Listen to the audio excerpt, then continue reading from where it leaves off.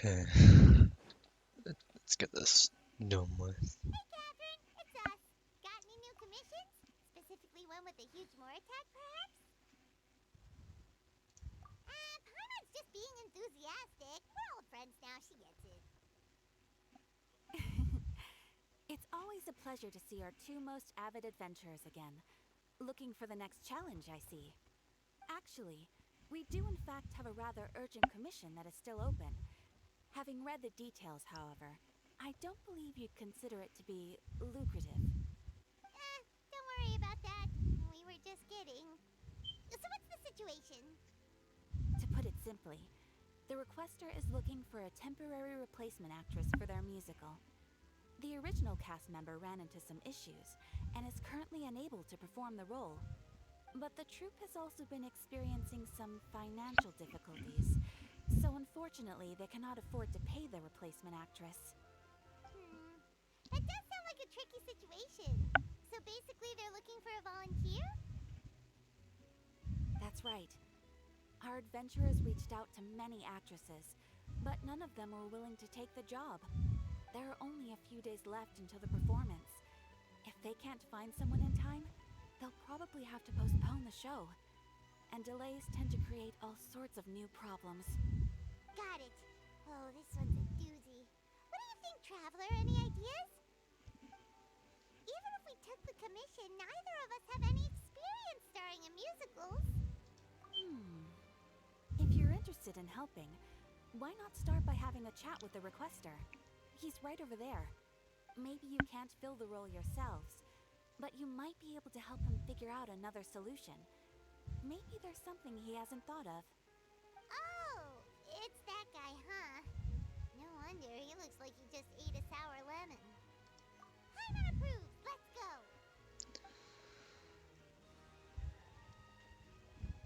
Hello there, are you the guy looking for a new actress? Wait, I know you two! Are you really willing to act in my musical? Wow, sounds like we're pretty famous in Fontaine already. But to answer your question, neither of us have any experience in musicals. But we heard that you're in a bit of a bind, so we figured we could at least try to help you think of a solution. Ah, I see. It's okay. I knew that asking for a volunteer was a long shot. If we can't find someone to step in, we'll have no choice but to cancel the show. It would be such a shame. That's the thing. We're not some high-profile theater troupe, just a group of amateur enthusiasts. All our sets and props are very crude. We're grateful enough just to get an audience, never mind ticket fees. If we had a way to make this profitable, things might have turned out differently. But now, it looks inevitable that we'll disband. Disband? You're splitting up the troupe? Oh, I guess the lady at the Adventurers Guild didn't tell you? Yeah, this is supposed to be our final show together as a troupe. One last show. And after that, we go our separate ways. So we were really hoping to end on a high note. Nobody wants things to just fizzle out. Not after all the time and effort we've invested into it. Yeah, the leading lady, in fact. She's been dealing with a chronic illness ever since childhood, and unfortunately, it flared up again recently. It really drains all her energy, so she's in no state to perform. The show just won't be the same without her. But for everyone else's sake, I still hope we can find a way to hold the performance on schedule. Got it. We have a clearer picture now. Let's see if we can come up with any ideas. What if we sponsored the show? Traveler, how much more are you carrying? Please, there's no need to go that far. I wouldn't feel right asking such a huge favor, and I can't promise that we'd ever be able to pay you back. Good point. If the actress just goes through the motions for the Mora, that's not exactly rescuing the show. We should find someone who will put on the best performance possible. Oh, wait! What about... you know who? That's how you know we're the best of partners. Anyway, she should have all the free time in the world right now. She's really good at performing, and she was once super performing in a musical should be a piece of cake for her. Who are you thinking of? Sounds like someone famous. Her! You're... That was a joke, right? Nope. Paimon doesn't actually know if she's performed on stage before, but Paimon's pretty confident that she'd be really good at it. You're not wrong there. She has actually performed in a number of big-name shows before. They were one of the reasons she was so popular. But even if she's no longer the Hydro Archon, it's not like she's suddenly a commoner. She's still an idol to many people in Fontaine, including myself.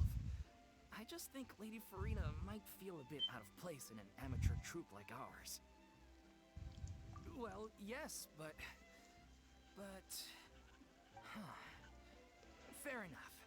I mean, if she was actually willing to, then of course I'd be honored to have Lady Furina star in our show. I'm sure the rest of the troupe would be delighted too. I'm sure everyone in our troupe has probably dreamt of performing on stage with her one day. Of course, it all depends on whether she's interested. She might consider this opportunity beneath her. No point in stressing about that. We'll only know if we ask her. And besides, things are different now. There's no reason for her to be all high and mighty anymore. Thank you for your help. I guess I'll just stay here and wait for the good news.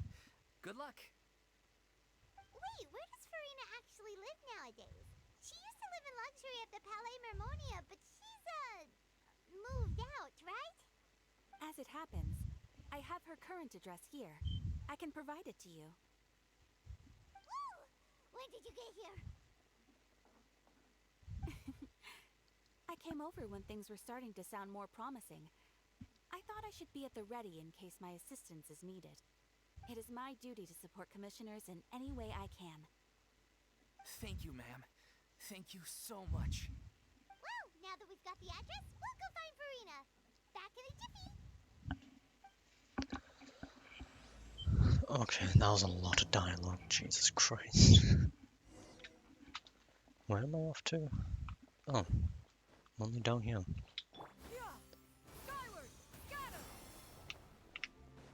Oh, that would actually add up from the event from a few months back.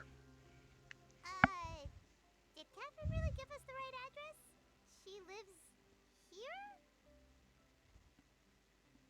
Not that there's anything wrong with this place, it's just, a bit of a step down from the Palais Mermonia. You know, it's common courtesy to make sure the homeowner isn't in earshot when you're denigrating their abode. Okay, when did popping out of thin air become all the rage? First Catherine and now you? I was just out on a shopping trip. I ran out of macaroni, so I went to grab a few more bags. I used to have a much wider range of choices when it came to food, but now I'm finding that simple, traditional home cooking can be quite delicious too. Not at all. As long as you have different kinds of sauces in, you can have macaroni and tomato sauce one week, macaroni and bolognese the next. Oh, sounds like you're really struggling to cope. How rude! Questioning my cooking skills. The audacity! It's not like I have a very eventful life these days. Actually, I barely leave the house. So I don't see how it's unusual that my meals are a little simpler now too. Besides, Hello, Dino. I'm sure I could master dishes like la lettre faucilor or blubber profiteroles in no time, if I felt so inclined. Ah, there it is. You don't know how to cook. Not yet, maybe, but... Anyway, what are you even doing here? I do hope you didn't come here just to ogle at my fall from grace. Let me first be clear that I'm not taking guests at this time. So if Sad. you're just here to Why are you lounge sad for? around, then please be on your way. Shoo! Sorry! We're sorry! Please don't be mad! Yeah, exactly! What the traveler said! Paimon wasn't trying to make fun of you. Hang on a sec, you weren't exactly holding back either. My help? Oh. Well, maybe you're Wait, that means... forgetting that I'm no longer the mighty Hydro Archon. I don't even have a vision, you know. Don't worry, it's nothing that serious. It's just very specific But that means there's technically 2 Archons who can't cook. Oh? Well, if that's the case, then fine. I'll spare you the lecture about your attitude just now. So tell me, what specifically makes this matter so Yes, okay. specific? I see. I knew you couldn't have come all this way just to amuse yourselves at my expense. After all, I was once the brightest star in all of Fontaine, well versed in all the various performing arts. A mere musical is well within my capabilities. But given the present circumstances, Very nice. I'm afraid Please I don't must spoil. respectfully decline your casting request. How come? It sounds like this would be a breeze for you. True, but I have made a decision to retire from the stage. Because I do plan on doing it once I finish Furina's, however long that'll take. Role of the Hydro Archon. The time I spent inhabiting that character Please. has left an indelible mark on me. Centuries of pretending to be a different person changes you completely. I'm not the same person I once was. Of course, that can't be undone now. It's too late, and I have no intention of reinventing myself all over again. But at least I can say that I no longer desire to play any new roles. Paimon can understand, but this is just a one-off part to fill in for someone who's sick. Surely that's okay. Whether it's a one-off or not, it's a boundary that I've committed to no longer cross. If I make an exception to the rule now, I'm just leaving a back door for myself, which would be the same as not having a boundary in the first place. So I'm not going to perform, and that is that. Okay. I guess don't know there's what no that means. convincing you. Well, is there anything else we can do to help out the troupe? Otherwise, they'll just have to disband without any fanfare. Do you know any other actors who might be interested in the role? Nope. Short and to the point. Okay. I've never been great at Oh, maintaining alright. relationships. Besides, Fair everyone enough. I've ever That worked does make with sense, because it's probably a couldn't story wait to quest. get rid of me. Since I'm just an ordinary person now, they'll probably just laugh in my face if I go asking them for help. True, but I mean, could you even blame them? I show up out of the blue, begging and groveling for their help with a show they won't even get paid for? Ooh, no way. I'm dying from embarrassment just thinking about it. Nope, not happening. Well, is there anything else we can do? This performance really means a lot to the guy we're working for. Have I not made myself clear? You're barking up the wrong tree. I don't want this job, nor do I know of anyone else who would. Sorry. I didn't mean for that to sound so harsh. I wish I could help, really. But if I thought That I is had the true. answer You to did this get her, so problem, that's good. I would have said so by now. It's all right, Furina. Paimon just wanted to make sure we tried everything. Oh, everyone in the troupe will be so disappointed. Yeah, I guess that's all we can do now. All right, then. We'll see you around, Furina. Toodaloo to you, too. I'm going home Oh, to that take means a you rest. have to do the quest no matter what if you want to level up the materials to the max.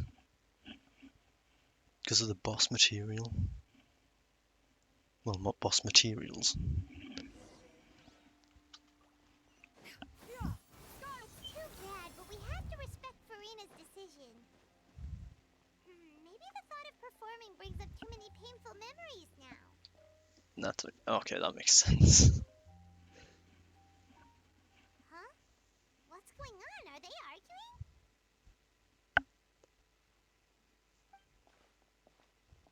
That's besides the point. I'll ask you again. Why did you start looking for a replacement without my consent? When did I tell you I'm going to take a step back? You didn't need to say it. We've known each other for how long now? We know the signs. But you never tell us about your illness, even when it's clearly flaring up. And that gives you the right to make a decision on my behalf?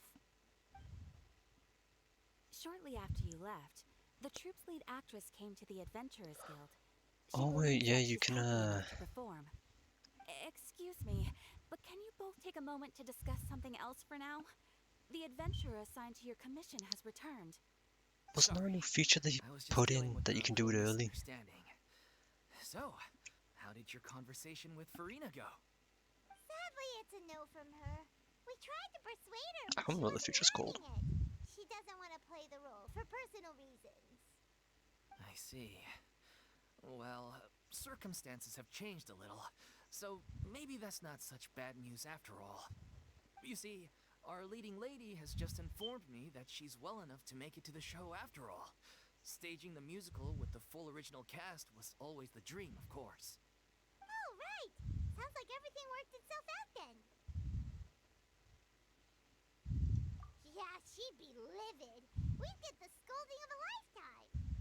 Jeez, is Lady Furina really so harsh with people? Only joking. Yeah. Calm down. So, Completely forgot you can do that guess now. we can consider this case closed now, huh? Despite the fact that we failed to complete the commission, we were still racking our brains for ideas on the way back here. Look, there's no point arguing with you about this anymore.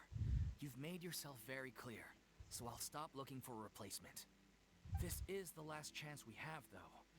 If your illness flares up again, there won't be time to find anyone to replace you. So, are you absolutely sure you'll be able to handle it? The whole team is putting everything they have into this final performance. We have to make sure it goes ahead. Yes, I'm completely confident. I've been taking a new medication from the doctor, and it's working brilliantly. I'll definitely be able to tough it out until the performance day. I share everyone's desire to commemorate all our years as a troupe with a proper farewell show. So the last thing I want is to be left out. Every one of us Alright, thinks of this enjoy. troupe as their home. Enjoy that piece of myself pie. included. You're right.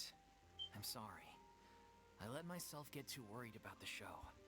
I should have asked for your permission first. All's well that ends well. Sounds like the show will go on. Sure.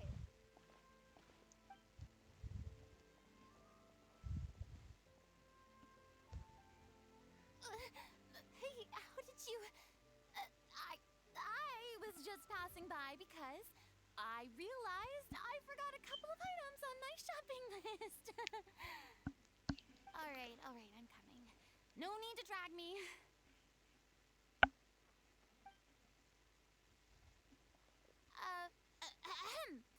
Hello, one and all. I couldn't help but overhear your conversation just now. Furina? Didn't you say you were gonna take a rest at home? What are you doing here? I was just ever so slightly concerned about the situation you mentioned. Yes, a teensy bit concerned, that's all. When you came to talk with me earlier, I jumped right to explaining my position and said some strongly worded things. And all before I even had a full grasp of the situation. Anyway, I just feel a bit bad about how it went down. I'm sorry, Paimon. Oh, it's totally fine. Paimon didn't take any of that personally. You really have a knack for asking the most uncomfortable questions, don't you? I felt very sheepish, having had a change of heart after flatly refusing you. Welcome back. And then, to make matters worse, you caught me. But in any case, it sounds like the issue has already been resolved. Yeah. When they said they were gonna ask for your help, I almost had a heart attack. I mean, how could we be worthy of having Lady Furina star in our show? There's no need to think like that. And no need to keep addressing me as lady. Just Furina is fine. I was wondering, if this troupe is so important to all of you, why does it have to disband? If the difficulties are purely financial, then there must be a solution. You could put the shows on pause while you look for a sponsor, for instance. Everyone seems so devoted to the troupe. I'm sure if you keep chipping away, you'll find a way through. We all want to believe that, but some things are just beyond our control. Everything's been going downhill ever since we lost our director. She was the heart and soul of our troupe. She kept us going. Her name was O'Reilly, and she was the founder as well as the artistic director of our troupe. And tragically, she was a victim in the serial disappearances case. What? That's actually how I recognized these two. It was all thanks to their efforts that the true culprit was brought to justice. But still, no sentence can bring our director back to us. She was a loyal fan of your performances, Miss Furina. They were what first inspired her to get into musical theater. She rallied many people around her who were destitute or had lost their sense of purpose in life, and convinced them to join her troupe. She wrote her own scripts, acted on stage, and mentored each and every one of us. People loved our performances back then. We seemed to be going from strength to strength. Things were really looking up for us. And then disaster struck. Yeah. After that, the entire troupe fell into disarray. None of us know anything about script writing, let alone how to handle the business side of things. We've been doing the best we can, but despite our efforts, things are slowly but surely falling apart. It's agonizing, but ultimately, we'd rather end things now on our own terms than stick it out to the bitter end and watch all our dreams turn to dust. Oh. What a terrible waste. A gifted artist from humble beginnings who achieved so much and no doubt had much more to give. And then her life was so cruelly taken. I suppose it's fair to say then that this final show, besides being your farewell to the stage, is also your final gift for her? Yes, exactly. We all miss her terribly. Well, good thing I followed the traveler here. After hearing this tragic tale, I can no longer stand by and do nothing. Furina. I know what you're thinking, but I by no means plan to cross the boundary I've set for myself. Besides, they're no longer looking for a replacement anyway. I can, however, provide some artistic guidance from the vantage point of a highly experienced audience member. But only if you feel this is something that would help, of course. Oh, most definitely. We'll take any guidance that you can give. We unfortunately don't have any budget for a consultant, though. Will that be a problem? I don't need any compensation. All I'd ask in return, if you're willing, is that you tell me some more about the life and work of your late director. Something I've begun to realize since my departure from the Opera Epiclese is that there's a lot you don't see when you observe everything from on high. The law only judges criminal behavior and does not weigh human emotion.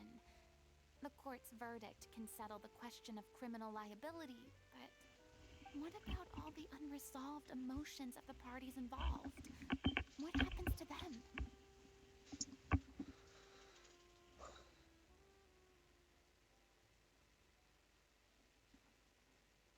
An interesting answer. But if you ask me, I think all emotion shall ultimately return home to the heart and slowly settle with the passage of time. Take, par exemple, how this troupe pines for their late director.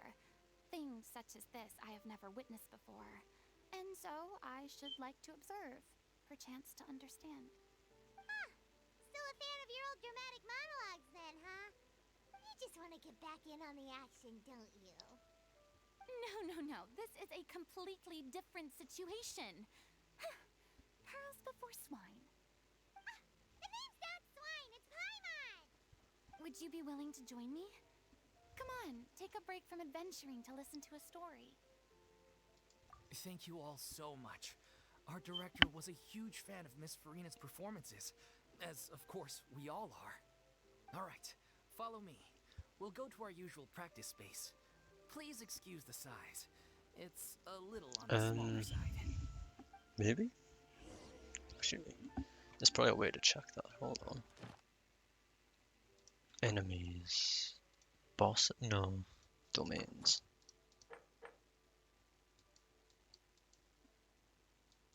It would appear so, yes. Yes. Where am I off to? Ah. Skyward! Scatter!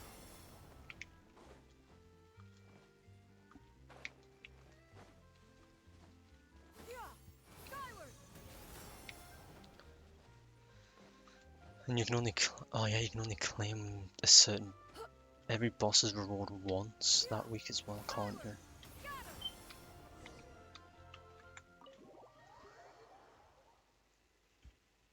I mean, if you're high enough level, I think you should get most of the drops anyways. Provided you do that difficulty, related to it. Lady Furina? Yeah. What's Lady Furina doing here? Hello, all. Allow me to explain. As of today, Lady. Miss Furina will be supporting our production of The Little Oceanid in the role of artistic consultant. These two over here are the ones that made it possible. They kindly reached out to Miss Furina on our behalf. I'm sure they need no introduction. You bet! That was the trial of the century! You helped bring our director's murderer to justice. Yeah, that's good then. Thank you enough. Oh, please don't mention it. We're just here to join in on the fun. So, you were saying The Little Oceanid? Yeah, that's the name of our final show. It's an unfinished script left behind by our director. One of our greatest regrets is that she never got to complete it. So, if we can bring it to the stage and make it a successful show, we can all take some solace in that. Wait, but if it's not finished, then... Yeah, we've been battling issues on every front trying to realize this dream. Anyway, let me give you a quick summary of what the story's all about. The protagonist of the story is a young Oceanid who transforms herself into human True. form, despite the protests of her family. She longed to live just like any other human. But you do have to do And the sure world enough, quest to she unlock it, I'm found pretty friendship sure. and even So, love. that's not fun. Everything seemed perfect. But one day, her true identity was exposed, and her world came crashing down around her. So far, so good. A classic tale. What happened after that? That's one of the issues we've been trying to deal with. Unfortunately, this was as Ah, far okay, as the fair director enough. got with her script. We need a proper ending so we can bring this musical to the stage. But people have different opinions on which direction to take it in. We still haven't decided between a happy ending or a true-to-life tragedy. By true to life, you mean the director's sudden disappearance? Yeah, like they say, truth is stranger than fiction. But then there's the question of whether we really want to use the stage to pass our raw pain onto the audience. Exactly. A lot of the time, people come to watch a show just hoping for some light entertainment. We have to consider their emotional stake in this, not just our own. And one last thing. We're still waiting on confirmation from two of our main actors.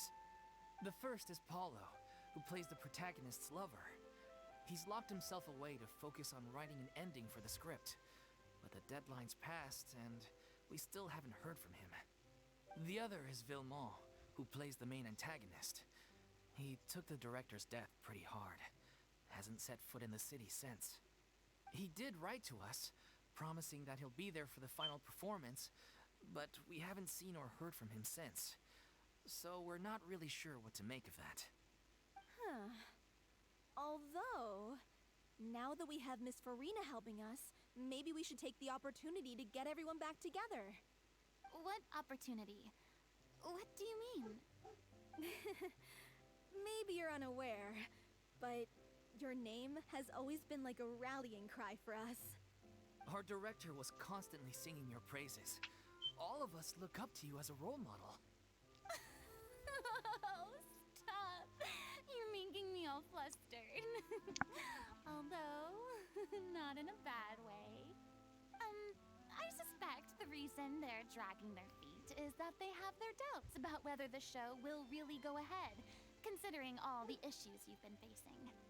But one by one, all the obstacles are being removed. Now is the time to rally the troops. Makes sense. Okay, priority number 1. Let's check in with Paulo and see where he's at with the ending. He went back to Poisson a few days ago. Said that staying in a friend's home might help him to relax and escape the feeling of isolation. I thought the last thing his friend would want right now would be to take visitors, given that Poisson was flooded not too long ago. But I guess it's the opposite. A friend in need and all that. Yeah, maybe he could use some company. Poisson? Nothing. I suppose my presence will be indispensable if we are to restore his faith in the show. So, allons-y. To Poisson!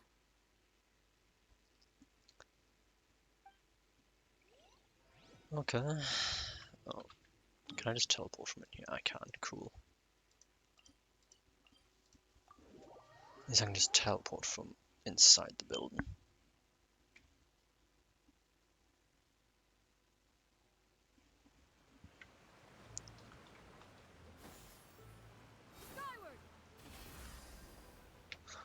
Oh, one.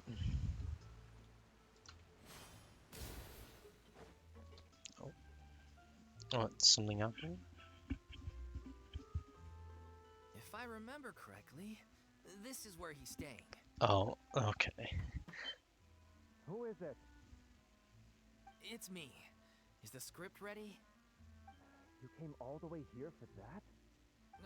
Alright. Forget that for now. Just come on out. We've got some great news. Nice try. Look, just give me some time, okay? I'm just wrapping up this last part of the script. I'll be out once I'm done. Okay then. Looking forward to your masterpiece. So, as expected, he's missed the Yeah. deadline.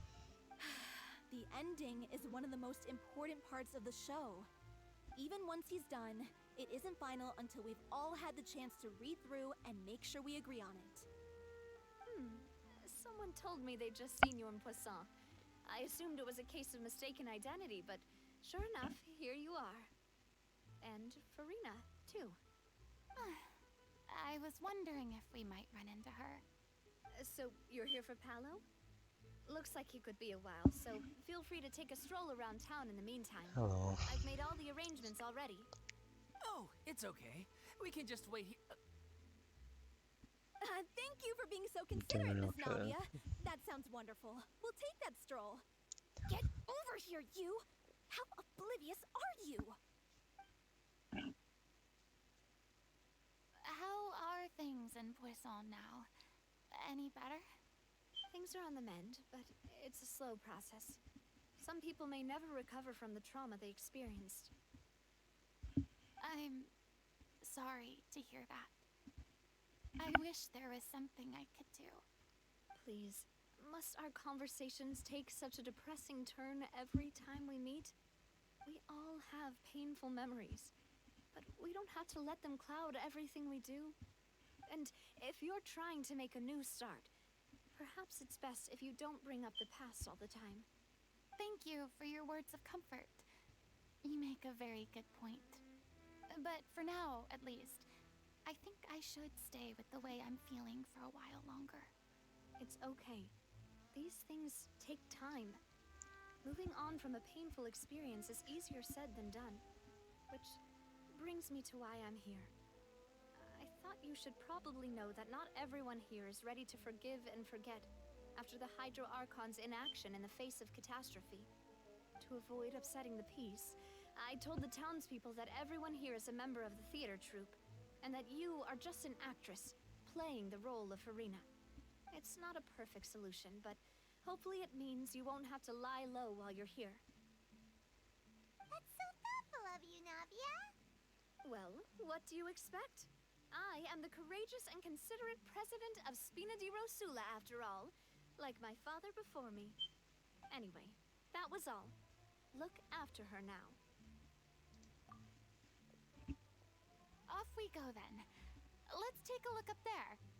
I don't have any friends that I can be frank and honest with, so maybe she's right.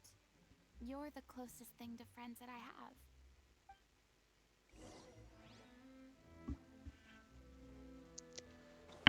Oh.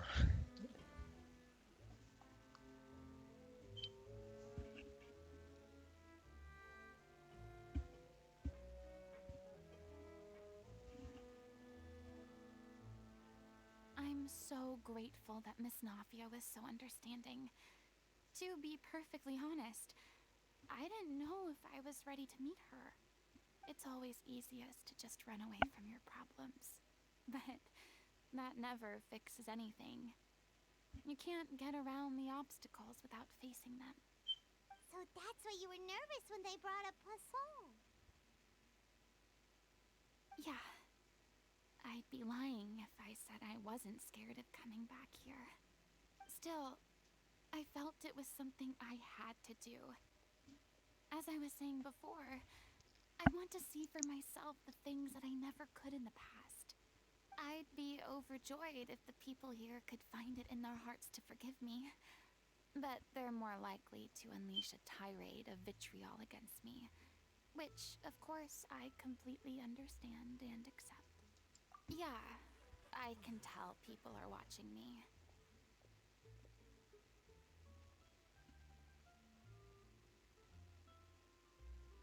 I'm sure some people here see the idea of someone coming to Poisson dressed as the Hydro Archon as extremely disrespectful.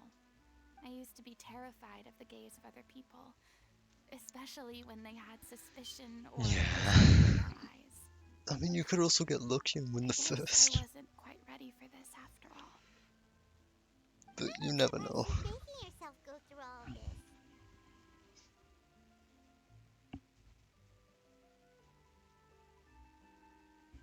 I can't let myself see only the things I want to see.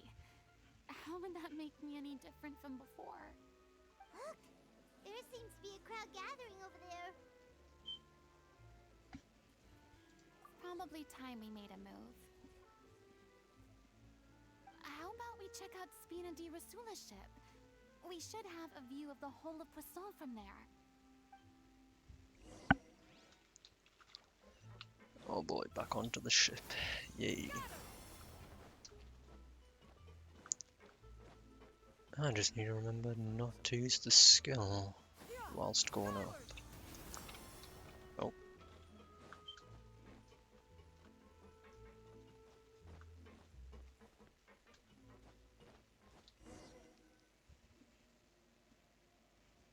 I'm sorry. You probably just wanted a relaxing stroll. And here I am dumping all this heavy stuff on you. We don't mind. It's actually refreshing to see a different side of you. Great. Well, I appreciate your company, so please don't disappear just yet. I don't know whether you can tell, but the years of suffering and loneliness aren't the only reason I have a hard time facing up to who I used to be. As I stand here by the ship, I can't get the images of the rising water out of my mind. One after another, people were taken by the water. All those treasured lives and memories washed out of existence in an instant. They thought their god would protect them. They had absolute faith that when disaster struck, a divine power would save them from harm. And all the while, I played my part to perfection to convince them that was true. But then the floodwaters finally came, and the Hydro Archon did nothing. You shouldn't look at it like that. You were only doing your duty. I've had to go through so many moments like that for the sake of protecting the truth. As time went on, it got harder and harder to bear, and I became more lonely and isolated. Eventually, I realized I had nothing left except the truth. I became terrified of completely failing in my task, and was haunted by the thought of being left all alone, weeping on my throne. Fortunately, We were able to avoid the worst case scenario thanks to the help of heroic individuals such as yourselves. Everyone rose to their responsibilities, and I finally regained my freedom.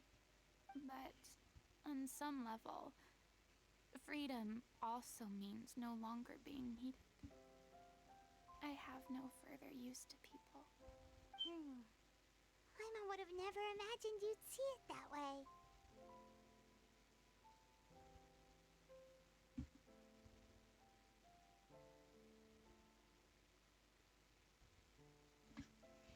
Oh, Reward?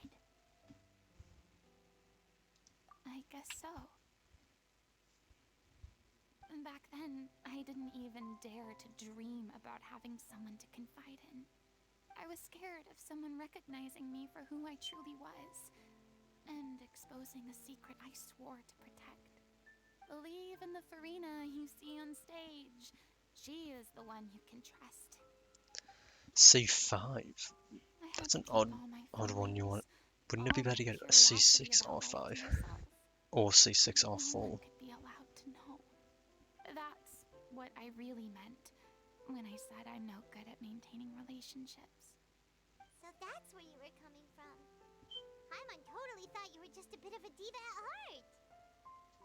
True. Could you please get off my case? Wait, I don't know what's gotten into you today. I'm making an effort here.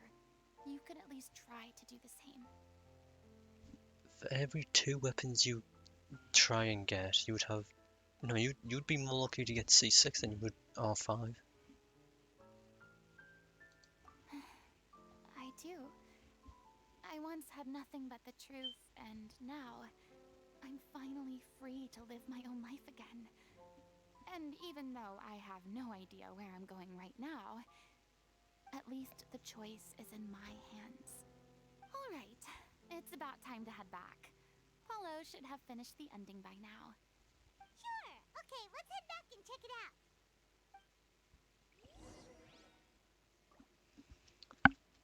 Alright, back down.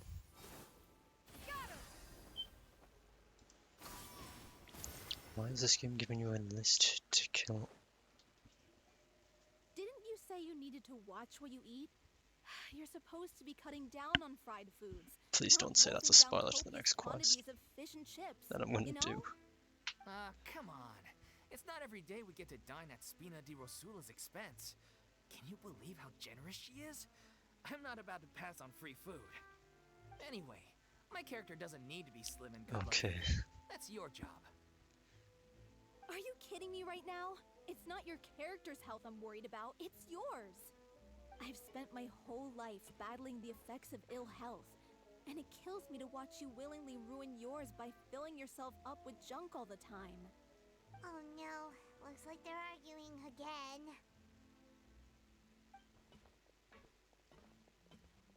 We're back! Could you maybe put your differences aside for a moment? Wait, so You're what do you mean back. by the list of We've been who to enjoying kill? Spina di Rosula's VIP treatment in your stead. Paulo's nearly done. We shouldn't have to wait too much longer. Great! So you were discussing your characters, right? We heard she's playing the Oceanid who turns into a human girl. What about you? Me? I'm an Oceanid too. He was originally supposed to take the form of a crane, but he outgrew that role. Well, the costume at least. So now he's playing the boar instead. Sorry. An assassin? For what The boy is reason? not a bad character, actually. He's the one who raises the little Oceanid, yes? That's right. He has some pretty memorable lines too. Like when he imparts some solemn words of wisdom to the little Oceanid. If you become human, you can reveal your secret to no one. You will face suffering and loneliness. Is this truly what you want? Wait, that sounds kind of familiar. It's the most important line in the whole script. I think it's a symbolic statement about our director's life and legacy. Are you sure that's She not kept related to quiet about all the Arlecchino's trials and quest? tribulations she faced in running our troupe, allowing us to devote ourselves fully to performing. It was only after she was gone that we realized how tough her job really was. You mentioned earlier that the troop is like your home. Yeah. I was born with an incurable illness, and once my family found out it couldn't be treated, they decided they didn't want me anymore. I spent some years taking whatever work I could find and trying to manage my illness with various medicines.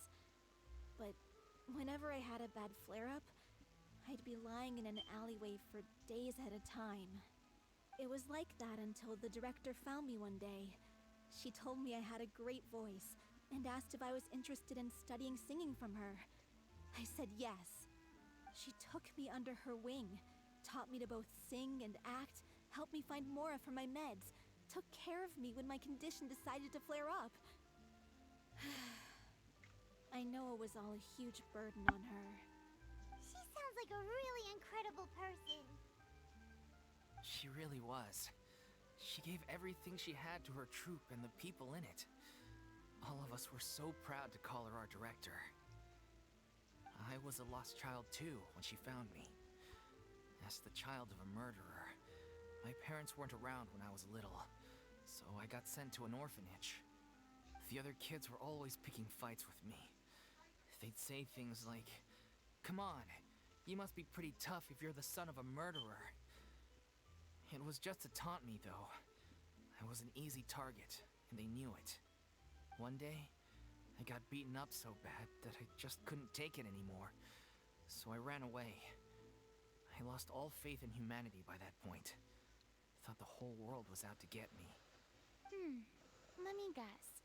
Fortunately, the next person you ran into was the director. Yeah, for the first time in my life, I was somewhere I felt safe. And I promised myself I'd stay here until the day the group parted ways. The day you hoped would never come. How times change. Oh, you're finally done? Get your butt over here. There's someone I need to introduce you to. This is our new artistic consultant, Miss Furina. Furina? The Furina? Oh my god, how did you manage to wrangle that? Please, the honor is all mine. I was profoundly moved to hear about your troupe and your wonderful director. I just wanted to do something to help. Same here. Even so, this is just... Oh, wow. I'm sorry. I'll try to calm down. Now, where was I?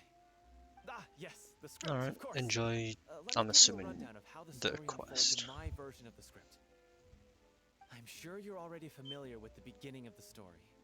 A little Oceanid decides she wants to become a human, against the wishes of her family. She finds love and friendship in the bustling city. But then, disaster strikes. The people start to notice that all the fresh water in the surrounding area is slowly disappearing. The soil is becoming arid, plants and flowers are withering, and the people begin to panic. The little Oceanid, Oh, fair enough. Cleo, and her lover decide to I'll do enjoy something the chat about it, then. and investigate the truth of the matter together. In the end, And the they way, discover enjoy that yourself. all the waste and pollution created by humans over the years has caused the fresh water to flee the land, as if driven by a consciousness of its own. Consciousness? You mean the water is sentient? Water as a conscious entity. There's actually quite a few stories that explore this theme. Since the little Oceanid is a water spirit, she immediately understands how the water is feeling. She then tells her lover about her true identity, as well as the truth behind the crisis. Her lover accepts her for who she is, and works with her to find a way to bring the water back. However, unbeknownst to them, there were some people eavesdropping when she revealed her secret. The little Oceanid is accused of being directly responsible for driving the water away, and faces the greatest dilemma of her life. And then? In the end, she makes the brave decision to sacrifice herself to save her lover, and the rest of humanity. Huh? But didn't they all treat Cleo like a villain? Why would she want to save them after that? Well, she mainly wanted to save her lover, plus everyone who'd stood up for her. Through her love for her human partner, she was able to find an even greater love one that extended to all of humanity. Surely the biggest strength of Cleo's character. There's actually something else that bothers me. You know the protagonist is supposed to represent the director, right? And she never had the chance to become a hero in our world. If we're serious about dedicating this show to her memory, we should make the ending as true to life as possible. What about if the little Oceanid is hounded to death by people who hate her, her lover makes sure her secret never gets out, and humanity continues down the path to extinction? That sounds like too cruel of an ending to me. And perhaps a little irresponsible to present to the audience. That ending would be a perfect mirror to Director Aurelie's death, both arbitrary and meaningless. On the day when she went missing, Director Aurelie had instructed us all, somewhat out of the blue, to leave the court of Fontaine and wait for her outside the city. We waited and waited at the rendezvous point, but she never came. By the time we returned to the city, she disappeared without a trace. We looked for her. The Gardamex looked for her, but she was nowhere to be found. Increasingly, all the signs seemed to point to her being the latest victim in the serial disappearances case. The director was the kindest soul in the world, yet she was senselessly sacrificed for the sake of a so-called experiment by someone who had nothing to do with her at all. But doesn't the way she suddenly told you to leave the city suggest that maybe she had some sense of what was about to happen?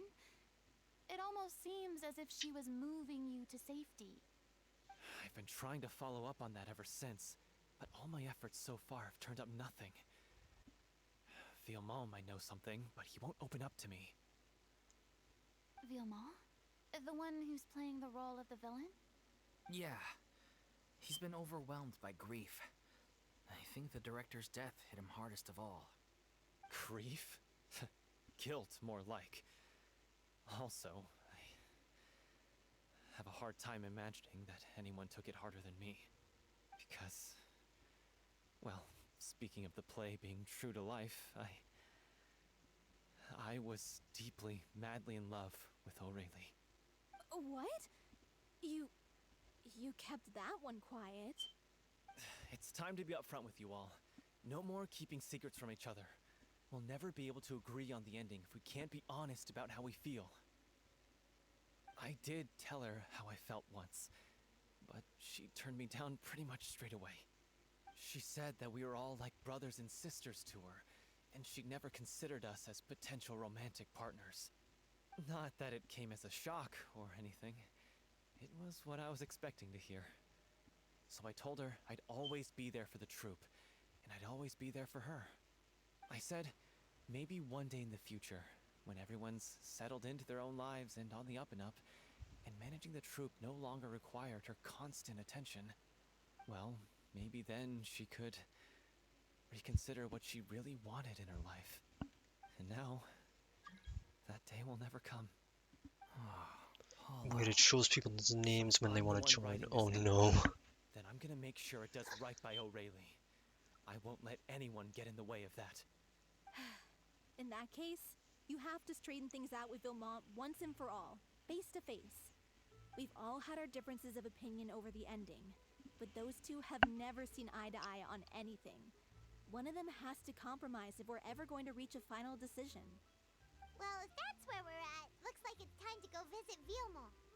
Are you ready to face the truth? Honestly, I'm slightly terrified. But for the sake of our final performance, I'll do whatever it takes. Funny you should ask, though. You really do get what I'm going through right now.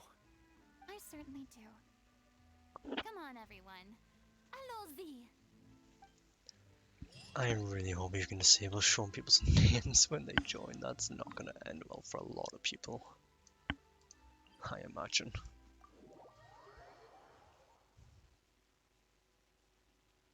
In this era of fair winds and gentle rains, one needs skyward, scatter! This is tough going. I see a Delphi, chest. Are you sure you can manage in your condition? I could ask you the same question. Try to Oh. keep up. Oh, it's a luxurious chest as well. One has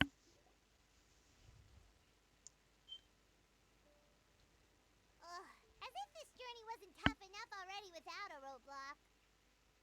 Don't worry. We should all be fine with the traveler here. We don't need to take a detour.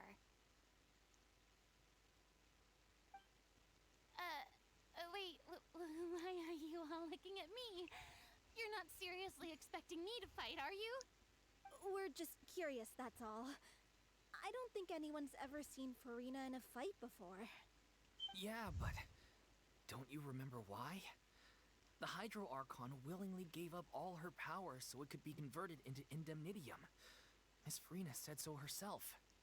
Precisely. And I'm not even the Hydro Archon anymore, so all my power is gone anyway. As much as it pains me, unfortunately, I should just stay put. I'm more like a damsel in distress more than anything. That sounded so smug. Ugh, secondhand embarrassment is unbearable. C'est la vie indeed. Alas, I am forced to watch on helplessly as a more brave and seasoned adventurer than I swoops in to save the day. Aw, too bad. I was so pumped to feast my eyes on fight mode Furina. Sorry to leave all the heavy lifting to you. Don't worry, piece of cake.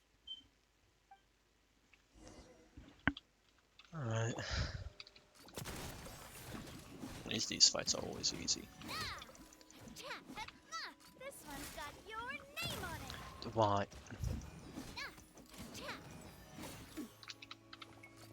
Hey there. Wait, there's more? Oh. Oh, that's just not good timing at all. This one's got your name on it.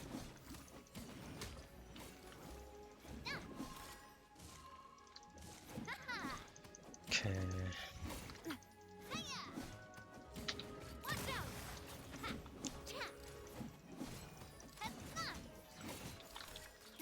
Hey there. Bravo! Good show! You certainly live up to your reputation. Yeah, thank you. Anyway, the path is cleared now. The So hell? onwards and upwards. Did I really come from up here just to go back down? Okay. Okay. That's fine, I suppose. Vilma, are you there? Huh? Oh, it's you guys. Wait, what's Lady Furina doing here? I can explain. We've been rounding up the whole troop. We now have everyone except you. So, you think knowing the truth about the director's disappearance will help you write an ending to the script that pleases everyone? I care just as much as everyone else about making the Little Oceanid a success. That's why I wanted to wait until after the show. If I open this can of worms now, I just don't want to make things difficult between us. We're supposed to be a unit when we're on stage. Viamant, avoiding the truth will not help anyone. Unless you mean to suggest that Aurelie's death had something to do with you. I don't want to talk about it. Listen, Viamant. I used to think that my love for Aurelie was a point of shame. I never brought it up to anyone. But now, I've made up my mind to put it all on the table. I'm prepared to face everything, to sacrifice everything for the sake of the show. The Little Oceanid cannot be complete unless we do justice to Aurelie on an emotional level. This is why people think of you as not being the smart one. As you all know already, the troupe was kept afloat not from ticket sales, but donations from the audience. Of course, that was nowhere near enough. We took on side jobs when we weren't performing, but even then, the troupe's financial situation was pretty dire. So, anyway, one day after a show, a merchant came to me and offered us a huge sponsorship. In return, we just had to provide the audience with their drinks during performances. It seemed like a win-win, so I said yes to it on the spot without consulting the director. It was only when the merchant came to deliver the goods that I realized the drink in question was synth.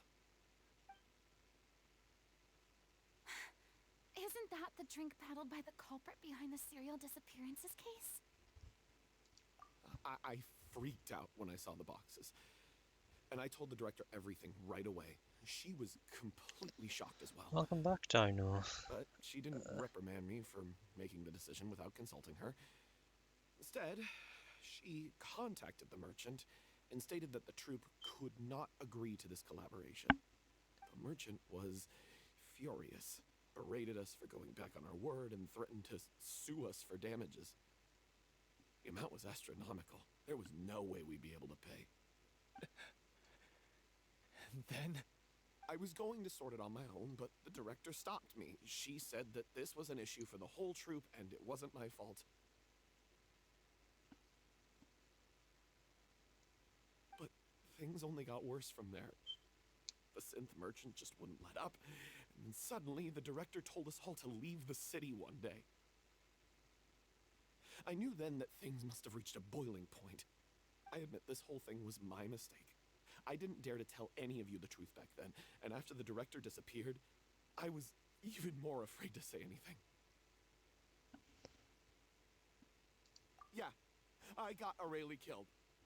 There, I said it. Happy now? Hey, don't say that. You traitor! You knew Aurelie was in danger. Why in God's name didn't you tell us? What do you mean, you were afraid? This was a life and death situation. We could have saved her! How could you be so stupid? Please, try not to get too worked up. Yeah, listen to him. You need to stay calm. Stay calm? How can I stay calm? This guy got Aurelie murdered. She was the love of my life. And he has the gall to try and high-road us, claiming that he kept his mouth shut for the sake of the show. How about taking some responsibility for what he's done?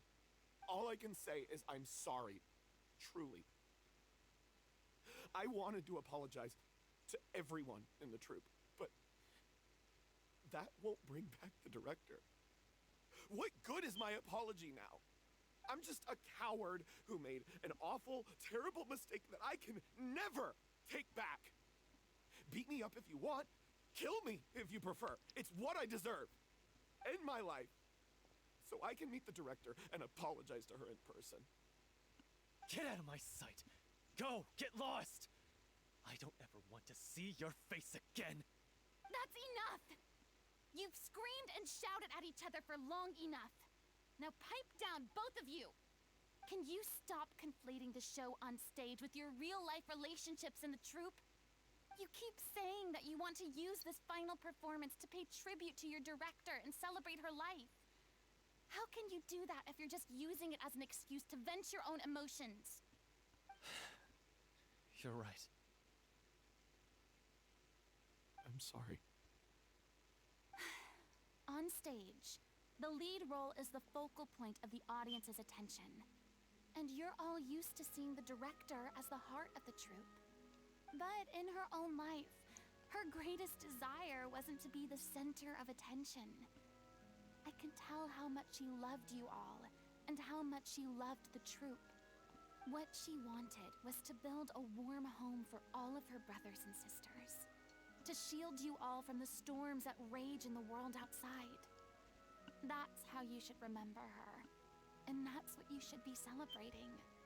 I understand why you're trying to make her the hero of the story, but isn't she your hero already? After everything she did for you? Yeah.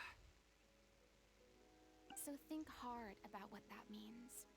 And then think again about what you hope to achieve by arguing with each other.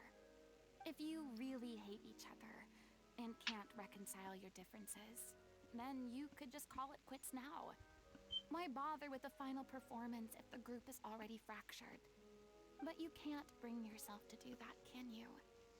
You care too much about Director O'Reilly and the home she built you all to let go. What are you laughing at? I don't see what's so funny. Sorry, I didn't mean it that way. It's just that, for a moment there, it felt like our director was back with us again. If she'd seen Paulo and Vilmont at each other's throats like that, she would have scolded them exactly like you did, in that same stern voice. Really? But she sounded like such a gentle person. Of course she was. Even her harshest lectures came from a place of kindness, and it showed. She really was a truly outstanding person. What you said, it really puts everything into perspective. I'm truly sorry. I really meant for this to be a genuine apology, but I ended up making that's it all just about normal me though, and to be fair. self-pity. It's all right. Let's save all this for after the performance. So, the ending. What are we gonna do about it? Clearly, everyone needs to take a step back for now and reflect on what really matters. When emotions are running high, things get lost in the fray. The end of the story needs to focus back on O'Reilly herself. She's the true star of the show. What do you mean? The Traveler is right. You once investigated that underwater synth base and recovered items belonging to the victims. If you could find anything that O'Reilly left behind, perhaps we can get a better sense of what she went through in her final days. You really think that's possible? I trust that nobody would object to the ending of the story being based on O'Reilly's true feelings. No. Well, we'll leave this in your capable hands. Come, let's pay a visit to the Palais Mermonia. The rest of you, head back to the rehearsal location for now, and wait for our good news. Alright. The former... Alright.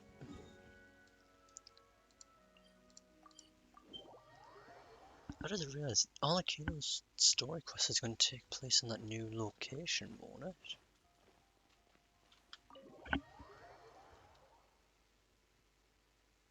Was it going to be like... Actually, it probably takes place in main Fontaine. You want to review some recovered items connected to victims of the serial disappearances case? But, that case has been closed for quite a while now. Alright. Still, since you were the ones who discovered and submitted the evidence in the first place, you don't actually have to submit an application. Okay, please hold on. I'll have someone dig them out.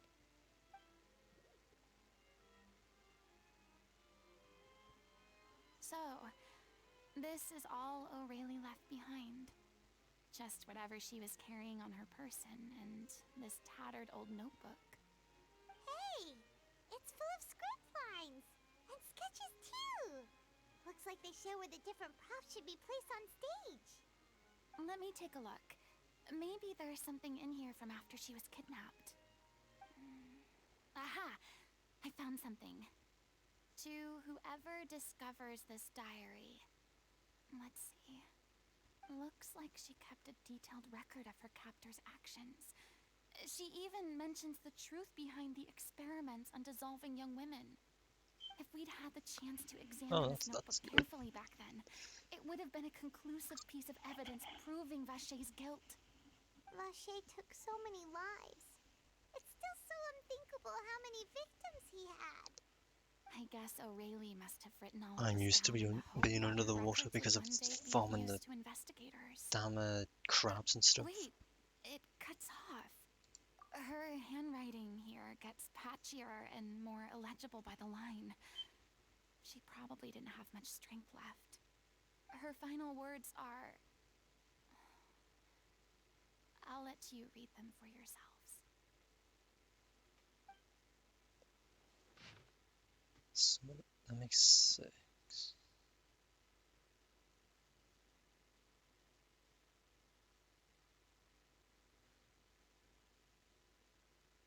Oh no.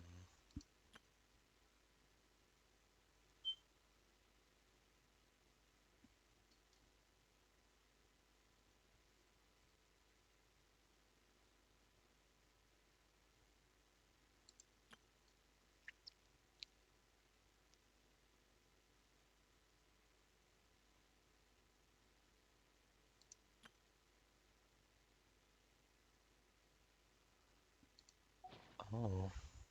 She was so terrified. She may have been a mighty hero in the eyes of her troop, but at the end of the day, she was only human. I can't bear to think how painful and lonely her final days must have been. Wait. This part on the last page sounds strangely familiar.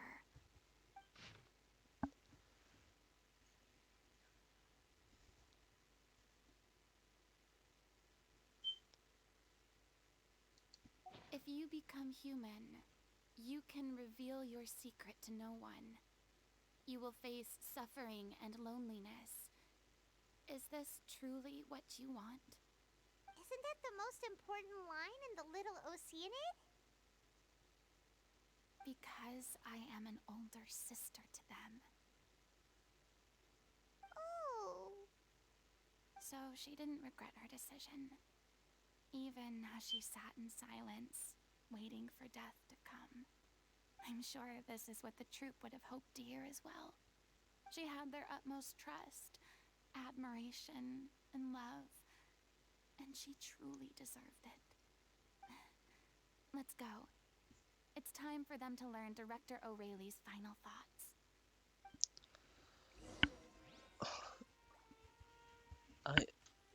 I wasn't expecting the last... Well, this quest... Okay.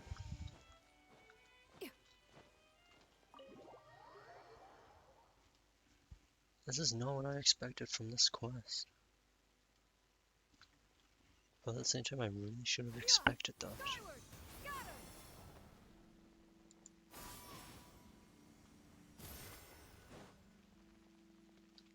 Oh, whoops.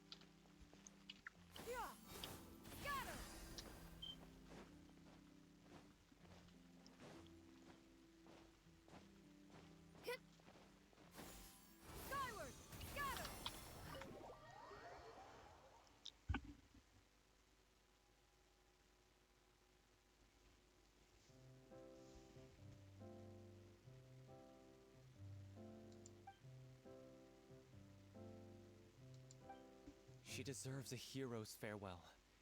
If that's the only way to convey to the audience the courage and selflessness that she showed in the face of death, then it's a meaningful way to end the story.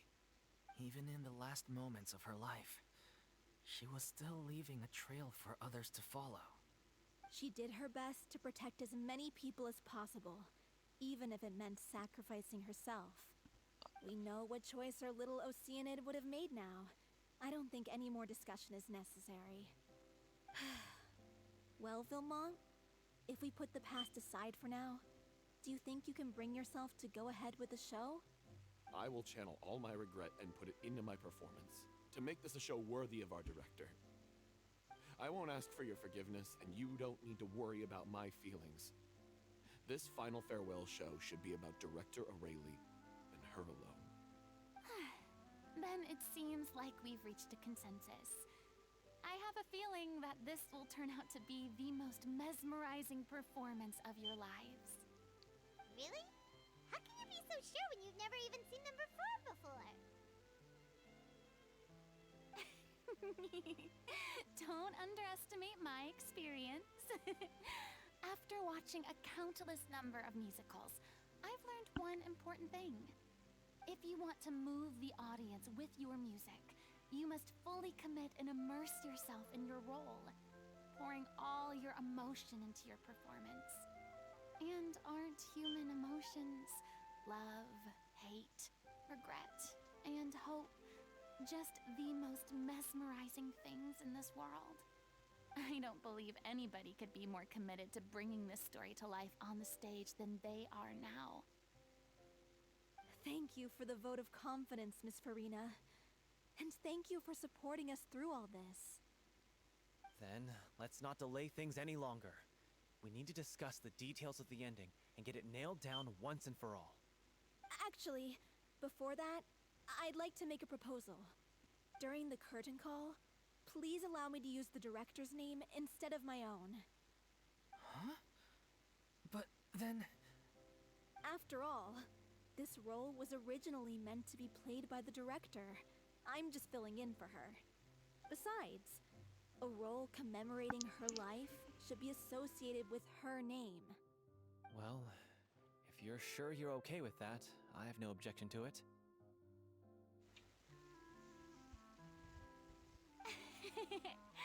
Now we're talking like a serious acting troupe. All right, I'll leave you to fine-tune your musical while I go and procure a stage. Procure a stage? Oh, it's okay. Our usual place doesn't need a reservation. That place?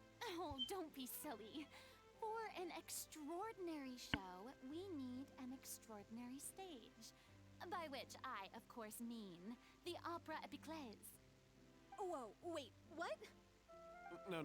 That's never going to work. It's far too fancy for the likes of us. What are you afraid of? Surely you don't think that Aurelie's story is unworthy of the grandest stage in Fontaine. No, though that's not what I meant. It is supposed to be your grand finale, right? I have no problem with it then. How about the rest of you?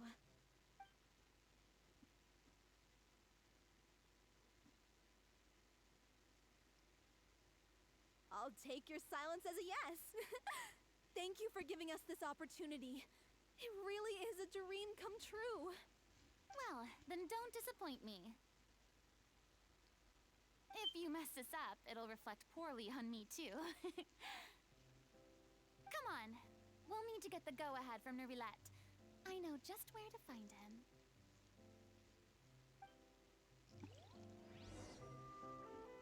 Alright.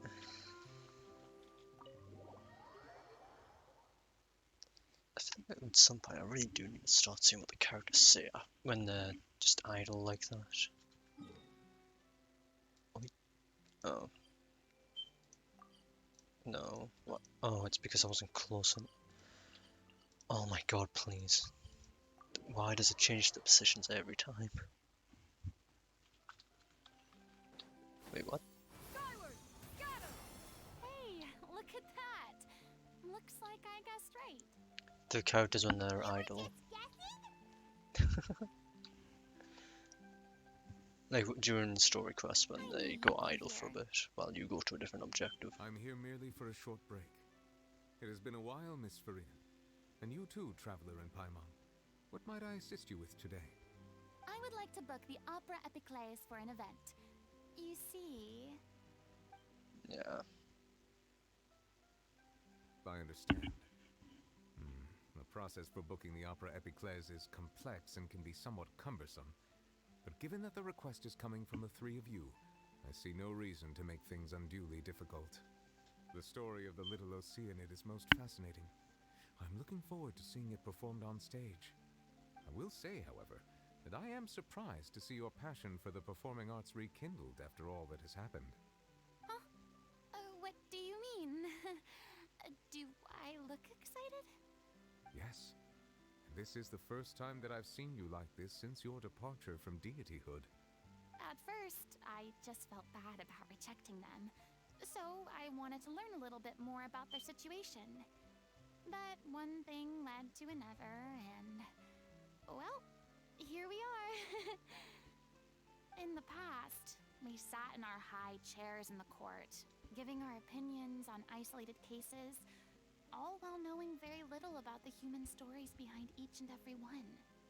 Maybe it's because I finally become an ordinary person and gained my freedom, but I've developed a great sense of curiosity about their lives. I am truly delighted to see you find a new lease on life.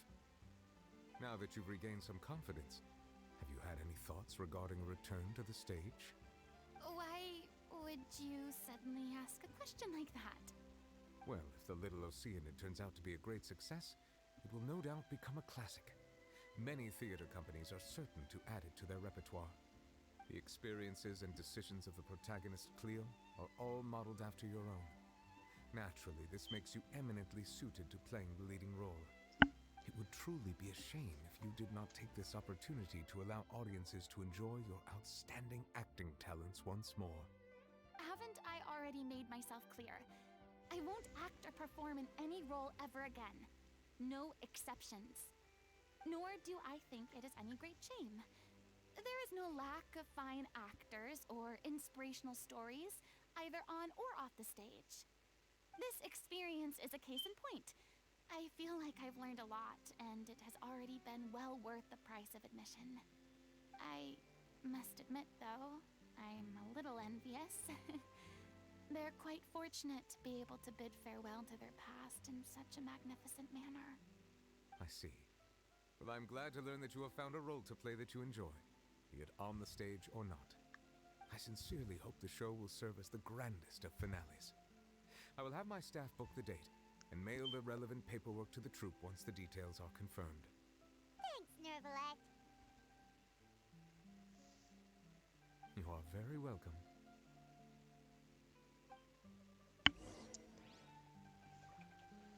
Oh my god, just going back and forth between the two places.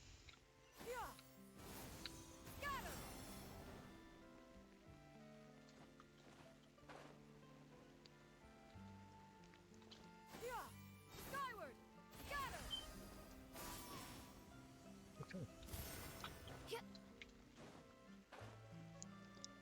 That's more better than I imagined it would.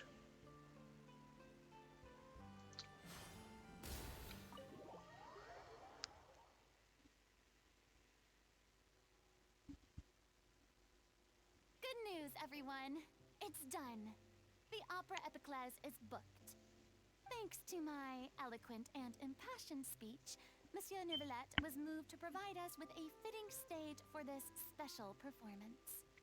We've had to fight every step of the way for this opportunity, but we now have all of the ingredients necessary to stage a truly spectacular performance. A touching story, a magnificent venue, and last but not least, a passionate and dedicated cast. Now, let's work together and make this show the best it can be. This is truly wonderful. The sooner we can finalize the ending, the more time we'll have to rehearse. Fiamma and I just went over some parts of the script and tweaked a few things. I think it's really going to resonate with the audience now. Wow, you two had a constructive conversation? That's great! Communication is vital to any good performance. Look at us. We've come so far. I never could have pictured this scene a few days ago. It's amazing! Even though Furina's still being a bit of a drama queen about it all, she's really fired everyone up! Please feel free to give us any comments or suggestions you have. We really value your input. Hey, Loic, get over here. Time to practice the opening number.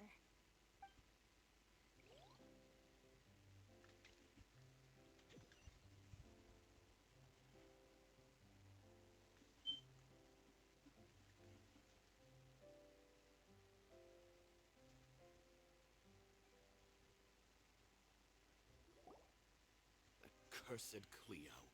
She stole the waters of life from us.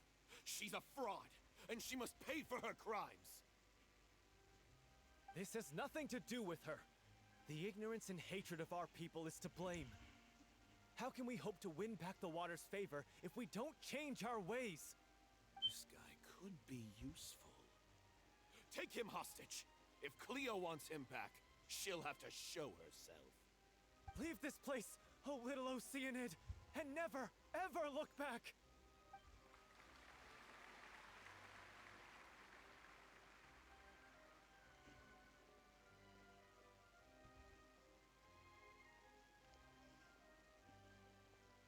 Everyone's really throwing themselves into their roles. I haven't seen such a fine performance in a long time. If only... What should we do? It's almost time for her to take the stage! Why does it have to be now? Hey, what's going on? You're due on stage any second now. Oh no, not again. But why? What about your new meds? Did they stop working? They've been getting less and less effective over time. I've had to keep increasing my dose. What? I thought they cure it. So they were only managing your symptoms? I figured whatever it took to get me through this final performance. How could you do this to yourself? And after that lecture you gave me about not looking after my health. I'm sorry. I've let everyone down. You... This is a conversation for another time. How can the show go on without its star performer? Miss Furina, I'd like to make a request of you. Say no more. If you're sick, you need to rest. I know what you're going to ask. Loic, your character has no more scenes, correct? Oh, yeah. I think my scenes are all done. Although, I do have one more line. But I guess another guy in the troupe with a similar voice register could take it. Why? Please take Delphi back to her place to rest. I'll sing the finale. From the sublime to the ridiculous. After all that, everything's come full circle. Thank you, Miss Furina. I'm so sorry to put you in this position after everything you said. Never mind. What's done is done. It's really my own fault for getting in too deep. No one likes regrets, myself included. Leave it to me. I've watched you rehearse so many times that I've learned Cleo's part by heart. I do not doubt your acting skills, but please allow me to ask just one more question. After all, this show is dedicated to the life and legacy of our director. What, in your opinion, is the reason Cleo shines so brightly? It's her pure heart. Despite all the pain and loneliness she had to endure, she never once stopped believing in the beauty in this world. Well said.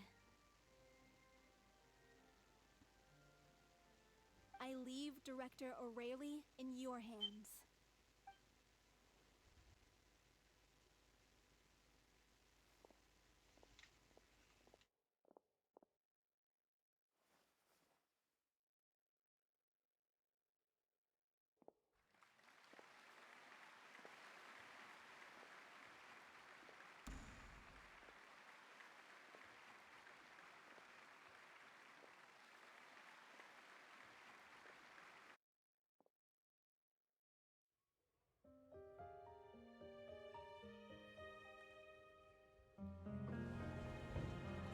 Is she here yet? When will she get here? She's not coming! You're wrong. She's here.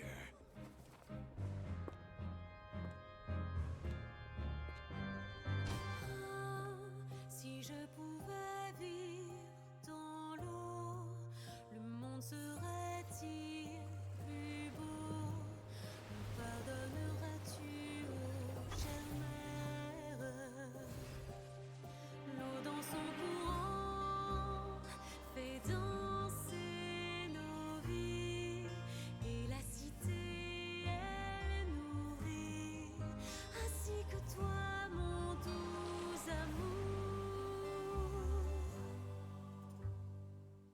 But what about your wish? My wish.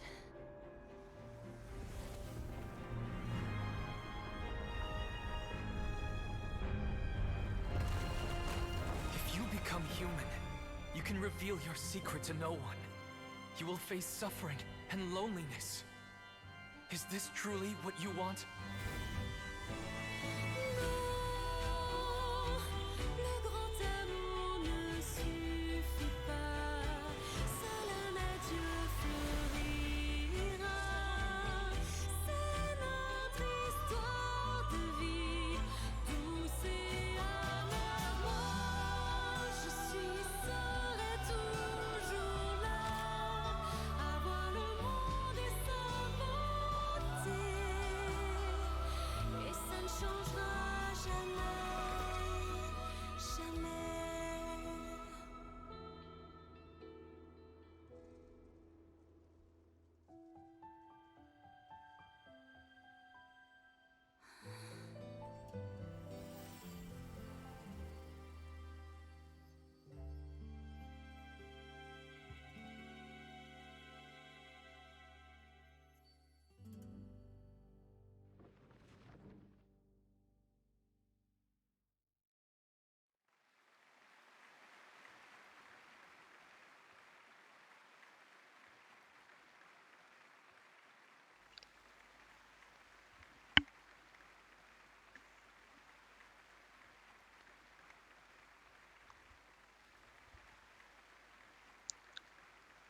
Is it just me? Or was that Lady Furina on the stage just now? She hasn't been seen for a while now, and she just appears out of nowhere? Gotta say, though, her acting skills are as superb as ever. The little Oceanid, Cleo, played by Arlecchino.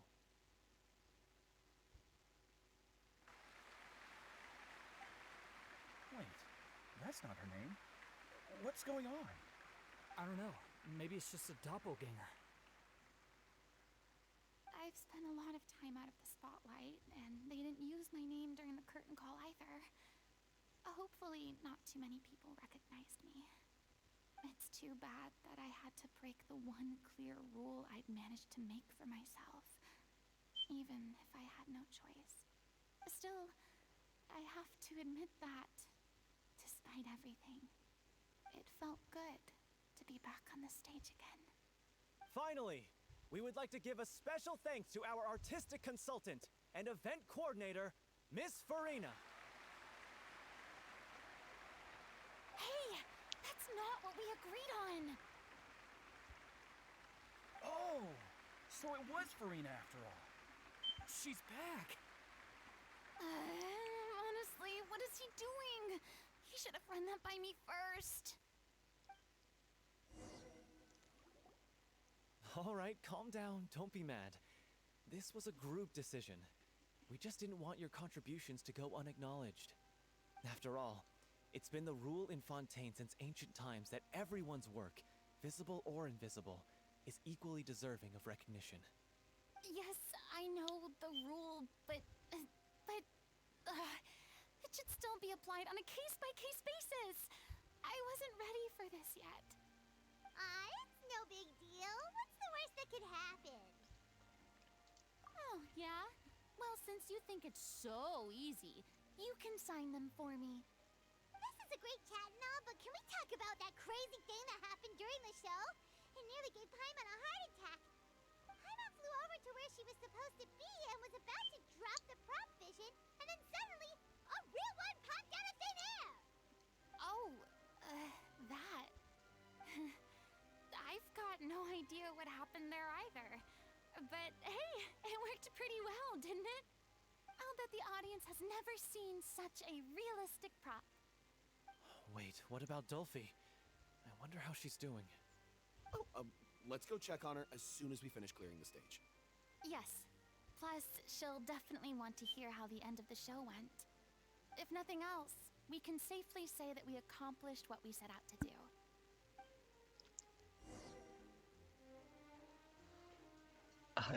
I did not expect there to be a musical at the very end.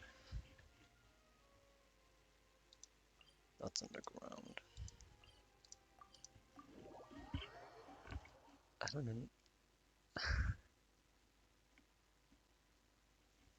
Is that the only character who gets a musical at the end of the character quest?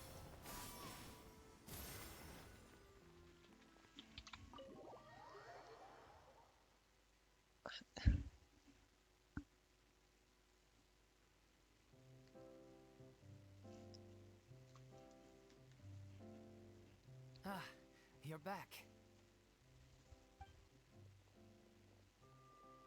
She's doing okay.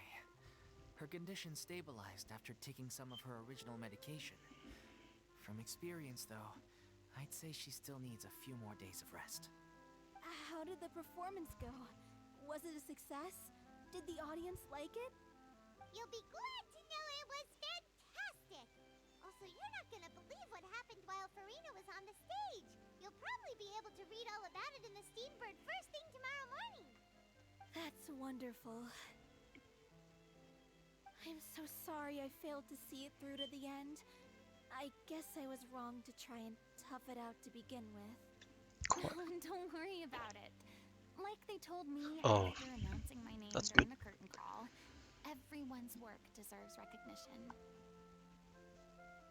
Even though you couldn't see it through to the final scene, the audience was very impressed by your performance. It's safe to say that you made your mark on this memorial show. Well, one way or another, we did it. I've had bad luck ever since I was born, so I never expect things to go smoothly in life. I'm just happy to know that we went out on a high note. That's all that matters. Blaming your bad luck again, are we? Maybe if you didn't push yourself past your limits so much, your illness wouldn't be flaring up all the time. Oh, don't you start. I don't have the energy to argue with you right now. Aw, you two clearly care a lot about each other. I don't know what you're talking about. You mean we never stop arguing with each other?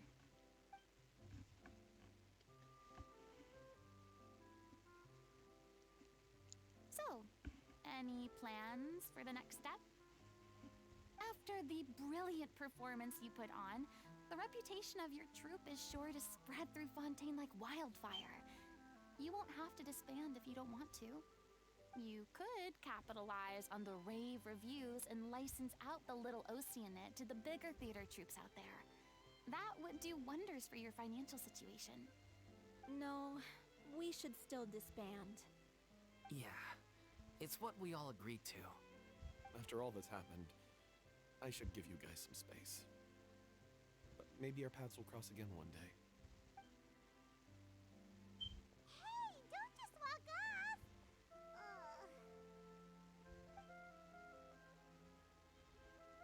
I still want to keep performing, so I might join another troupe.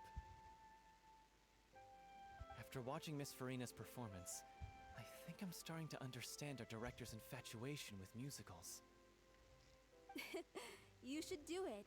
It suits you. I'd originally hoped to keep performing too, but I don't know if my health will allow me to. Oh, so now you finally got your priorities in order. I guess I'll hold off until you've properly recovered as well. What about you, Miss Furina? Any future plans? Well, frankly, I think a return to obscurity is no longer an option for me. I'm sure a slew of consultancy requests will hound me wherever I go, until I finally acquiesce. You rather sealed my fate there with your special thanks at the end of the show. Sorry. It's quite all right. No need to apologize. What I meant to say is that this whole experience has shown me that perhaps I'm not as averse to a return to the stage as I'd previously imagined. Maybe Nervilette was right. Maybe Cleo is the right role for me. I still don't wish to pretend to be someone else, but I do have a desire to express myself. So, maybe the show will go on for me after all. Yeah. There was once a time when I was an actress in a masquerade, seeking only to hide the truth. But from now on, I want to spend my time learning real stories about real people and how they touch the lives of others around them. I want to watch them blossom and wither, see them refined on the page, retold on the stage, and remembered long into the future. I'm sure this is what captivated director O'Reilly as well. Sounds like you're ready to stop running from your true calling. The more you get out into the world, the more you'll discover what a fascinating place it is.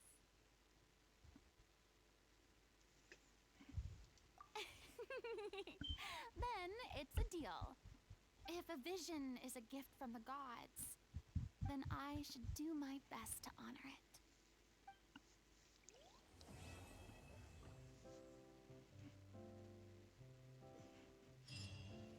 That was a really good character quest, Jesus. Guided to justice. So Francis. It's ironic to think that in my whole time as a god, I could only ever dream of receiving this kind of power. And now that the gods have given me their blessing, it actually feels more like I'm finally able to take my fate in my own hands. Is that how humans feel about it as well? Fair. I need to accept Arlecchino's now.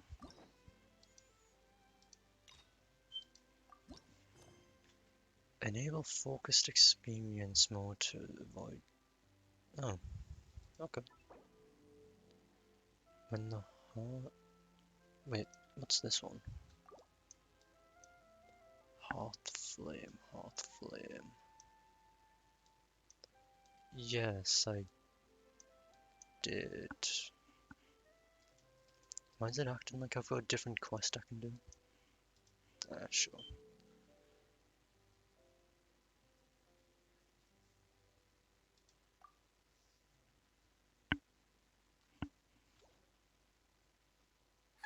It's been a while since we visited Poisson.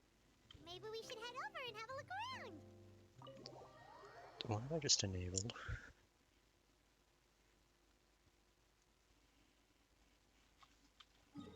Does this prevent me from activating other quests? I guess. I won't. This area sure is popular during the last few. Hey, traveler, Paimon. Oh, Paimon knows that voice. Over here.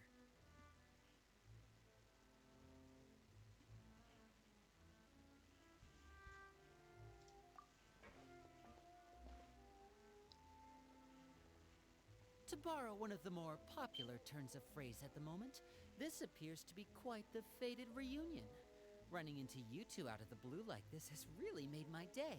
I certainly wasn't expecting it. You can say that again. What brings you to Poisson? Wait, Paimon's got it! You must be here for one of your magic shows, right? Actually, we've run into a bit of trouble on the home front, so Father arranged for us to stay in Poisson for the time being. Oh, are Lynette and Fremine here too? Yep, along with most of the other members of the House of the Hearth.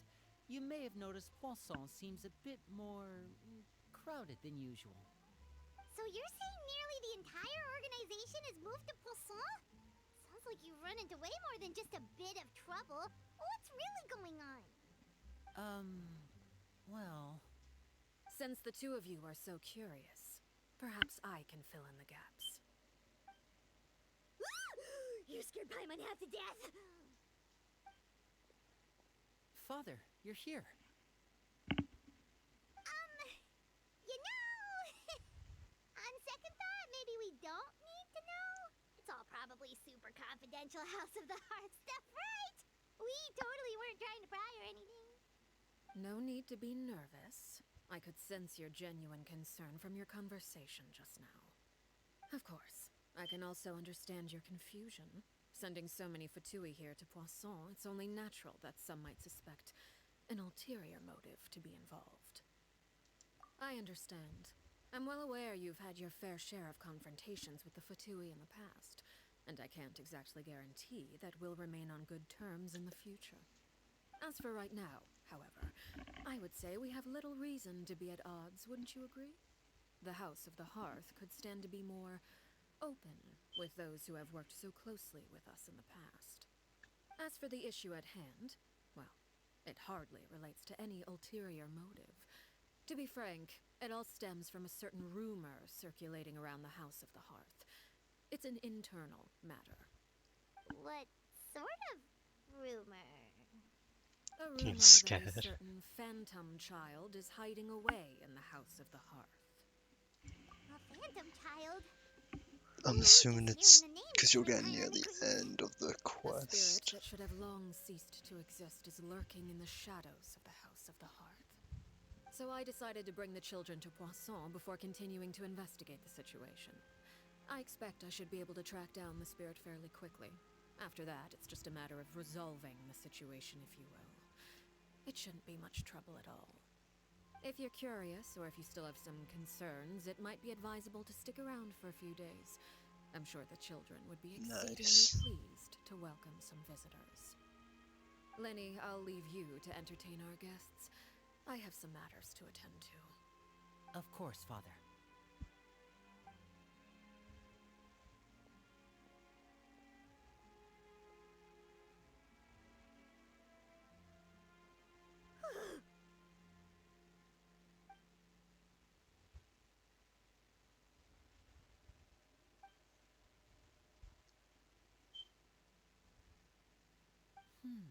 It has long been a dream of mine to invite you to our home and introduce you to my other siblings. You're quite well known in the organization already. A lot of people have been talking about you, especially after everything with the prophecy. If you're willing, why don't you stay a while and have a little chat with us? Alright. We don't have anything else to do right now anyway. But let's be clear, we're just gonna be there as guests, okay? Don't get any funny... Oh, wait a second. For your guests, that probably means we'll be treated to lots of yummy food, right? Of course. During our stay in Poisson, we've been helping out the locals with some fishing. We bring in quite the bounty every day. In fact, today is the perfect chance for me to show you what I can do in the kitchen. Let's go. I'll take you to where we're staying. Fair enough. Oh, that's what the quest... Oh. That's what the quest is called. I thought that was the quest it was cancelling. Skyward! Scatter!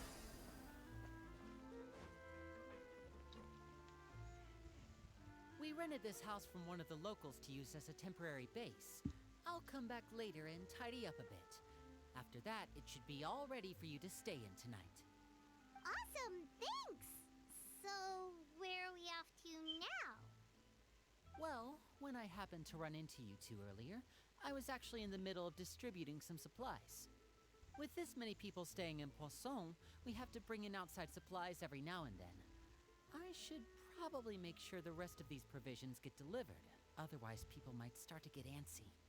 Okay, we'll come with. There are all sorts of rumors about your organization floating around out there. Paimon's not sure if she could even take a wild guess as to what's true and what's not. But now that we finally have the chance to see a day in the life of the house, we can take a good look at how you operate. Well, you're more than welcome to come along. Just follow me. Okay. Oh, for God's sake. Time for deliveries. Yay. That singular Hydroculus is not going to leave me alone.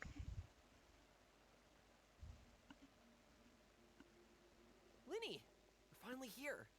The supplies. I'm assuming you've... Brought them with me? Yep, here you go. Hello? Something caught your eye? It's the Traveler in Paimon! No way! Come here, everyone! Hurry! The Traveler and Paimon are here!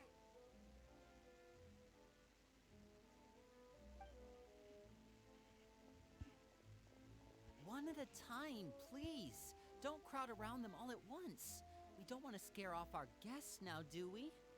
Oh, it's alright! Gotta say, Paimon didn't realize we were this famous. Of course! Father and Linny have told us so much about you. Father told us about how you helped Linny. According to her, you're a trustworthy friend. And as far as she's concerned, that's pretty much the highest compliment we've ever heard her give. As you can imagine, everyone's been very curious about you. I heard the Traveler is so strong that she can move a mountain with her bare hands. I heard Paimon eats so much that she can clean out the entire pantry at Hotel de Boer in just 3 days! Wait a second! That's the rumor you heard about Paimon? Oh, not cool at all! Oh, wait. When guests visit, you're supposed to give them gifts and stuff, right? Oh, we don't need something like that. Besides, we don't have anything to give to you! Come on, we insist! I can give you some of my new potions. Just pick your poison. And by that, I mean medicine or actual poison. I've got both. Huh? What? Or maybe Shaplo can teach you guys about stealth. He's super good at it. He's never been caught. Ah, now that's not a bad idea. I know you usually prefer to fight head-on, but it never hurts to expand your bag of tricks, right? When it comes to eliminating your enemies, staying quiet can go a long way. Trust me, I would know. I was poisoned not too long ago, and I'm still dealing with the after effects. So I'm not quite as good as I was before, but I can still give you some pointers. Wait. When you said gifts, Paimon didn't think you meant poison and stealth tactics. But those are the best things we can give you. You don't like them? Ooh, how about this? Tell me the name of someone who really annoys you, and we'll teach him a lesson for you. All right, Fold, Selwar. I think that's enough suggestions for now. When it comes to being a good host, it's the thought that counts. You don't need a physical gift to make our guests happy.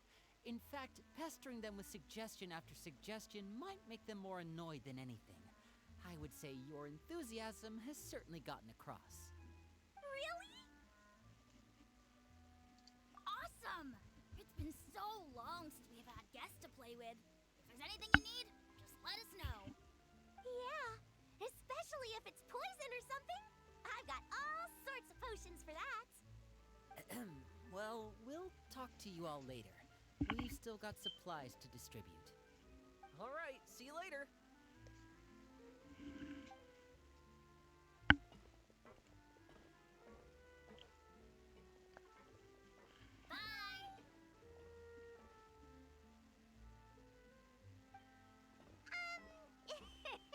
Lindy, about all that poison and stealth tactics talk just now.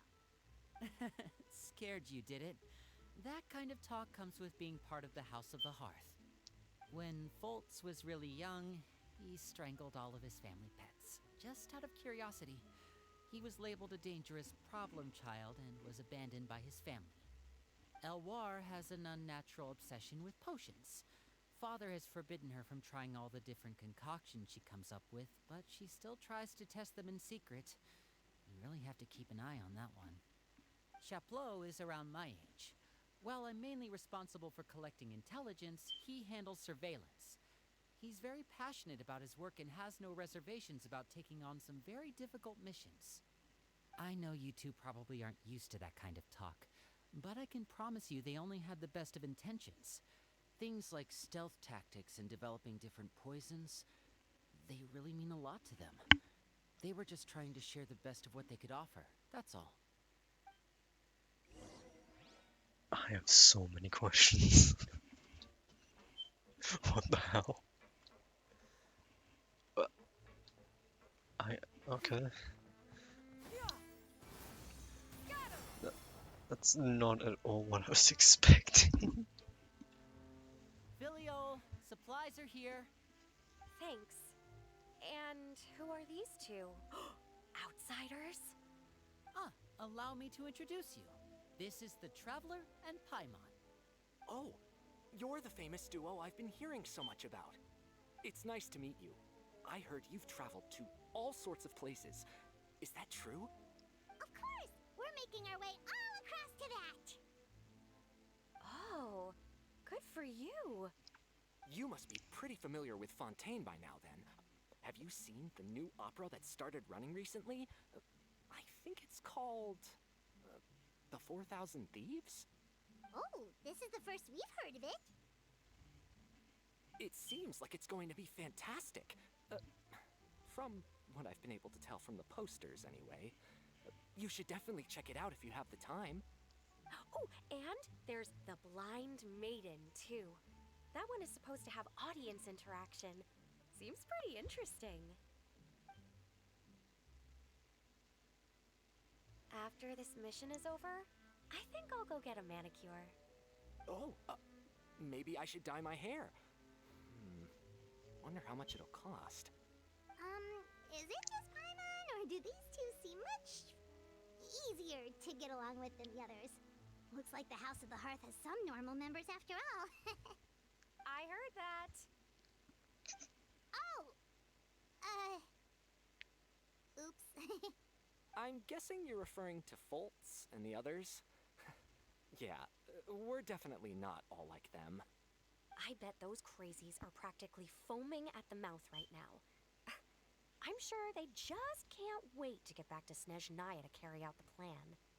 That's enough, Filial. Don't talk about family members behind their back, right? Whatever. Let's go. Guess this is goodbye then. If you ever have some time, we should go see the opera together.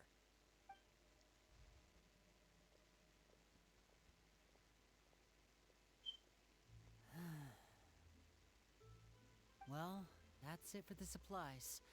We should probably head back as well.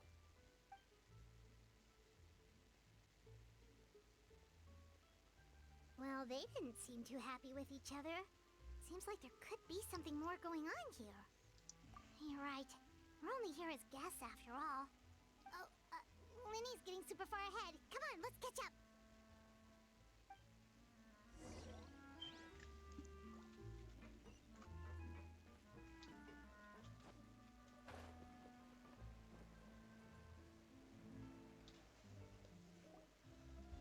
So, what do you think of the members you've met so far? Well, Father is always encouraging us to be strong-willed and independent. So if there's one thing we've got, it's people who aren't afraid to speak their mind. Well, I should probably get cooking. Wanna join? Of course! Then let's head out. Uh-huh. Fremine, what are you doing here? Well, Fremine, nice to see you again! Oh, you too.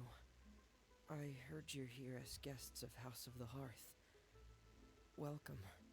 We were just going to make some food. Why don't you come along? I could use some help in the kitchen, and I seem to remember you mentioning you wanted to make seafood soup for the traveler in Paimon. Seafood soup? Oh, Paimon's drooling already. Were you looking for something just now, Fremine? Maybe I can help. It's nothing. I just wanted to see if there were any extra supplies. Yeah, we've got some left over. What do you need? Some food and water. And some clean cloth, if possible. No problem. Give me a second here. Food, water... Wait a minute. What do you need all of those for? You're not on any missions as far as I'm aware, and you were just going to come eat with us. So what's this all about? I thought I'd grab an extra portion because I get hungry at night. Could be because I'm growing, you know, and... Fremine, you remember what I told you? You're not like me. Your lying skills still need some work. Tell me what's going on. Is it really bad enough that you have to keep it from your own brother? Maybe it'll be better if we gave them some space. Huh.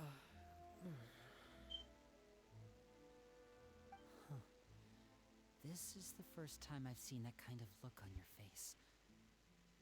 Whatever happened, does it have something to do with Father? Yes. Just follow me. Alright. Behind the ship. Oh. You're back! Oh, and you've brought some friends with you this time. Hello, my name's Linny. I grew up in the House of the Hearth. And you are? Hi, Linny. I'm also a child of the House of the Hearth, just like you. You can call me Clairvy. Clairvy? It's nice to meet you. Does that name ring any bells, Linny? No, not at all. That's not a name we have on our roster, I'm sure of it. What I'm not sure of, though, is how she managed to sneak in. She must be the phantom child Father's been searching for. From the looks of it, I'm guessing you were the one that found her, Fremine. You, haven't told Father, have you? No, I haven't told anyone. I've just been keeping her hidden. For how long? About half a month now. So ever since we got to Poisson, then? Do you have any idea what you're doing? I know what I'm doing. Really? Because from where I'm standing, it looks like you're hiding the very person Father has been trying to find. If Father finds out about this, everyone involved is going to be punished. You know the rules of the house, Fremine. I know you do. Father doesn't tolerate any form of betrayal. So why are you doing this? I've thought it through. And I just can't hand her over like that. Linny, don't you remember last year? Chaplot nearly died after getting poisoned during that one mission. He wasn't able to get back before the poison started taking effect, and not a single person was there to help him. That night, while I was sleeping, I heard a voice telling me to go save him. I opened my eyes, but I couldn't find the source of the voice.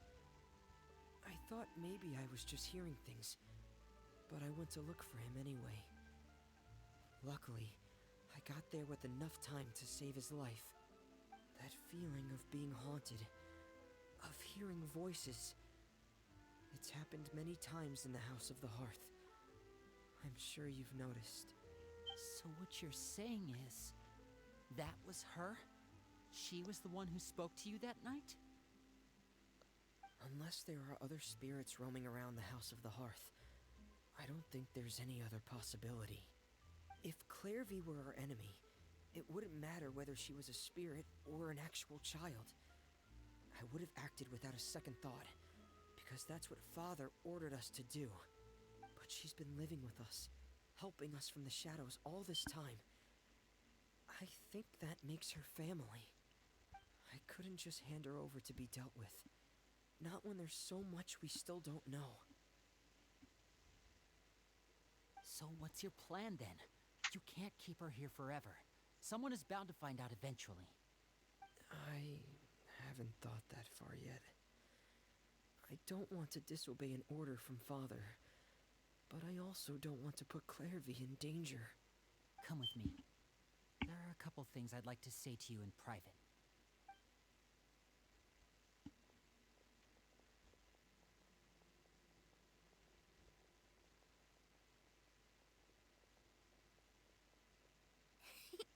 Those two sure care a lot about each other.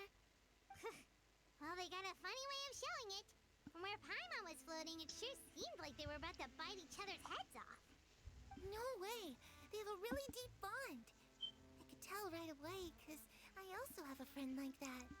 I just don't know how long that kind of bond can last. The darkness in the house runs deeper than you can imagine. No one can get out alive. I'm sorry, Linny. I really didn't mean to drag anyone else into this. Oh, really? You didn't mean to? 'Cause I, for one, wish you did. Huh? What do you mean? You know, when we were younger, you didn't call me Linny. You called me brother, just like Lynette. We grew up together, the three of us. We were all orphans, all rescued by Father. Of all the siblings in the House of the Hearth, I think our bond was the closest. Later on, when you started calling me Linny, I wasn't actually surprised. After all, Lynette and I are related by blood. We've had to depend on each other to survive long before we joined the house. Linny, The darkest and most difficult moments of my life happened before you and I had ever met. I'm sure that's true for you as well. Even so, Fremine, we've stood by each other for all these years now, and to me, that means more than blood. You and Lynette are the most important people in my life. No one can replace you. So I won't let you face anything alone. Hello. Not if I can help it. Oh, looks like things are getting kind of heated between Linny and Fremine. Maybe we should go check on them. Oh, it's raining. Hey, you two! Hope we aren't interrupting anything. Like a fight, or... Oh, wait a minute, Fremine. You're not crying, are you? Is everything all right? everything's fine. Thanks for asking. Well, we're all friends here, right? We've We've been through so much together, so if there's anything we can do to help, just say the word. It's just a small family dispute. It's not something our guests should trouble themselves with. In fact, it might be better if your stay ended here. What are you getting at, Traveler? When guests are around, families are often on their best behavior. And any disputes are less likely to escalate. That's what you're trying to say, isn't it? I just... Thank you. I was really hoping to keep you out of it. But even if I could think of some other reason to turn you away, I'm not sure I could convince you. I know things could turn dangerous, so I promise you this. From now on, I'll protect you like my life depends on it. Me too. Well, back to the matter at hand then. If we don't plan on handing Clairvy over to Father, then our only other option is to solve the mystery of her identity before Father is able to track her down. That means finding out where she came from and what she's doing here. Then we can send her on her merry way and pretend like none of this ever happened. I've tried that already. And? And... nothing. I tried taking her somewhere really far away, but... after some time, she just reappeared. She even came with us all the way to Poisson. It seems like wherever the house is, she follows. I don't know much about spirits. Do you two have any ideas? Let's see here. Paimon remembers hearing something like, if you fulfill a spirit's last wish before they died, they'll let go of whatever's keeping them here and return to the ley lines. Oh, it's just that Paimon doesn't really remember where she heard that, so it's not guaranteed to work or anything. Well, sounds like it's worth a shot. Guess that means we should go ask her about her wish.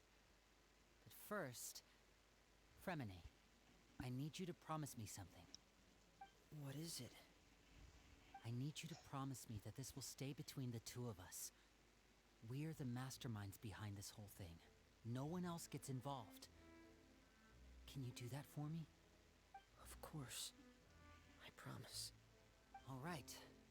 Then let's seal the promise just like when we were kids. Fist bump on 3. Ready? 1, 2, 3. I swear.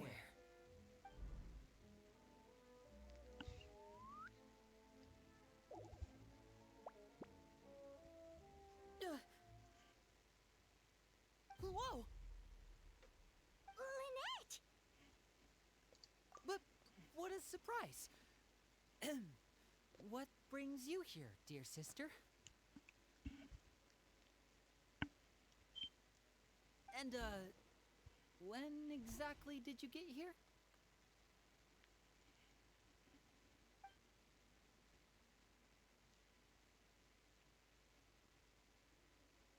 You're an idiot, brother. And you too, Fremine.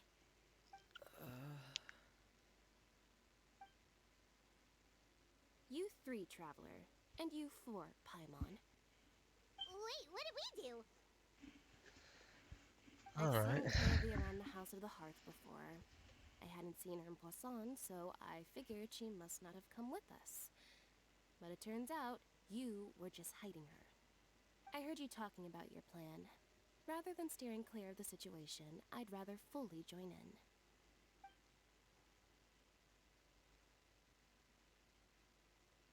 If you don't agree, I'll have no choice but to report everything back to Father. Simple as that. You're not giving us much wiggle room here, Lynette. Well, I guess we're all in this together then. After we talk to Clairvy, we'll figure out our next move. There's no time to lose. Let's go.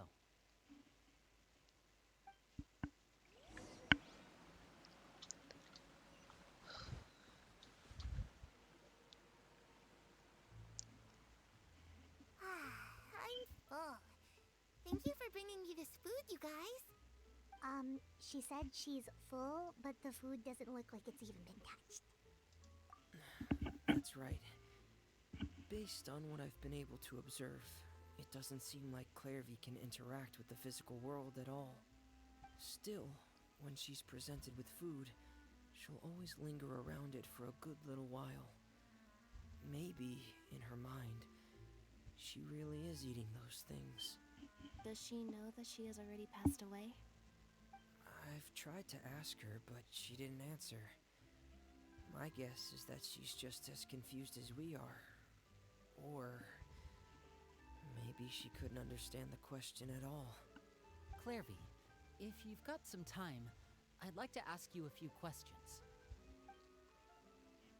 Sure. Oh, another new friend. Hi, I'm Clairvy. Hello. Clairvy, how did you join the House of the Hearth? Huh? Isn't it the same for everybody? The knave brings you here and then you can't leave. It's just that your name, it's not on the roster. And I've never seen you before. The roster? Oh, I get it now. I think there might be some things you don't know about this place. The people in charge, they're not as nice as they look. They say they keep a roster, but it's not complete. There are a lot of people who aren't on it, and never will be. In this house, some people are family, and other people are just test subjects. Those kinds of people aren't ever going to get a place on the roster, unless it's the roster of people who've been executed. Wait, does that mean the knave... She... Is there anyone that can vouch for you? Perry. She's my best friend. She's the only one I trust in this place. Have either of you heard of that name before? No. Me neither. Clairvy, Perry. Neither of those names are on the roster. But it seems like she's telling the truth. Either that, or this kid's already got a bag of tricks bigger than mine. Maybe we should try a different approach. Clairvy, do you have a wish? A wish? It can be anything you want. Just imagine.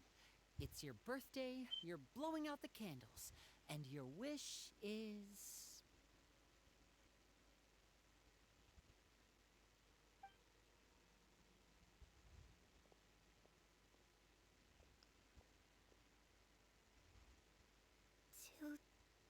To go outside, where the sun can find me. That's it? Well, that sounds easy enough. The darkness in the house runs deeper than you can imagine. No one can get out alive.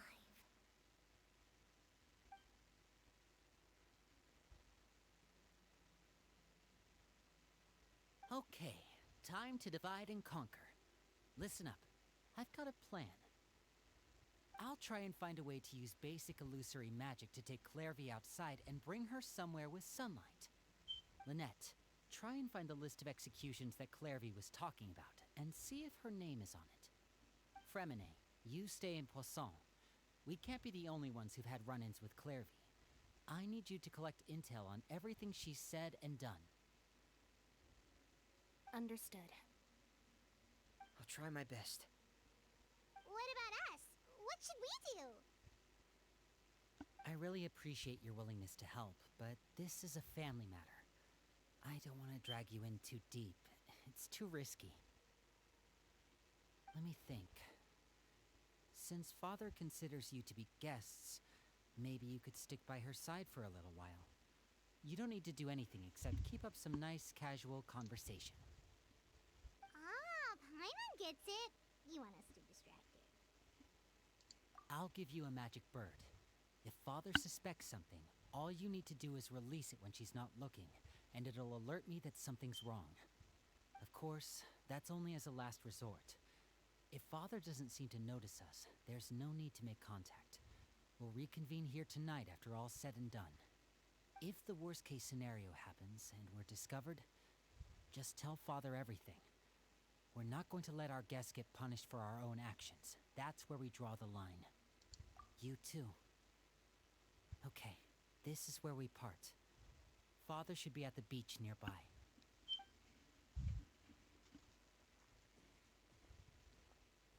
I really hope this goes well. No, it has to go well. That's the only way this can get resolved.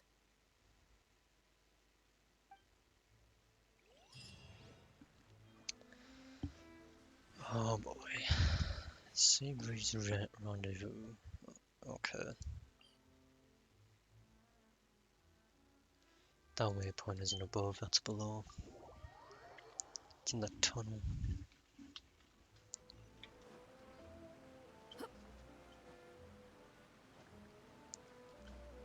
I really should finish at some point getting my stamina to the max.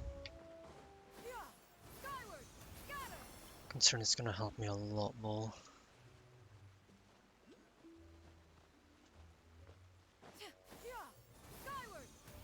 Child's here as well.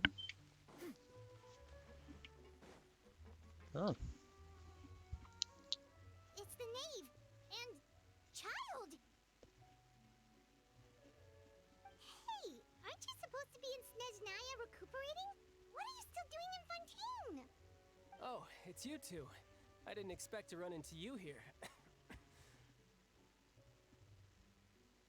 I was unconscious for quite a while after the fight in the Primordial Sea. After I woke up, I realized I was being taken back to Snezhnaya, and well, I couldn't have that now, could I? Not when I've still got unfinished business here in Fontaine. So, I mustered up all my strength and made the journey back on my own. What sort of unfinished business are we talking here? It has to do with Skirk, my master. I really wanted to meet up with her, but by the time I got back, she had already left. I still have so many questions for her. Without any other leads, all I could do was ask the knave to help me track her down. She must have left behind some traces from her time in Fontaine. Oh, okay, so have you found any clues? Unfortunately, no. While the House of the Hearth is adept at collecting all manner of intelligence, certain existences can still manage to escape our purview.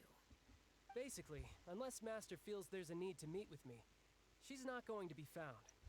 But that problem has an easy fix. I just need to become stronger, and then... Paimon thinks you should focus on getting better first. The worst of it is over. It's all thanks to that one kid from the House of the Hearth. Elwar, I think her name was. She gave me a bunch of random potions to drink. They didn't go down easy, let me tell you. Pain and chills all over. But they really did help speed up my recovery. And that's good, because it looks like I really do have to head back this time. The old man's been putting the pressure on me. He sent someone to tell me I'm needed for some sort of project. Project Stuja? Yeah, that's the one. I heard Regrader's involved too. I'm not looking forward to having to listen to all his monologuing, that's for sure. Hey, maybe you could think of a way for me to stay in Fontaine for a little longer. Helping Linny and the others brush up on their fighting skills would be far more interesting.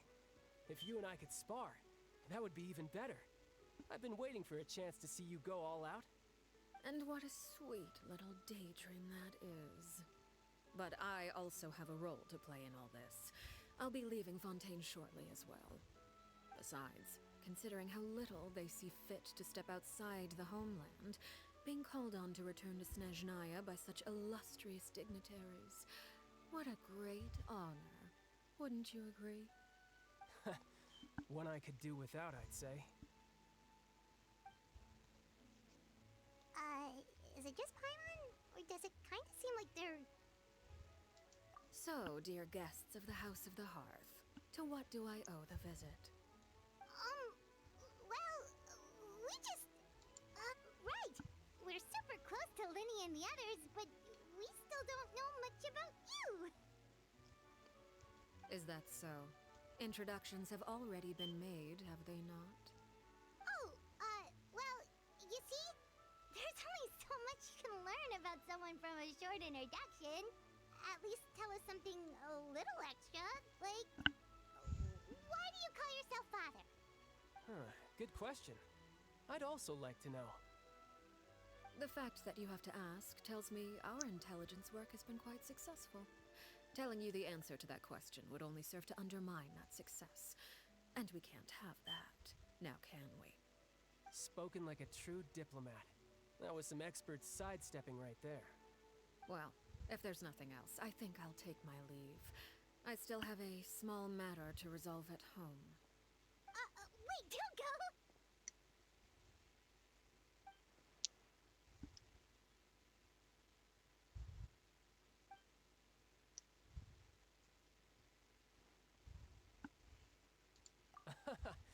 I'd also like to hear the answer to this. I've met some of the members of your organization, and they all seemed like really good kids. They actually reminded me of Tonya and Tusser. Which, by the way, if you ever betray them, I'm just letting you know, I won't let you off easy. And why would I betray them? Well, you've already betrayed the House of the Hearth once, haven't you? At least, that's what I heard.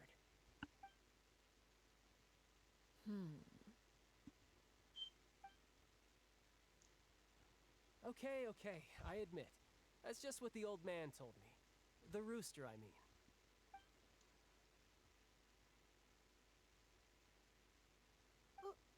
Wait, did you really do something bad to those kids?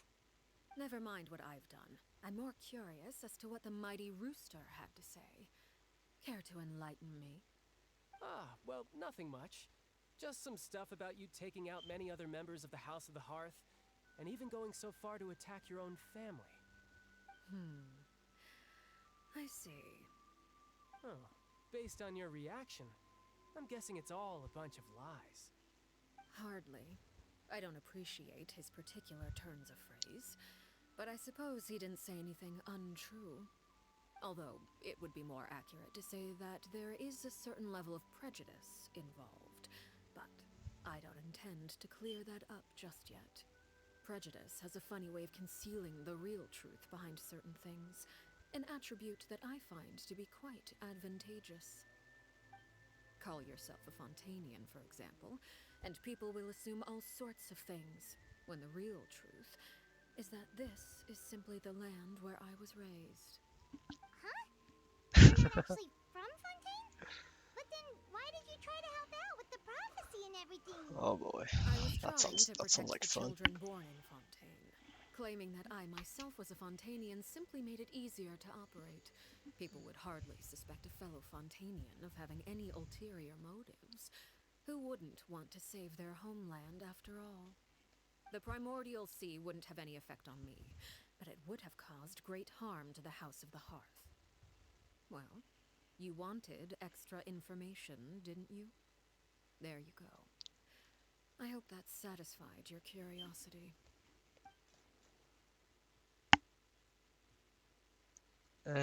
That's fine. So, you stayed in Fontaine for the kids. I guess I was wrong to believe you'd betray them. Apologies. Looks like I was holding on to some prejudices myself. Good. Like I said, I like it when others have misconceptions of me.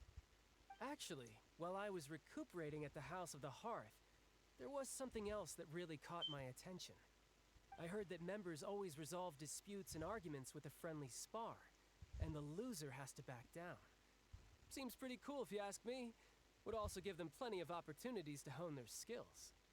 Well, that's only a recent development. In the past, such spars weren't nearly so friendly. The losing party would lose everything, including their life. They were that high stakes? Ooh, at least that's not a thing anymore. Well, the current atmosphere's not half bad. I'm a bit jealous, actually. You've got so many family members around you, and you even get to live with them. Having a lot of family around means dealing with a considerable amount of bickering and scheming. Once Tonya and Tusser enter their rebellious phase, I'm sure you'll understand. Just imagine. Tusser becomes obsessed with plucking out strands from the rooster's mustache, or Tonya decides to dye her hair 42 different colors. Okay, okay. I get the picture.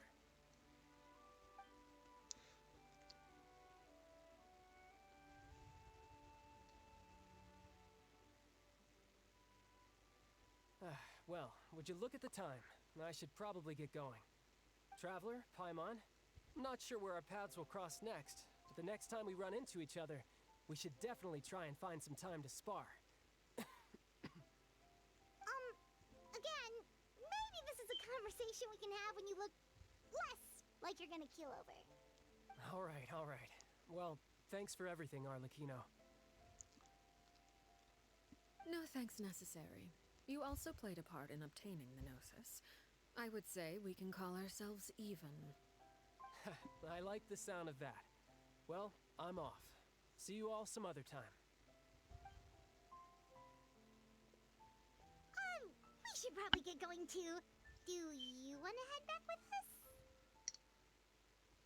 Oh?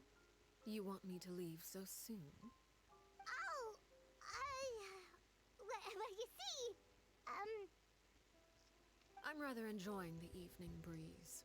If you don't mind, I think I'll stick around for a bit. I have some things to think about. Apologies for not attending to you like a proper host. Please forgive this slight. I do hope you'll have a pleasant stay. We managed to keep her distracted until nightfall. Good thing Child was there to keep the conversation going. You don't think she suspected anything, do you? Oh, I wonder if Libby had any issues. Let's hurry back and see how everything went. I did not expect to see him again.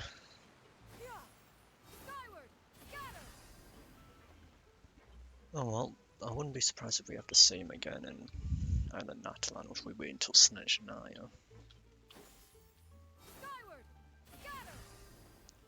I mean, then again, we aren't even that far from either of them. Winnie, how did everything go? Which is weird to think about, actually. Long story short, we ran into a small issue. Clairvy can't go into the sunlight. Everything was fine at first. She followed me up to the surface just like I told her. Yeah, I think he But as I regains led it. her out of the shadows and into the sunlight, she vanished. I turned around and there she was, standing at the edge of the shadows, silently watching me. Huh.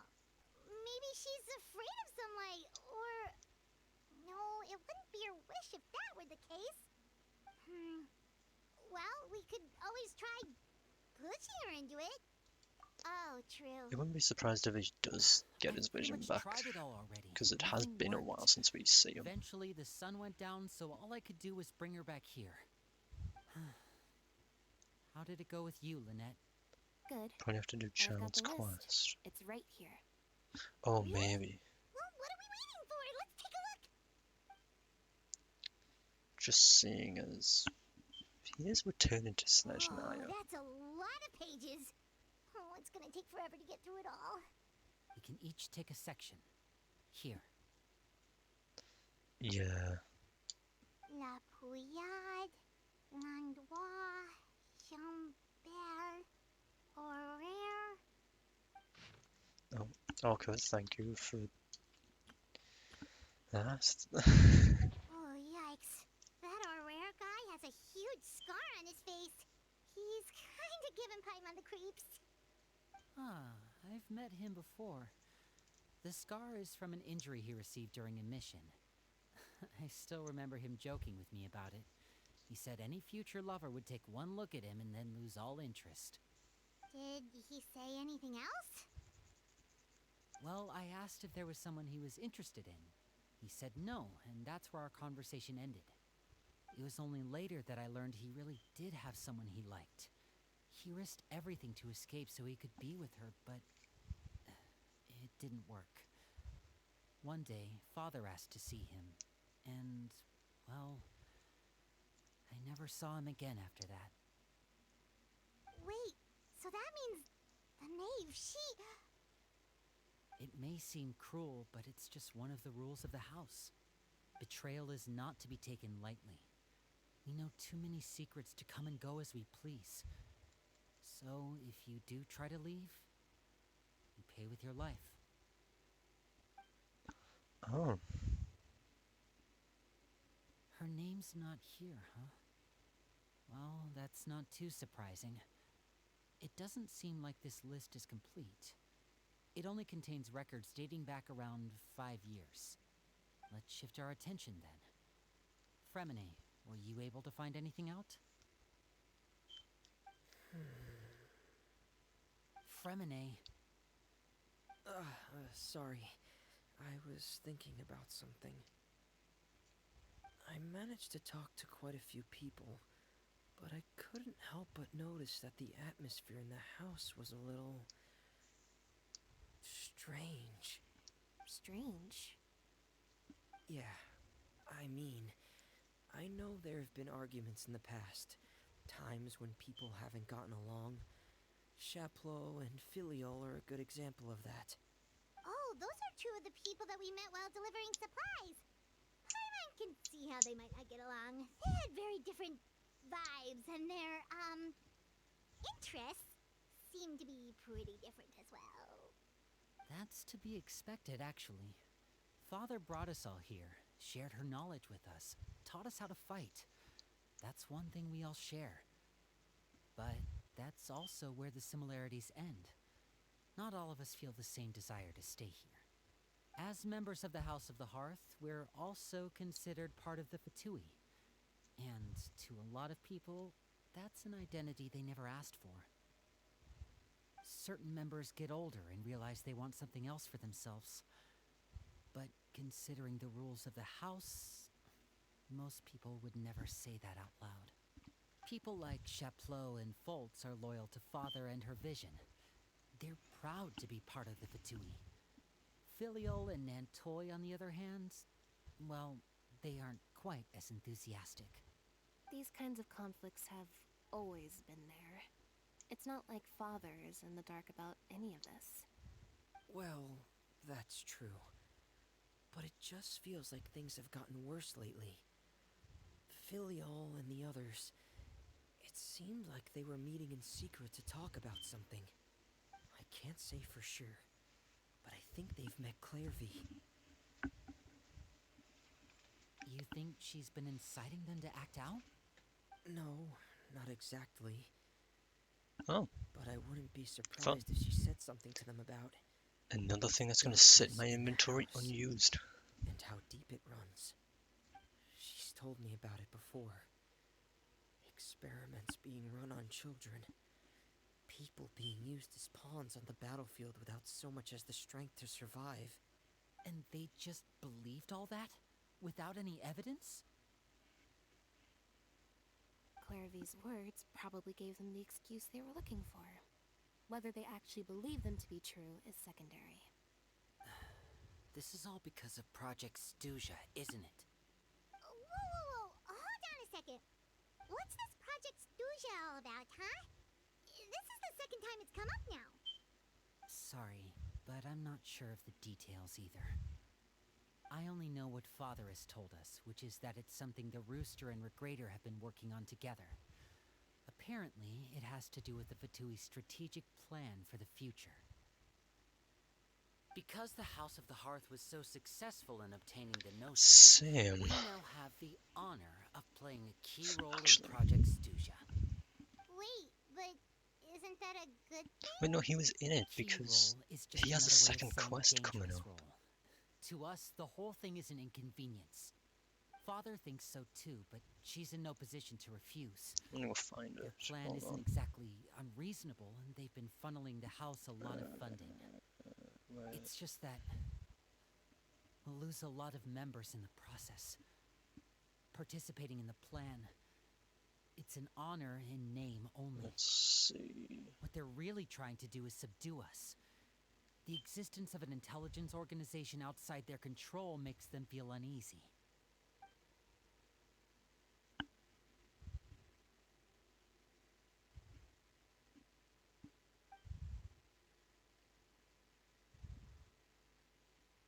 Okay, super complicated top secret Fatui business aside, what does all of this have to do with the conflicts you were talking about earlier? Paimon doesn't get the connection. External pressure has a way of exacerbating internal strife. That You is can't phase overlook one. the power God of damn fear it. either. People are afraid of dying. And that fear is often the impetus for a lot of stupid decisions. I thought resolving the Clairvy situation would make everything go back to normal. But it looks like things are more complicated than I thought. If we leave Filiol and the others to their own devices, sooner or later, Father will be forced to take action. We can only focus on one situation at a time, brother. You're right. Even if we confront Filiol and the others, it won't do any good. It might even make matters worse.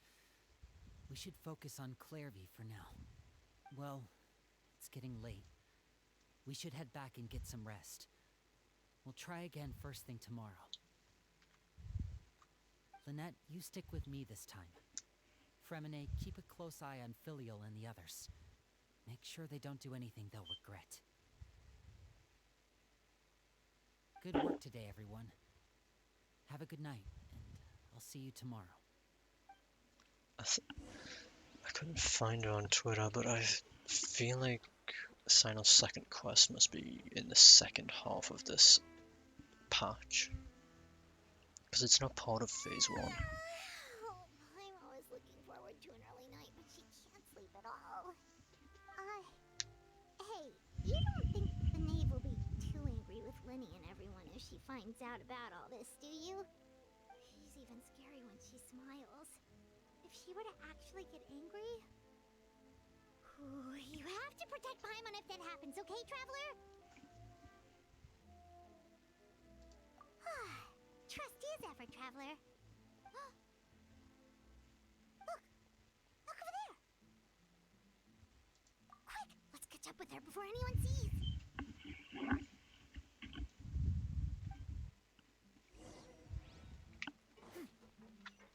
Okay. Skyward! Scatter!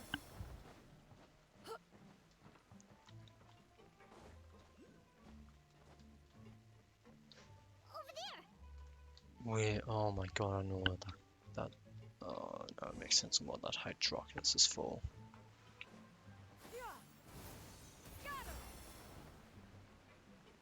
Oh, I where is think. she going? Or if someone sees her, we're toast! Let's see. Where is she off to? Oh, probably to enjoy the outside. Oh, look! She stopped! Yeah, thought so.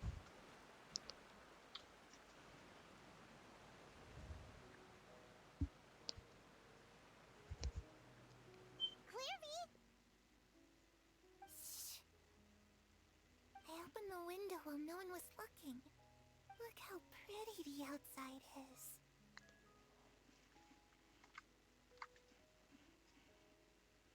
If only I could have more than this. You probably think I'm being silly, huh? All this hopeless resisting. It's better to dream of what I could have than try to make it a reality, right? Please, help us get on the same page here, Clairvy. We need you to tell us what you know. Can you do that? Sure. Although, after you hear all this, I think you might regret that decision. Everyone in this family is nothing more than a tool. Something to be used and exploited. We're all expendable. Including me. As long as you're useful, you get to stick around. Lose your value. You're handed over to the doctor, experimented on, and given a fate worse than death. I've seen it happen again and again, and I've had enough. You're saying the knave did all that? It's just, that doesn't seem like something she would do. she's scary and all, but it seems like even she has lines she wouldn't cross. I knew you wouldn't believe me. Everyone thinks she's a good person. They all think of her like a real mother. Mother? But she doesn't deserve that title. She's disgraced it and tarnished it. And if I had things my way, I'd never see her again. If only Perry were here, she'd understand. Harry.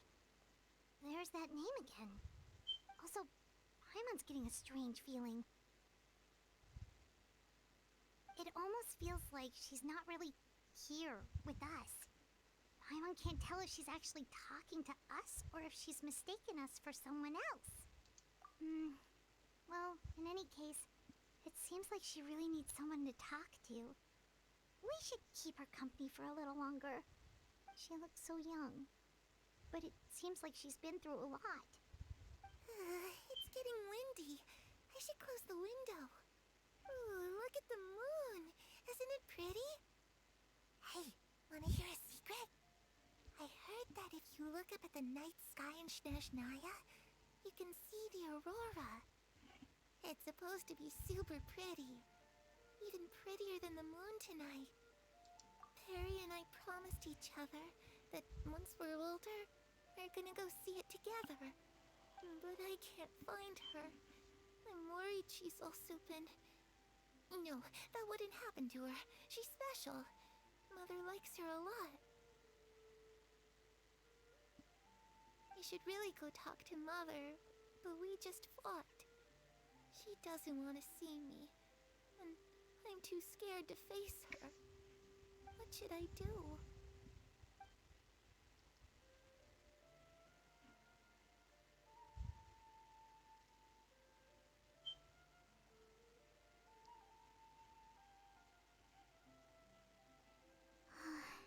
Paimon really doesn't understand what's going on with her. Well, let's head back. We've got an early morning tomorrow. Oh, okay. All right, looks like we're all here. Let's go ahead with the plan. Oh? What is it? What makes you ask that? Well, we kind of ran into Oh, Clairvy no. last night, and that's what she told us. We met the doctor back in Sumeru. He's super dangerous, and he's done all sorts of bad things. It's possible that Father and the Doctor have had certain dealings, but I don't think Father would work with him. We're not really on the same side, so there's not a lot of trust between them. That doesn't exactly set the stage for a successful partnership.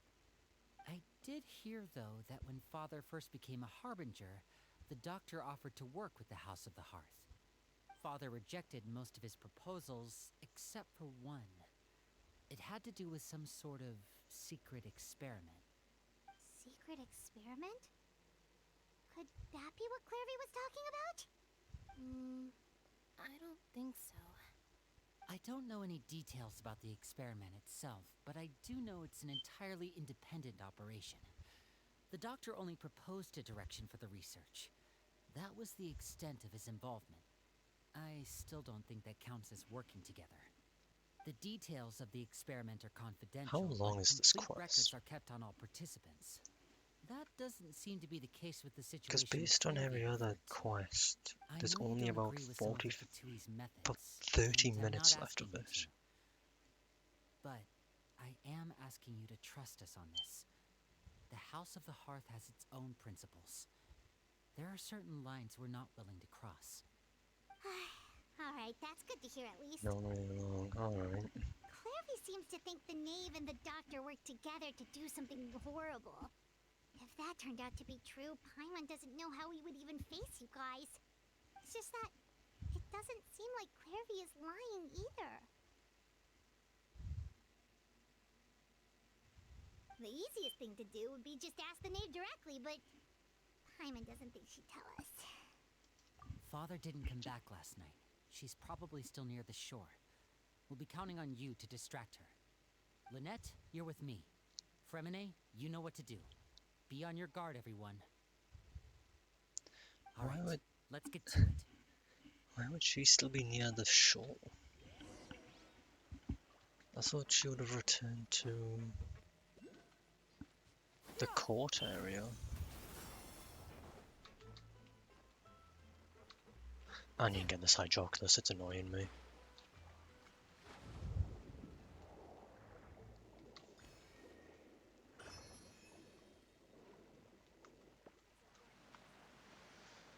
I'm not gonna be able to constantly block out that sound for much longer.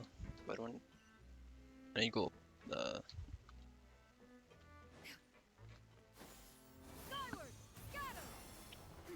At least traveling's made easier.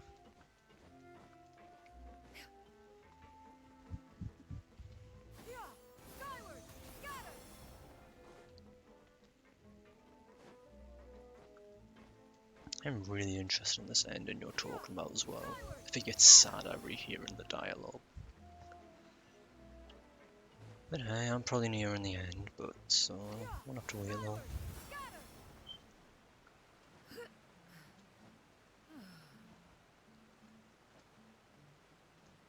I just need to make sure my characters have good enough health for the boss fight. I probably shouldn't climb this. Oh no, I still have enough stamina, okay. She really is still by the shore. Why is she still here? I also love how there's an abyss person on the thing. Ah, it's you two again. I must say, you look a bit pale. Did you have trouble sleeping last night? A little. Perhaps if you had less on your mind, you'd be able to absolve yourself of such troubles. So what are you planning to do now? Catch up on some sleep? Or should I give you some time to rack your brain for a topic to discuss before I ask any questions? Although I must profess to being curious. Without Child here, how do you plan on distracting me? Us? Distract you? A good one. But no, we were just here for a chat. Looks like you could have used some extra time to think. No matter. If you don't have any other plans, why don't you accompany me somewhere? Don't worry. I'll be sure to steer clear of any scheming children. The ocean breeze is sure nice today. Children always think they can hide things from the grown-ups. But nothing gets past me. Least of all a little scheming. I think I'll let them have at it for a little longer. I can be very patient. Well, I'll leave you to think things over. If you're so inclined, meet me outside the Palais Mermonia. Good things come to children who do as they're told. So I do hope you decide to tag along. If only for your friends' sakes. What should we do? She clearly knows about everything we've been doing, and Paimon doesn't think it'd be a stretch to say she was threatening us just now.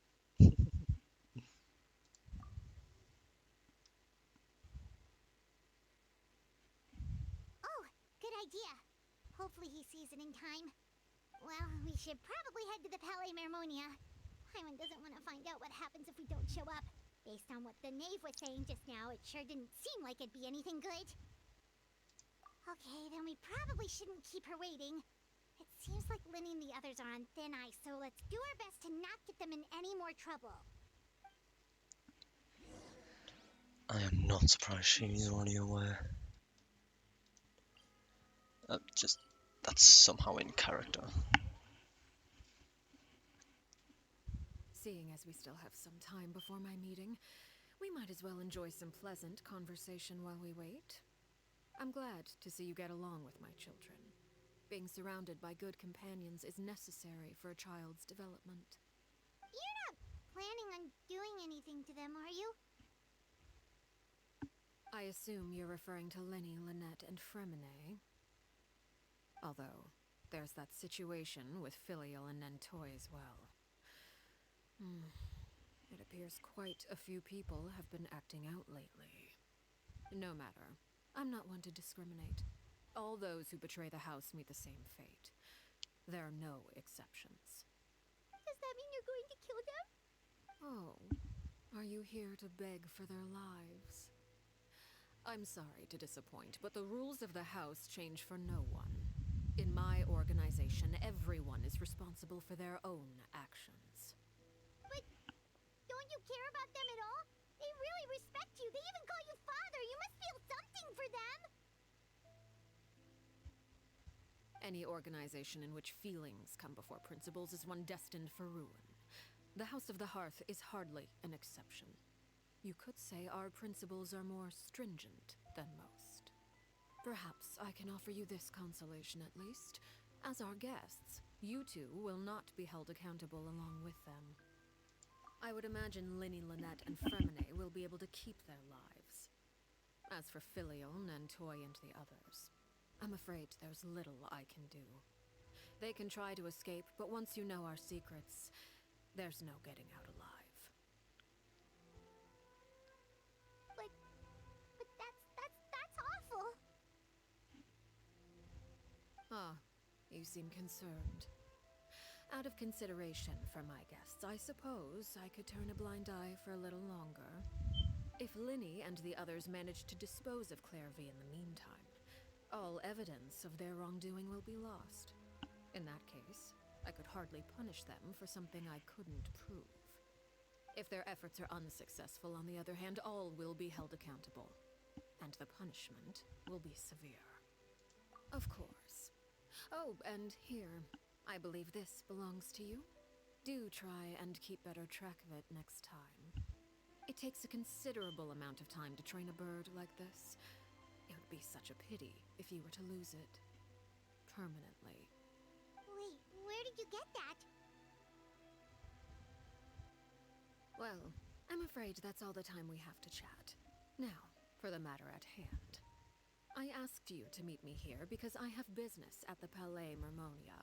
It has nothing to do with you, but I think it would be prudent for you to stick by my side for the time being. There will always be time later to run off and tell Linny what you've learned. Well, time to go. Looks like we wrapped things up just in time.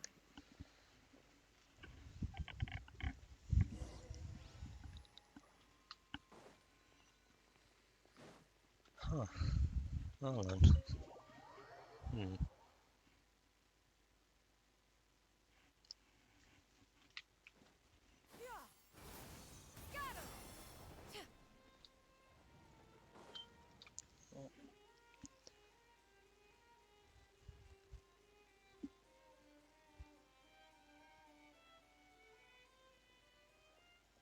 It's been a while, Monsieur Neuvillette.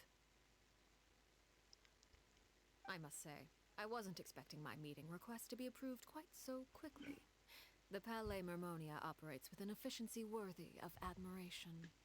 It is only right that an esteemed diplomat such as yourself should be afforded the proper level of respect. Although, if I may speak plainly, I must confess that I did not anticipate we would have the occasion to meet again after presenting you with the Gnosis. I see you brought the Traveler and Paimon with you as well.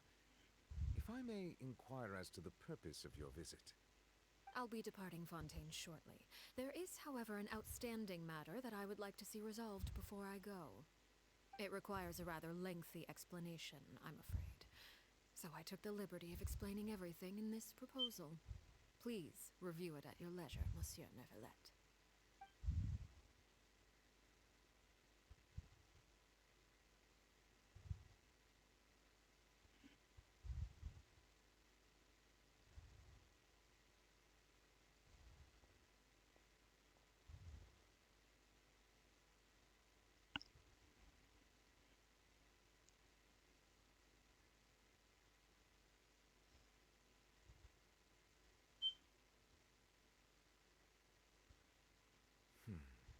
I understand your request. However, at the risk of causing offense, I must admit that I fail to see why you would wish for such a thing. I heard you have a certain fondness for water tasting, Monsieur Neuvillette, so allow me to use water as an analogy. A family is like a large body of water with countless rivers flowing in and out.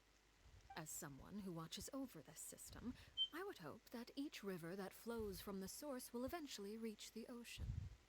Of course, objectively speaking, I know this is impossible, Most of the rivers will dry up along the way, disappearing into the ground and leaving nothing but a barren riverbed behind. Not all rivers are destined to reach the ocean, but I would not see their existence rendered meaningless. I believe the water that flows within them is simply meant for a different destination, like a field in need of irrigation. Or perhaps the glass of a certain water-tasting enthusiast. Did you get any of that, Traveler? Your words paint an optimistic picture indeed. Allow me to remind you, however, few among us are willing to sip from a glass filled with tainted water. It may have been tainted at one point in time, but not to worry. I'll make sure it's drained of all impurities and returned to its cleanest form.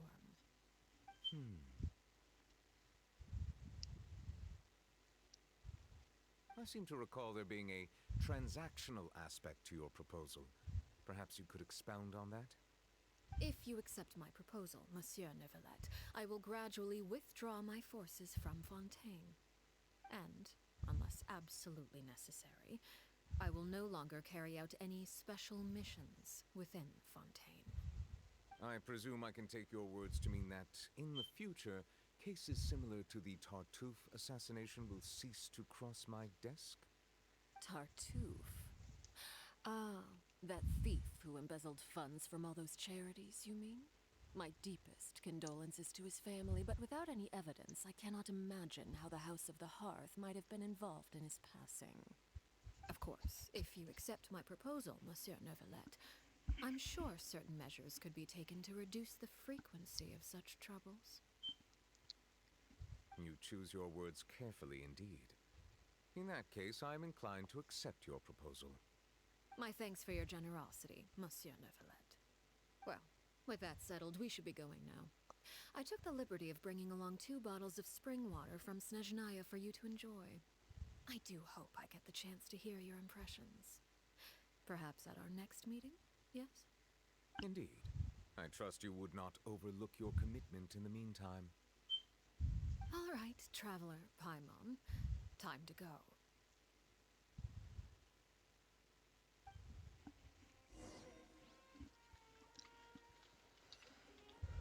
Alright then.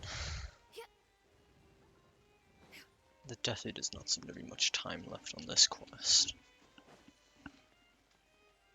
Just based on this so far. There's an effect that increases attack speed. So, what exactly were you talking about back there? Paimon only heard you mention some rivers, a large body of water, and then some kind of irrigation scheme. You really want to know? I would imagine there might be more pressing concerns at the moment. Winnie, Paimon really hopes everything's going okay.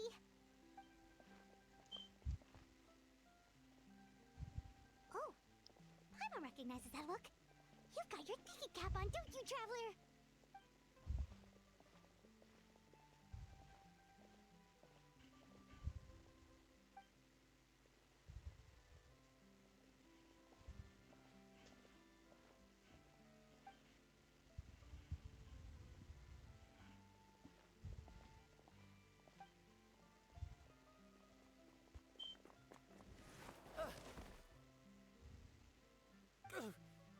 Oh, shoot.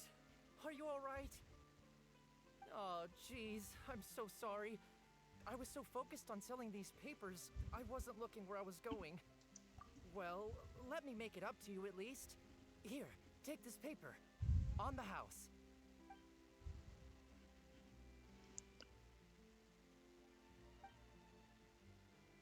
Oh, you don't have to give us anything. Please, I want to. It's not like I'm short on supply. All the extras will be useless come tomorrow anyway. It's my fault, really. I was just trying to bring home some extra mora for the family, but I bit off more than I can chew. I haven't had many takers today, so I'm still swimming in papers. What's going on here? Nothing much. I just ran into your friend here on accident. I should probably get going, actually, so... Hold on.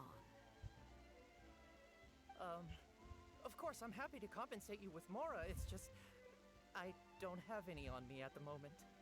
I'll take 3 papers. Here, your payment. Oh, thank you for your patronage. May the Archons bless you with good fortune. If only I had the chance to run into such generous customers every day. I should probably just take on a smaller inventory though, right? I'm getting married soon, so sometimes it's hard to not get ahead of myself. Anyway, I should head out. Goodbye! Well, now that my affairs are settled, we should take the boat back to Poisson. We've even acquired some light reading to enjoy along the way. Actually, why don't we stick around for a little longer? Paimon just realized how hungry she is.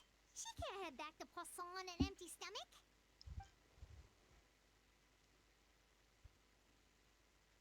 It appears you two are under the impression that delaying our return will somehow alter the situation in your favor. I'm sorry to ruin your fantasy, but your efforts are meaningless. That being said, I could be persuaded to give Linny some extra time. I just have one condition. If you agree to my request, I'll even answer some of your questions. You're quite curious about Clairvy, are you not? And my relationship to her. Wait, why are you being so generous all of a sudden? You're not gonna ask us to do something bad, are you? You overestimate yourself. You don't have the talent for bad things. Then what can you possibly... The most important consideration in a negotiation is that both sides receive something they want. Demands and threats only get you so far. Wonderful. Here it is. When the time comes, make the choice that you deem most appropriate in the situation, and lend your help to the House of the Hearth. Okay, sounds normal enough. But what do you mean, when the time comes? When is that supposed to be? That is for you to decide. Then we have a deal. Follow me.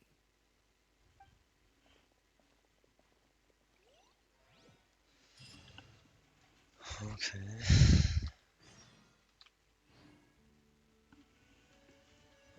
600 meters. Where the hell? Okay. In the middle of nowhere.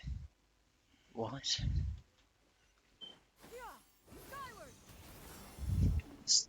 What?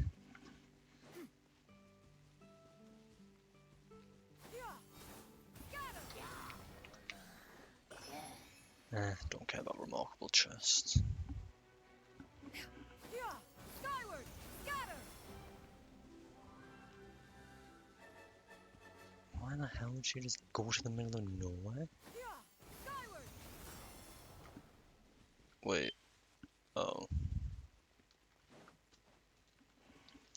Never mind, I think I know why.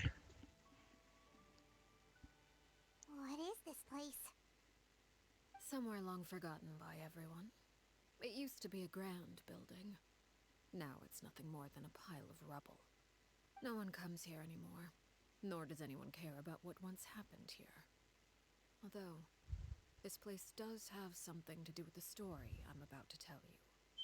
It was before I became a harbinger, and before Linny and the others joined the House of the Hearth.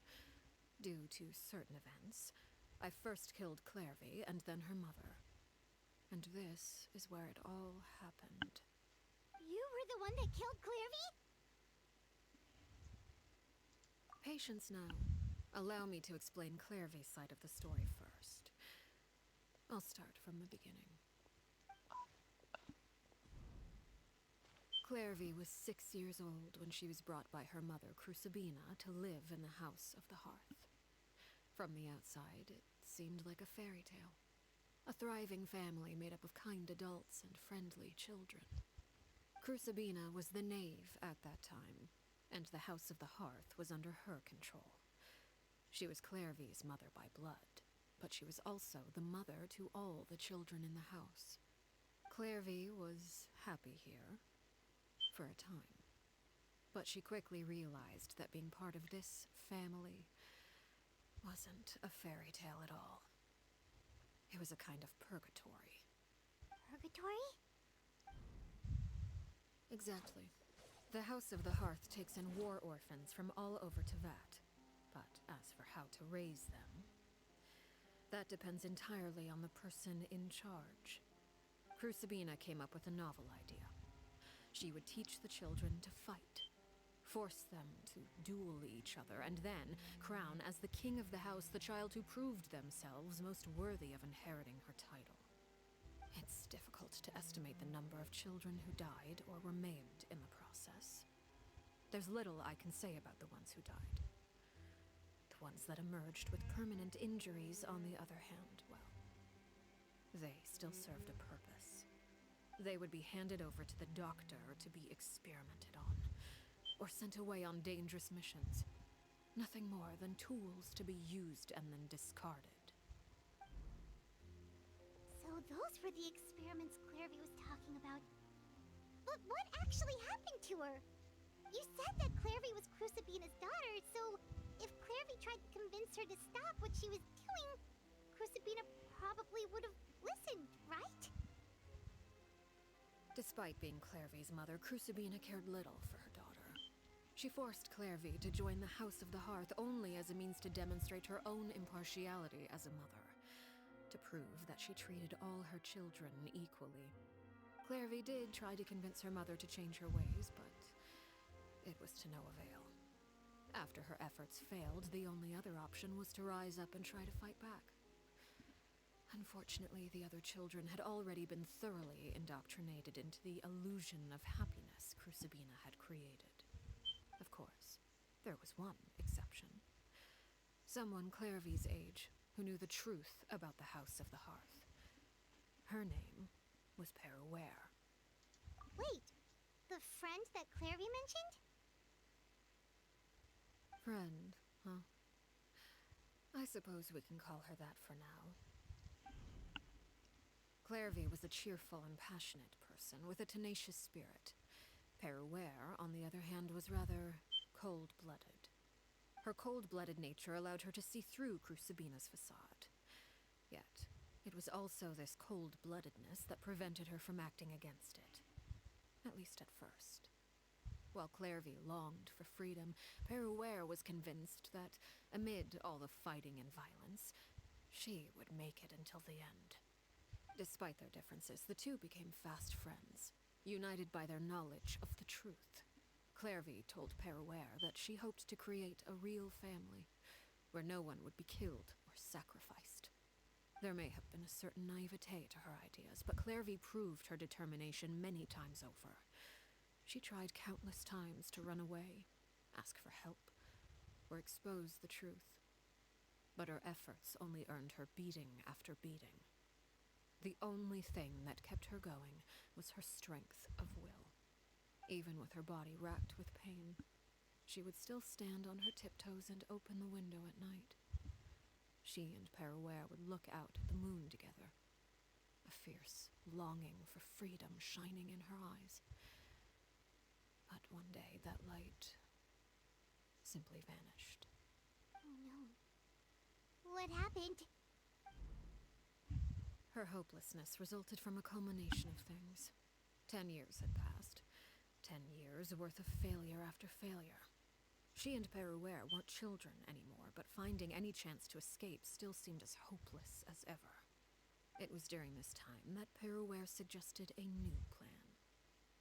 If escaping was out of the question, why not take down the very person sitting on top of this throne of lies? Mother herself. Clairvy rejected that proposal. She claimed that, as a famous harbinger, Crucibina possessed an unimaginable amount of power. Trying to kill her would have an incredibly low chance of success. Clairvy never gave another reason, but Peruere could see it written all over her face. Clairvy still thought of Crucibina as her mother. Killing her own flesh and blood was a line she couldn't bring herself to cross. If she couldn't escape and fight back, then only one option remained. Precisely. Death was the only way that she felt she could be free. It happened during a duel. When she arrived at the dueling ring that day, her partner turned out to be none other than Peruere, the very person that had stood by her side all those years. It was a fierce battle, but ultimately, Clairvy decided to let Peruere end her life. From that moment on, Peruere's journey was one written in flames. When the rain finally came and washed it all away, there she stood, the sole victor in Mother's endless game of slaughter. A trail of corpses strewn across her path to success. It was the very result she had predicted 10 years prior. Even then, she believed she would make it until the end. She wasn't surprised by the fact that she emerged as Mother's undisputed heir. Rather, her success left her with an inexplicable sense of restlessness. She was unsettled, and there was only one thing that could quell that sensation. Perhaps you two would like to take a guess as to what it was? Sabina, you mean? But... Correct. This is the place where Peruere killed her best friend. A mere year later, this is also the place where she fought tooth and nail to kill the mother they shared. The moment she acted, any conception of what was right or wrong ceased to matter. It's one of the principles of the house. Only those who survive get to write the rules. Peruere won the battle, and became a harbinger herself. After which Her Majesty, the Tsaritsa, bestowed upon her a new name. Arlecchino. So the Perry Clairvy was talking about... It was you all along. You're Peruere. Arlecchino is just a name you got later. I left that name behind long ago. I must say, hearing it now does bring back memories. After I defeated Crucibina, the moniker of Mother died with her. I chose to forego the title she called herself, and even chose to give up my own name. I rebuilt the House of the Hearth under a new identity. Not only as Arlecchino, but as father. And that is where the story ends. Any more questions? Yeah. Based on what you just told us, Clairvy wasn't a little kid when she was killed. So the Clairvy we met... Was she really a spirit at all? I suppose you could call her an illusion born of flame. Her existence is like ashes to a fire. Something left over in the wake of blaze and ruin. You see, a certain power runs through my veins. It's not unlike a curse. My flames leave behind shadows of anything they consume. Of course, the chances of those shadows morphing into a sentient entity are exceedingly slim. Clairvy is a very special case. Clairvy died when she was 16 years old, but what emerged from the flames was her 6-year-old self. Her appearance wasn't the only thing affected. Most of her memories were lost to the blaze as well. Memory is a mysterious thing indeed. Losing a portion of your memories will alter your sense of self. Lose 10 years' worth, however, and it would be like living in the past. Like returning to a version of yourself that never grew up. No wonder Paimon got such a weird feeling when we were talking to her. Perhaps I should put it this way. Clairvy is someone trapped in time. It may seem like she exists with us in the present, but she truly lives in the confines of her own past. So if all of that is true, then you must have known about Clairvy for a long time. Indeed. She's a rather volatile and unstable entity. Sometimes she would look after the children. She's even saved some of their lives. But Other times, she would hide from me and become obsessed with revealing the truth about the house to anyone who will listen. Shadows don't have the capacity to learn or grow. Any new information they encounter is quickly forgotten over time. Your attempts to expose Clairvy to sunlight, they failed, yes? The reason is actually quite simple. In Clairvy's mind, the house is impossible to escape, and it is this very perception that traps her there. But no matter. All I have to do is kill her again, and all will be resolved. I don't anticipate so much as a single speck of ash will be left behind this time. Wait! I can understand why you might want her gun, but isn't there another way? So what if she's trapped in her 6-year-old self? She's still your friend! At least talk to her first!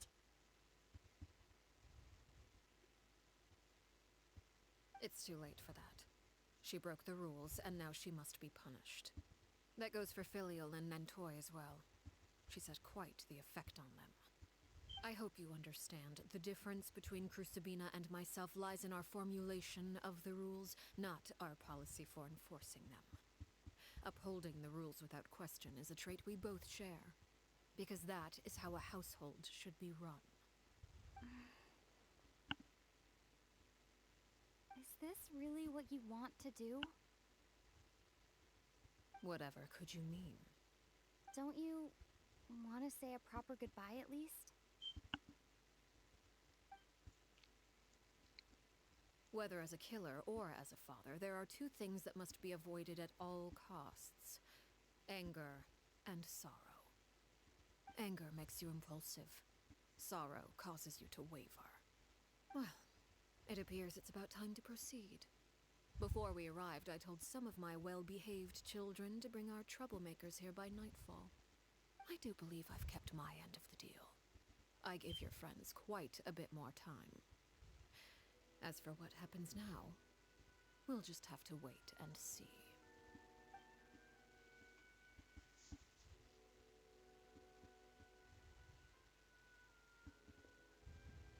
Here they are, Father. Oh, you gonna execute him? Seeing something like that would actually be a first for me. Lenny! I'm sorry. I heard about how you helped buy us more time. But I still failed. I couldn't find a way to fulfill her wish. Huh? Are you... Perry? Indeed, it's been a while, Clairvy. Perry! Shh, stay right there. I'm sorry to postpone our reunion, but first I believe certain scores need settling.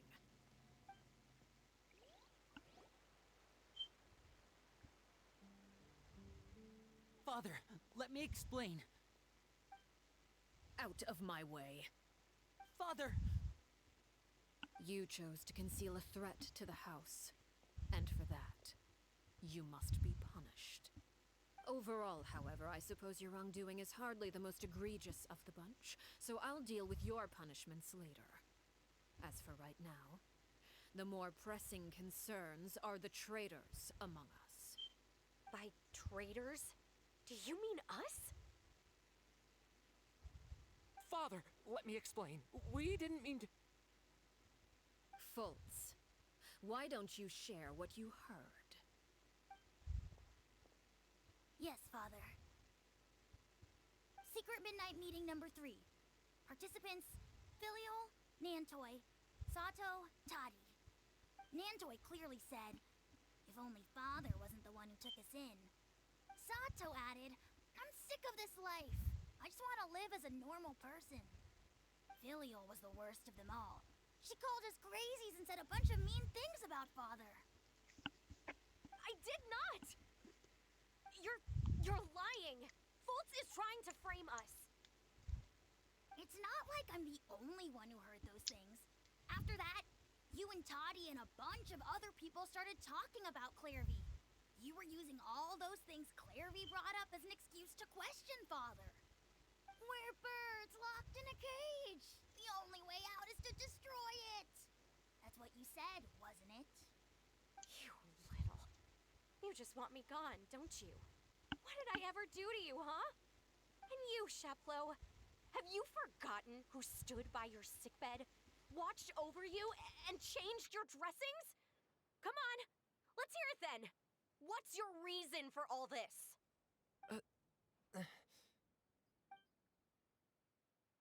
You're wrong, Filiol. We don't want you to die. You're our family. Liar. You wouldn't be doing this if that were the case. So why? Why have you backed us into a corner? We all live in the House of the Hearth. You know the type of work we do, Filiol. A single betrayal can cost dozens of us our lives. It's not like it's never happened before. That kind of thing is hard to forget. That's why the House of the Hearth cannot tolerate any form of betrayal. Ever since we came to Poisson, you've had 7 secret meetings. A lot of the things you talked about really crossed the line. You've been spying on us for half a month? Wait a second. Now that I think about it, the move to Poisson was just a way to make it easier to spy on us, wasn't it? Because we were all in one place. You've had this planned all along. Filial, Nantoy, I'm sorry. I owe you both my life. I owe Clairvy too. If it weren't for all your help after I got poisoned, I wouldn't be standing here today. If this were any other situation, I would do anything to repay that kindness, even if it cost me my life. But rules are rules. I'm sorry. My hands are tied. Why? Why? That's enough, Filial. We made a mistake, and we should own up to it. We broke the rules, plain and simple. And now we have to face the consequences. I'm sorry, Chaplo. Foltz. I'm sorry, Father. We accept our punishment.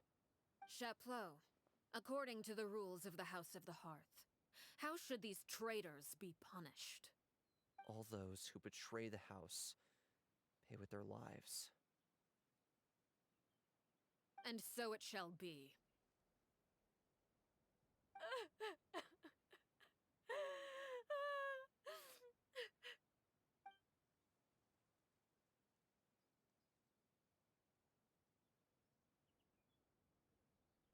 Father, please wait!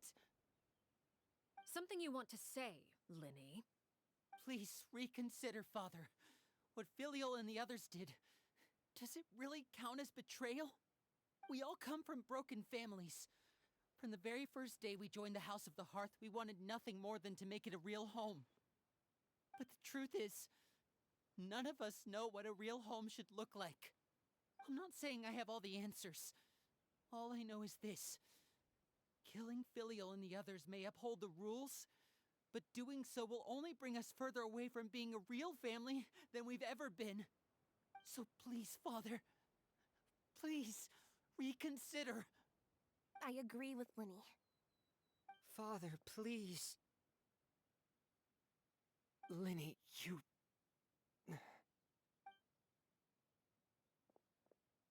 I also agree with Linny.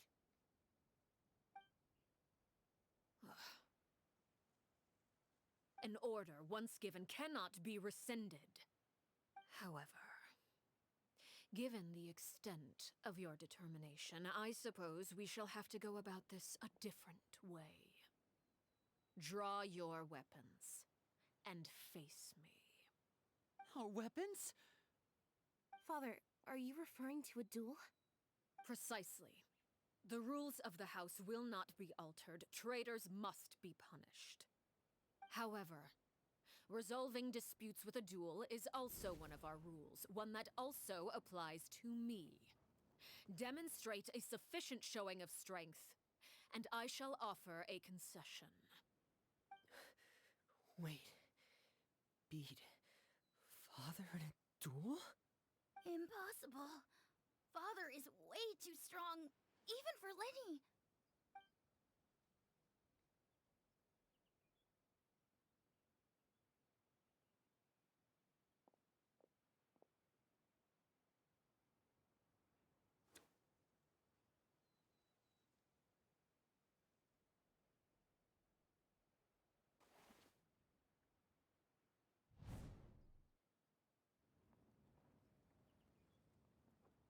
you hear that, Traveler?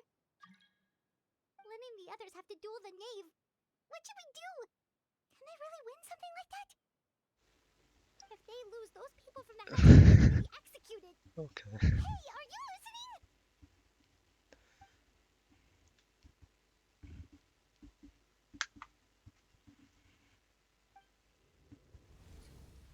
Don't you want to say a proper goodbye at least?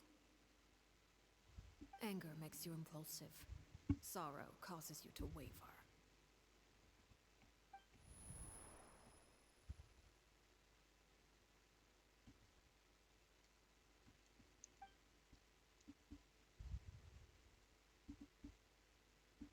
Oh, looking at that expression on her face, she seems really serious about this. Guess that means there's no chance she's throwing the duel on purpose, huh?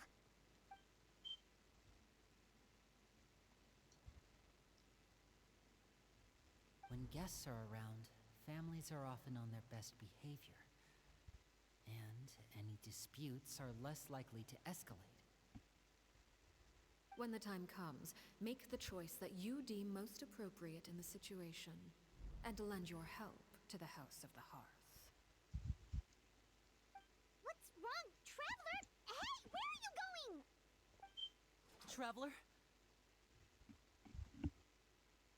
You're asking to join the duel against the knave?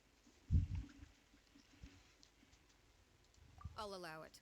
We do have a ready-made dueling ring at our disposal, after all. All I would advise is this. Keep a firm grasp on your weapon, and give it your all. Any less, and you may just lose your life.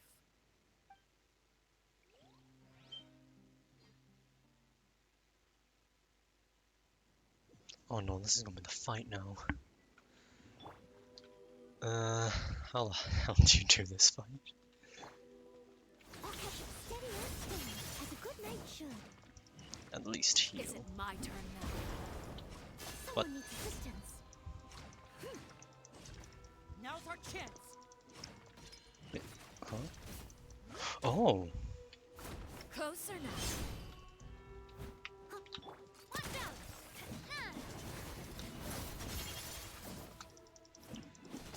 Watch out!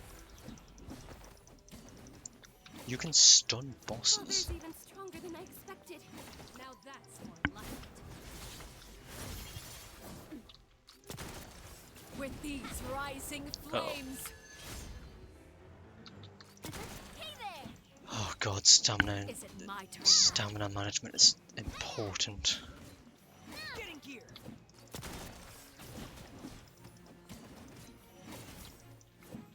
With the fall of darkness, destruction shall rise. Uh-oh. Have a taste of purgatory. The next skill, the next... Oh god. Watch out for Father's movements!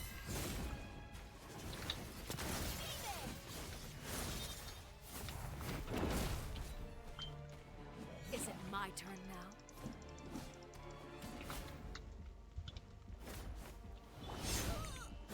Oh no, no. Father's even stronger than I expected. The countess has begun. I see, okay. That's how you do it. You have to hold the button.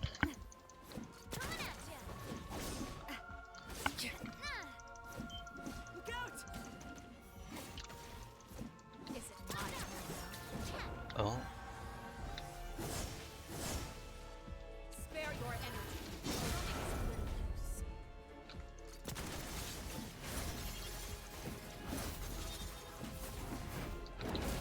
Not bad. Now's our chance! You've proven what's going to on? be a worthy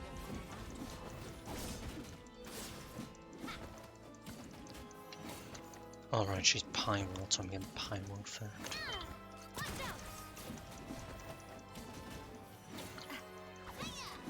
Oh.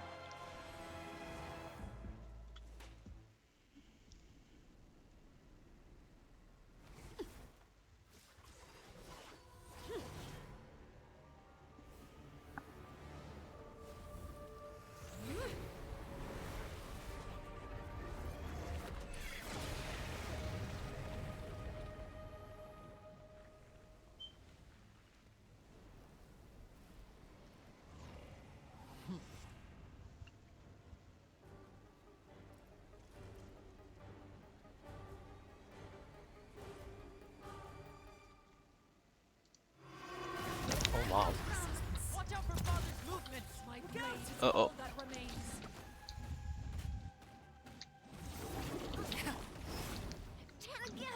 Yep. God damn it. I just can't let anyone else. Oh. Now's our chance. I only have stuff that apply. Oh my god. Stray cloud converge. Let's see how strong you resolve Excuse me? Uh-oh. The sun and moon have set. Only ruin. Oh no, the Traveler has it now. There's absolutely nothing I can do when it comes to him. Because I don't have stamina. Now's our chance. Over here. Yeah, there's nothing I can do. My Traveler's dead. As a dutiful maid would. Where'd she go? Why'd she run? I can't. Watch out for father's movement. Look out. She's thirsty for blood. Oh.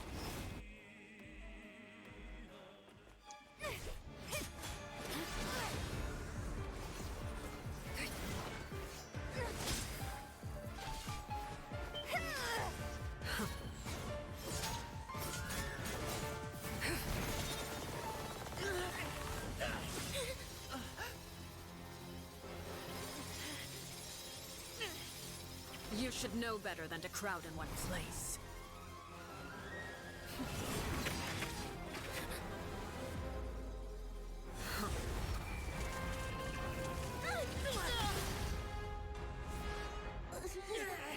Oh, I know. No! I'm sorry, father!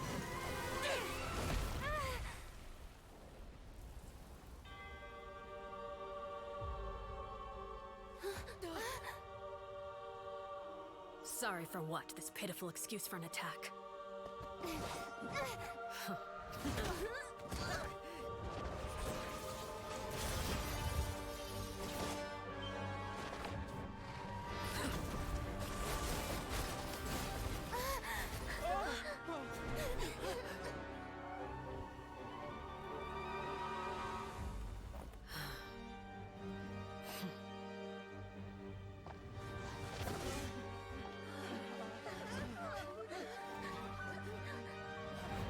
Father, no!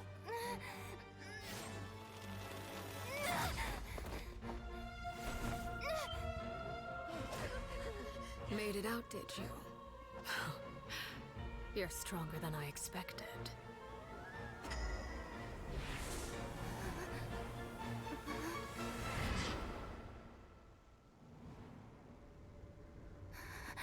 A crimson moon.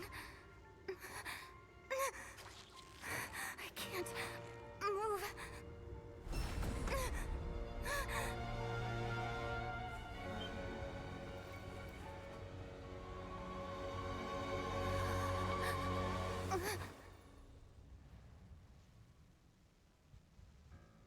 Still, not strong enough to beat me.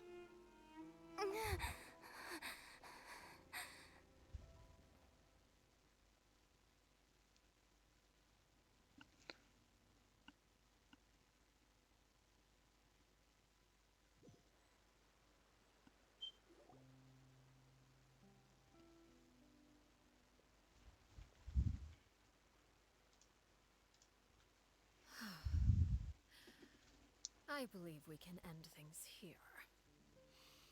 It's not often that we get to enjoy the company of guests, after all. We wouldn't want things to get too out of hand. Brother, are you all right? Linny. Given that I am the victor of this duel, as agreed, the punishment stands. No! I never thought things would end like this. However, Everyone involved in the duel demonstrated a remarkable level of strength and determination. In light of this, I'm prepared to change the method of execution. Elwar, the bottled flames I gave you for safekeeping. Do you still have them? Yes? I wasn't sure what they were for, but I've kept them super safe. I didn't lose a single one. Wonderful. Then, in just a moment, I'll have you administer them. Bottled flames? Indeed. They're the product of a secret experiment. Under certain special circumstances, flames can be extracted from my person and preserved. Once ingested, searing pain will spread across every inch of your body. No harm will come to you physically, but your memories will be burned away. If you can withstand the pain. When you awake, you'll have forgotten everything you know about the House of the Hearth, and will be expelled from the organization. In other words, administering this concoction will kill the version of you that grew up in the house, and give you a new identity.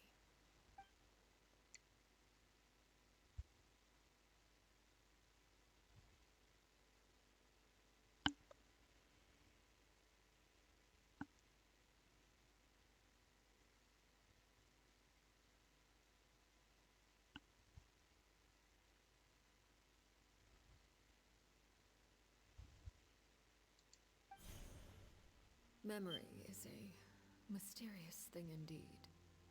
Losing a portion of your memories will alter your sense of self.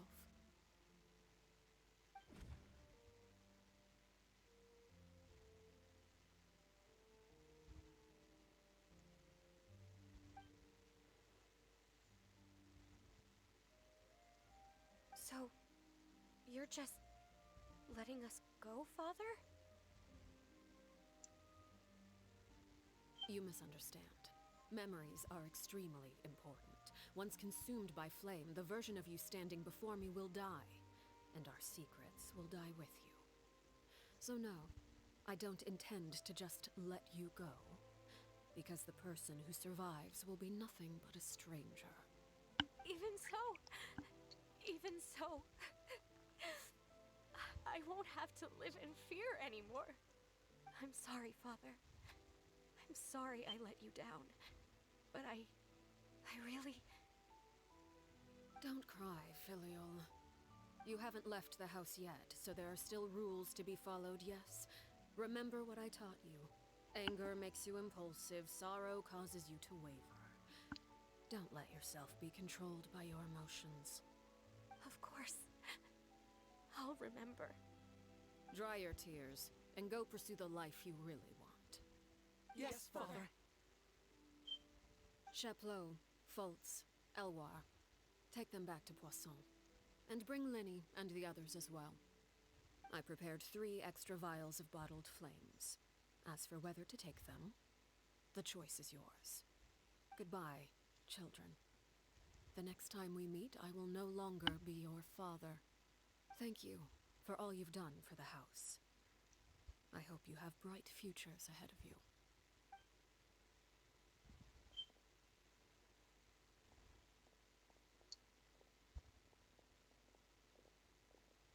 Father.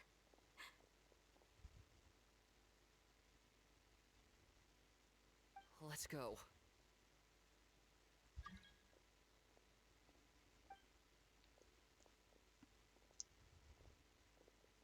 Here, grab my arm, Linny. I'll help you walk back. Thank you.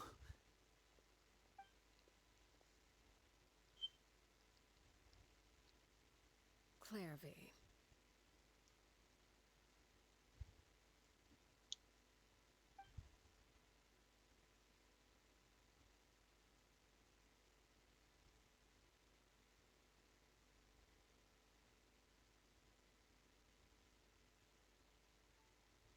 Can we talk now? I've been waiting for a super long time. You really are Perry, aren't you? I haven't seen you in so long. How come you're all grown up? Wait, Did I somehow travel to the future on accident? Or am I dreaming? What a long dream. Neither. You died, Clairvy. That's what happened. You could have at least sugarcoated it a little. Look, she's done speechless. Oh. Okay then. Huh? That's it? You accepted it just like that? Yep. If that's what Perry says happened, then I believe her. Perry wouldn't lie to me. Plus, I don't really need to know why I'm like this. I'm more curious about what happens in the future. If you're a harbinger now, Perry, that means Mother is gone, isn't she? Can you tell me about it? I want to know what happened to her. And to me. You never stopped trying to defy fate. At first, no one believed you. You could only vent your frustrations to the moon. In fact, you often sought comfort in the night sky. You wanted to see the aurora, so one night we promised each other we would go to Snezhnaya to see it together. Later on, you tried to run away, but you were brought back each time. Mother spared your life, but it wasn't out of kindness. Instead, she decided to make an example of you by slowly torturing you over time. That way, the other children would know what happens to traitors. Still, you never gave up. Mother hoped that through ruthless duel after ruthless duel, she would be able to crown an ultimate victor among the children she raised. But you called on everyone to unite, to fight to a draw in order to reduce casualties. Your efforts may have only delayed the inevitable, but still. You gave them hope. You tried everything you could think of, but every attempt ended in failure. Still, you never turned your sword on Crucibina, and you never turned it on me. On that gloomy day, you told me, "For the last 16 years of my life, I've done everything I can to fight for freedom. But now, I realize that the only freedom I truly possess is the freedom to choose to die." I never imagined I would say something like that. I must have been feeling really worn down. But somehow, I still think I understand. According to Mother's plan, only one of us was going to make it until the end. And I always hoped that person would be you. If I could do it all over again, I still don't think I would make a different choice. Even when I first met you, I knew you'd be able to do what I couldn't. Is that so? Even now, I'm not sure I truly understand what kind of freedom you were trying to pursue. But as the head of the House of the Hearth, and as the children's father, I've tried to give them the most basic of freedoms. The freedom to choose their own fate. It's something I discussed with the Eudex of Fontaine. The children who want to leave the house will have their memories wiped clean of all secrets pertaining to the organization. In return, they will be allowed to live a normal life in Fontaine without being prosecuted for their past. Of course, I won't simply hand freedom to them on a silver platter. They have to fight for it and prove themselves worthy of it. Only freedom that is earned has true value. That's more than enough. That's exactly the kind of life I was fighting for. You know, Perry, I think you're a pretty amazing king, and a really great father, too. I'm really happy that you're the one who took over the house. I guess I do have one regret, though. I still haven't seen the outside world. Well, it just so happens that our dear guests over here have been to many nations and traveled to countless places. Perhaps they would be willing to tell you what the outside world is like. Really? Of course! We've traveled all over the place. We've got so many stories, we could probably talk your ears off for 3 days straight.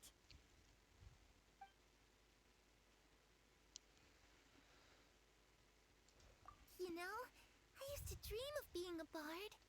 Playing the lute while singing into the winds of freedom.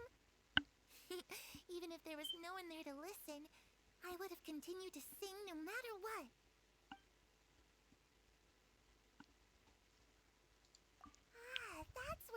that comes from.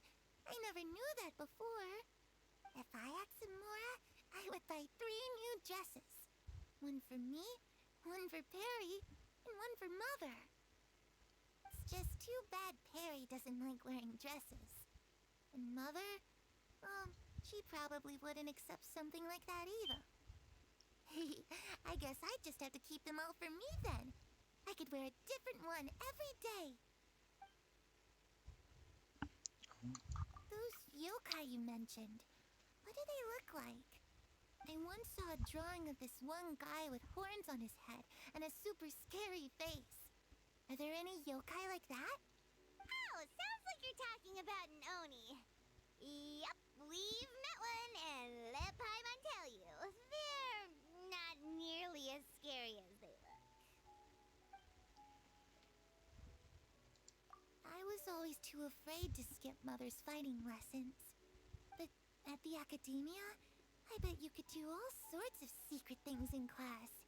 Things that have nothing to do with studying. I'm just kidding. Being able to study whatever you want without having to fear for your life actually sounds pretty great.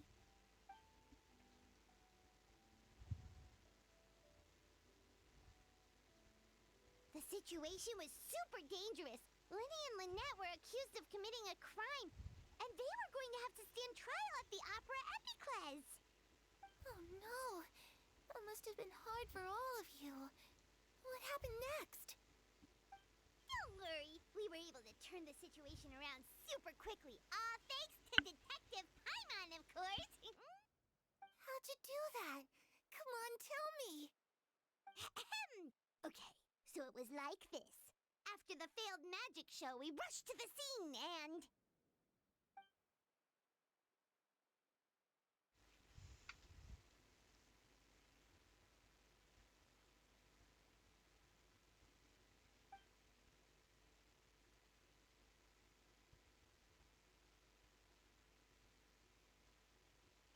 Shadows don't have the capacity to learn or grow. Any new information they encounter is quickly forgotten over time.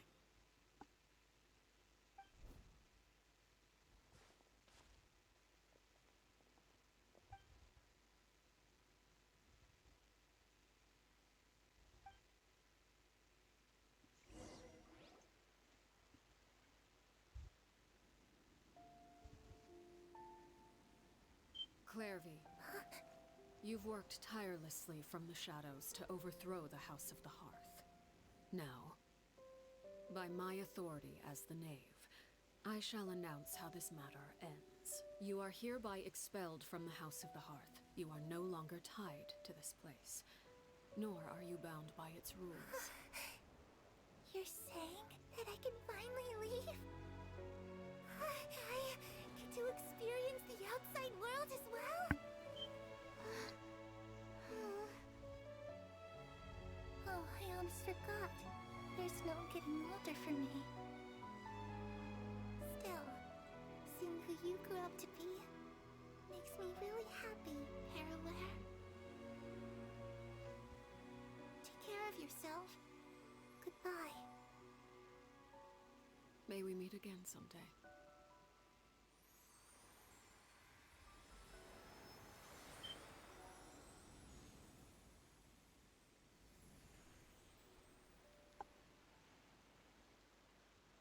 Clairvy. She left so soon.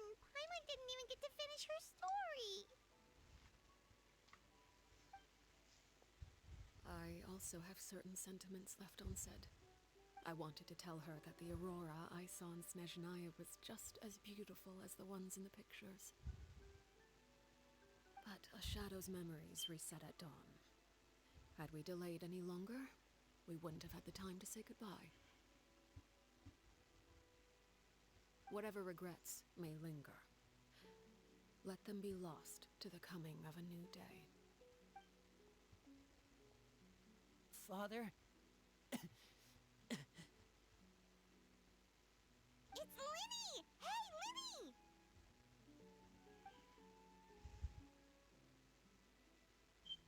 What is he doing back here? Let's go check it out.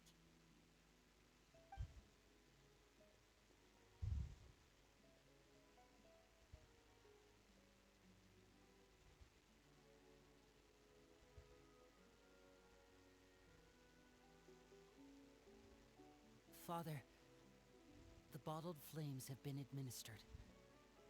Filio and the others have left the house. And you? What have you decided? Thank you for giving us that choice, Father. But we never wanted to leave the house. It's the only home we've ever known. Lynette and Fremine feel the same way. They're recuperating back at the Hotel Bouffe d'été. But I decided to come back and tell you where we stood. I'm sure you're well aware of the expectations I have for you.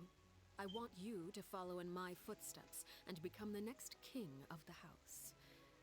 Yet you seem to have different ideas. I must admit, I'm rather surprised by your decision to stay. There's nothing wrong with choosing to live a quiet life. Leading this organization is a heavy responsibility, one not so easily carried by someone forced onto the throne. I just never understood what you saw in me. What made you believe I was deserving of that throne? You're brave, talented, and, most importantly, you cherish your family. You would do anything to protect them, even if it costs you your life.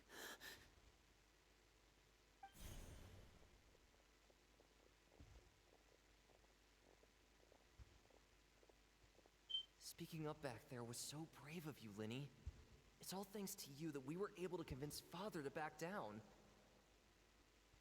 You're a hero, Linny. Hero. Father is the real hero.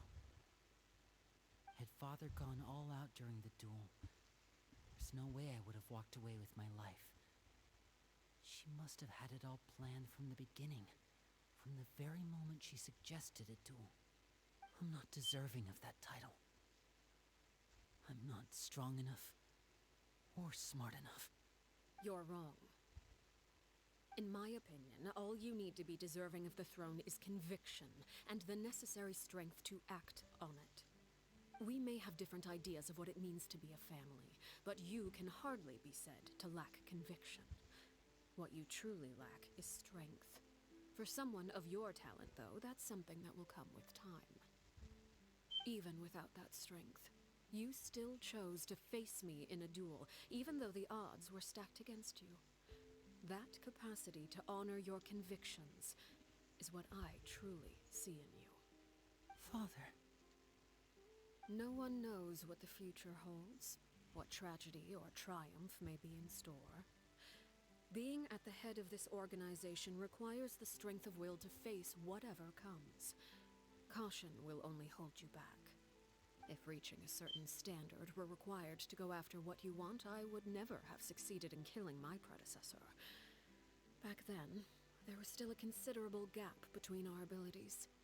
Strength may decide the ultimate victor, but those who let a lack of strength dictate their decisions or undermine their convictions will never be worthy of the throne. I understand, Father. Thank you. Children must grow up to surpass their parents. Only then can a family continue to flourish. The road ahead is not an easy one, so I'll ask you one last time. Are you certain you want to stay? You've done so much for me, Father, and that kindness must be repaid. Plus, with Project Stuja at hand, there are many dangers ahead, and I, for one, don't intend to back down. Protecting my family at all costs. That's my conviction. Then you're welcome to stay. As for Project Stuja, you need not be too concerned. If those cowardly businessmen and heartless dignitaries try to take us down, I'm prepared to teach them a lesson. Having members who longed for the light was our organization's last weakness. With those members no longer among our ranks, the House of the Hearth is like a spider hiding in the shadows. We need only wait for our prey to come to us. At present, our imperative is to use their plan to our advantage. In doing so, a crimson moon shall rise amid the frigid blizzards of winter. No demonstration of loyalty shall go unrewarded, and no sacrifice shall be in vain. As for the two of you, whether we meet again as friend or foe, I'll remember the camaraderie we shared in this moment. No matter how arduous the journey ahead, I hope we both reach our desired destination. I've got to wait 2 days. I honestly lucky to have more than one character alive and more than, yeah. Well, more than 2 characters alive. What was that achievement I got? Ah, here we are. Oh. Oh, okay. Alright. Time. 2 days. I love having to wait 2 days just to finish a quest. It's my favorite.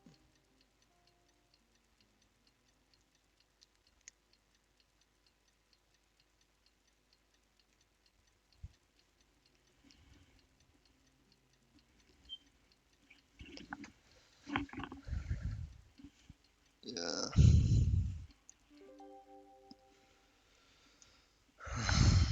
Oh well. I see what you mean. Lenny say that Lynette and Fremine were recovering at the Hotel Booth d'été? Oh, Paimon wonders how they're doing. Maybe we should go check on them. I see what you mean by the sad ending now. That isn't how I expected it to go.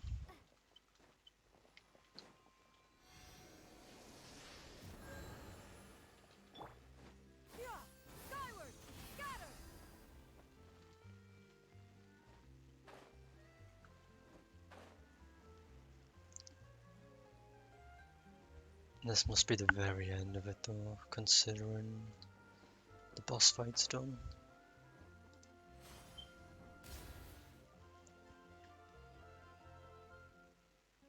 Lynette, Fremine, how are you feeling? Much better. Whew, what a relief. What about you?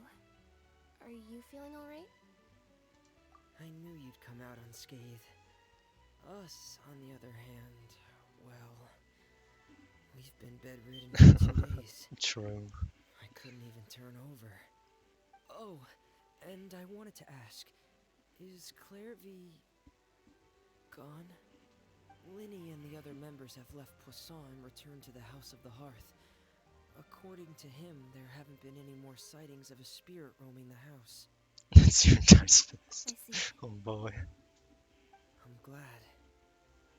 Father came to check up. I want to try her and told us about what happened with Crucibina and Claire. trial first. Actually, I've met Crucibina before.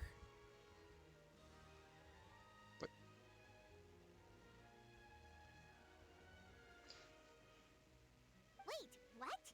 You've met the former knave? Crucibina died a year after Clairvy. It was during the year between their deaths that I joined the House of the Hearth. Crucibina had an extremely cruel and radical way of doing things. While she was alive, the atmosphere in the house was suffocating. When I joined, though, the experiment she valued so much had already come to an end, and all the people involved, dead and injured alike, were gone. Oh, okay. Crucibina never talked about the past with us newcomers. That makes sense. A couple of months after I joined, Father killed Crucibina and burned all her files.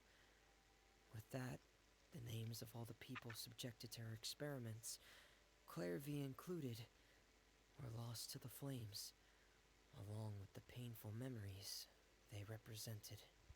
Father took in Lenny and me a couple months after that, but she never mentioned anything about Crucibina or Clairvy. It really seems like something she was planning to keep to herself. The last time you talked to her, did she mention why she kept it a secret for so long? She said she didn't want us to be affected by the darkness of the past. She was worried we'd develop God a damn. false sense of gratitude towards her if we knew about That's it. a lot of attack. The foundation of a family should be free of any corrupting influence. Whatever happened in the past, it has nothing to do with who we are now. And that's what Father told us in the end. Wait, is I that, still thanked her for everything. is that yours, or is that like a It was max only out after one? hearing about what Crucibina did Because if that's that I just finally yours, then realized how Jesus, insignificant the our damage lives could have potential. been. The members of the house meant nothing to her. To say that she valued them in any way, even just as a tool, would probably be giving her too much credit. If Father hadn't taken over the House of the Hearth, Maxed out, damn. If only I that was probably your would've been level. The damage potential would be insane. Father rarely brings up the fact that she saved us. She doesn't believe that being indebted to her should be what ties us together. But even if we Still didn't though, owe her 15k is a anything, lot for we even would max still up choose to characters stay. most of the time. Because this is our home. We may have arguments or times when we feel wronged. Some people may even choose to leave. But as long as That's still Father's pretty here, good, considering we will yours isn't always high have level. home. whether the path before us is bathed in sunlight or shrouded in shadow, we'll follow Father wherever she chooses to go. And you still have to do So I wanted to say thank you for artifacts, helping us make it through this talents, crisis. weapon. Without your help, we could have lost a lot more. There's along the way. plenty left to go. Oh, we didn't do anything, really. Of course, you're welcome anytime. Are Filio and Nantoy okay? I actually saw them at a cafe this morning. They didn't recognize me. From what I could tell, they were drinking coffee and talking about one of the operas that started running recently. They seemed happy.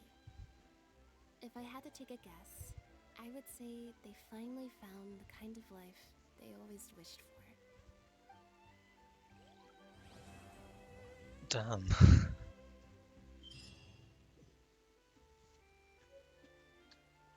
Oh yeah, you do get a fireplace. Hooray.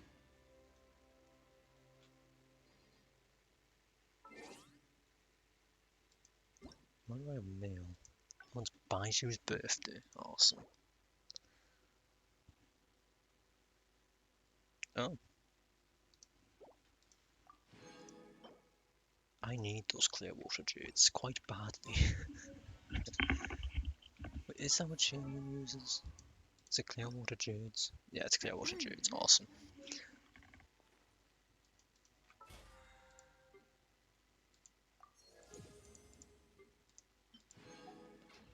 I'm gonna try out her trial.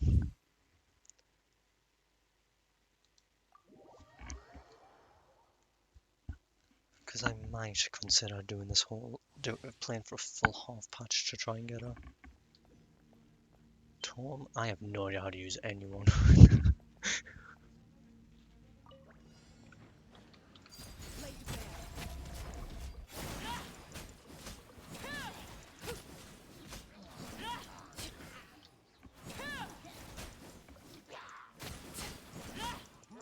Oh, okay.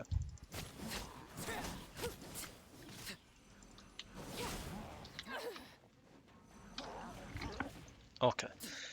Oh, the stamina's out, that's why.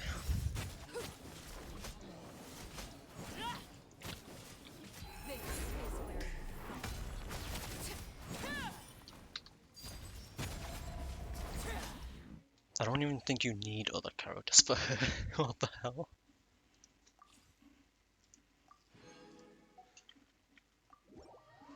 What? Is this where you were getting the 15k damage from, Dino?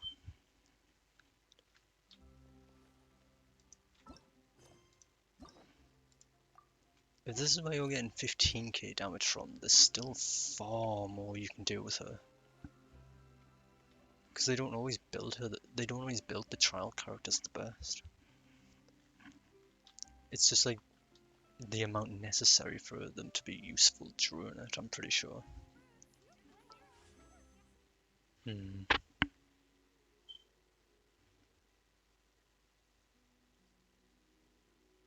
I have enough for 25 pulls. Maybe more. 27 pulls. If my math's correct.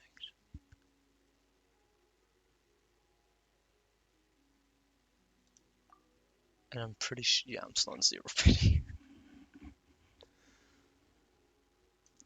Non-existent.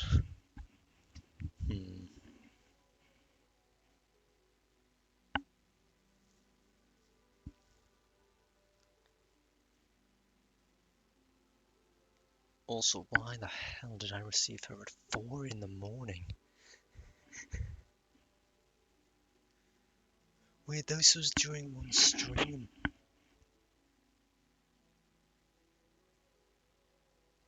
I got her when I was doing the Fontaine Act 1. And finishing Sumeru. What?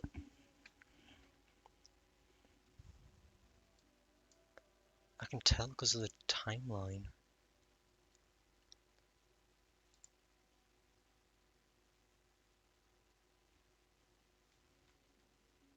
Oh my god, I thought it was so much sooner than I got her. Okay, so let's see, I've got 19 days, I can get another 5 pulls in 6 days. So that's 30 pulls, guaranteed, or 32. That's already near halfway through soft pity. I've got an entire new region to explore. Because I don't think I've started it yet. No, I still have the entire new region to explore. And I have how many side quests just stacked up? And then I've got the 100 from this that I need to do eventually.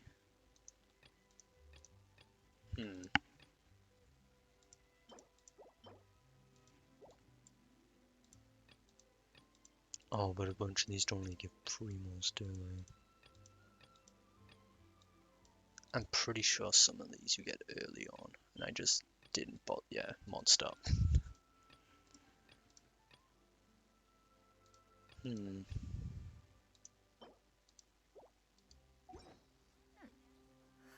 I don't know, is it gonna be worse?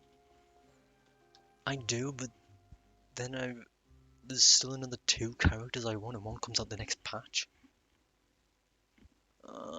This is hard. Peace prevails throughout the land, and I am not listening to Peace Prevails Through the Land, thank you very much.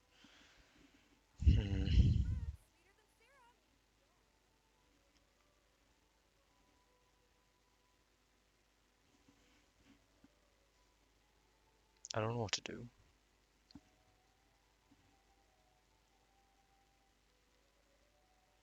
I wouldn't be getting it for a gameplay matter. That it's not even the reason I got half the characters I have. It's not even for gameplay matters, it's because I like them. I still also have the keys, but I don't know, maybe 20 story quests and all the hangouts.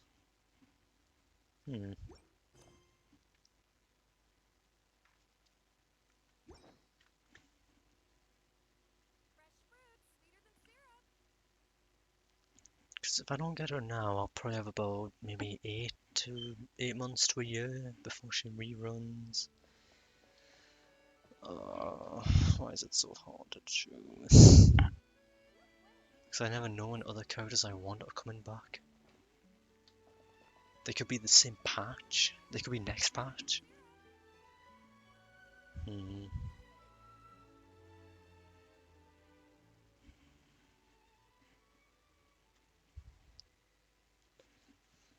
The question is, am I willing to spend this entire patch getting primos in the entirety of the next patch?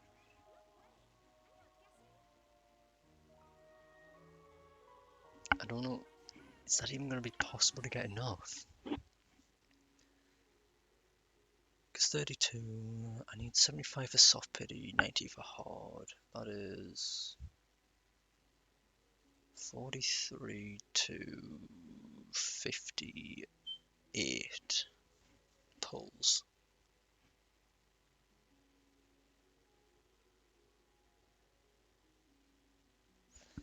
Yeah, she's gonna be good for exploring areas with large bodies of water, like here. Or where was the other place? Around here.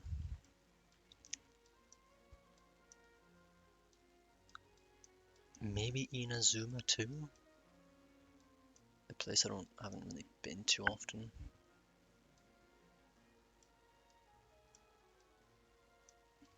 Because I could get her purely for exploration purposes, not really for combat. Kind of like what I did for Jianyun, for exploration purposes. I really don't know. I don't know if I've got it in me to play this entire patch in the entirety of the next patch. I really don't know. Then again, I did it for all of 4.3, all of 4.4, half of 4.5, and then I just kind of stopped. Because that was too much. Because I feel like I should probably keep some of my want to play until 5.0.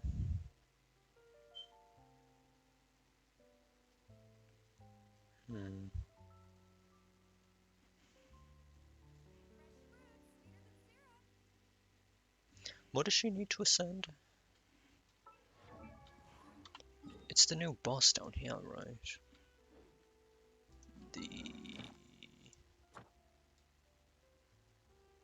Which boss isn't unlocked? Boss enemies. This one, she needs Fragment of Golden Melody. Oh, it also gives this, which I actually need. Why must this be so complicated to think about? Yeah.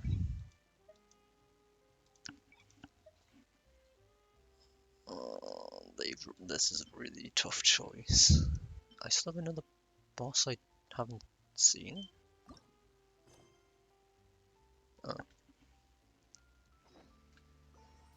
I'll be honest, I don't think pyro crystals are too big of an issue. I don't think they're an issue.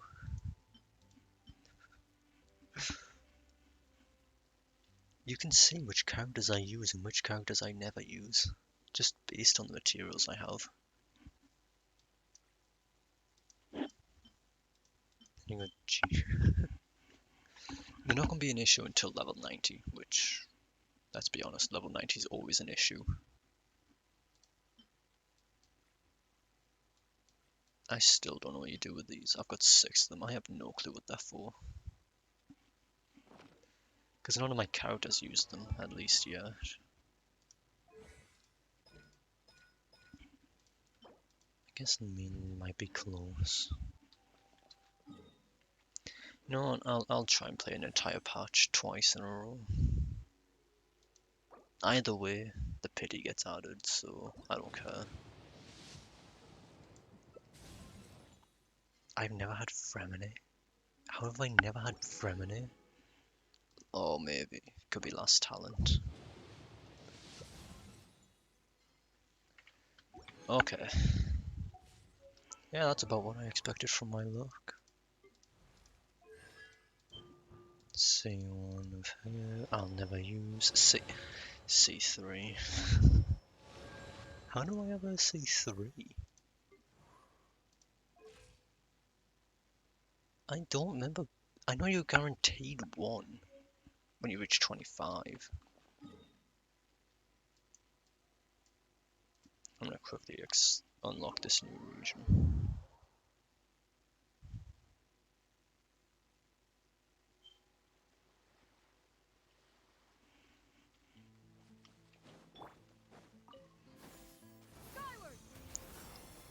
Just so my map doesn't look empty here. Now, it's a tiny island. Oh, that's not at all what I was expecting.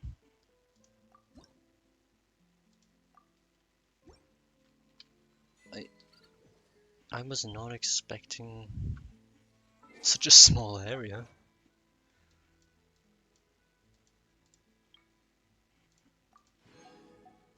I thought it was going to be larger, but no, it's a tiny island.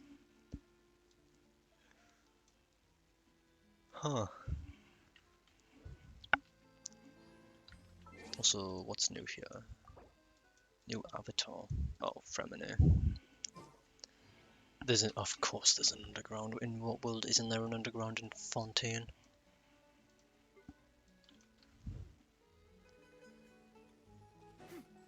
Oh.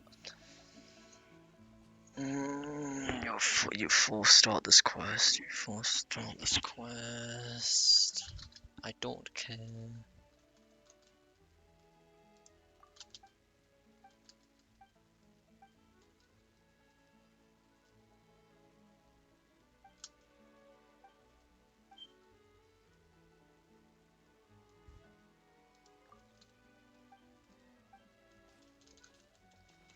I thought this was a quest you start by talking, not by your damn.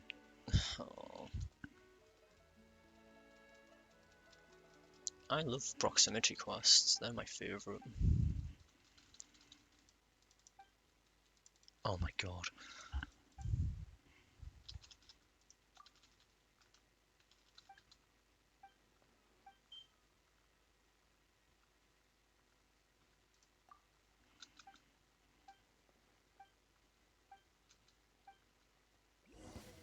Okay. What?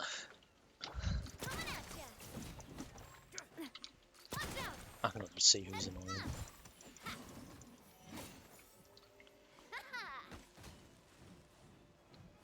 I'm stuck on a fence, but he isn't.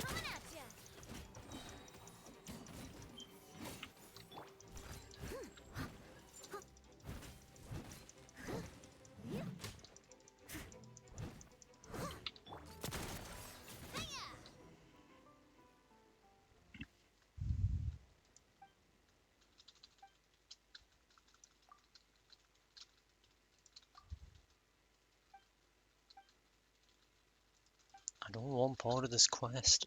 I just want the waypoint. That's all I ask for.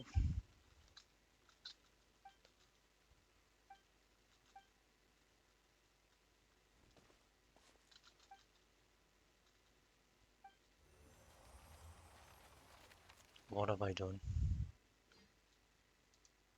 What did I start? Who's this?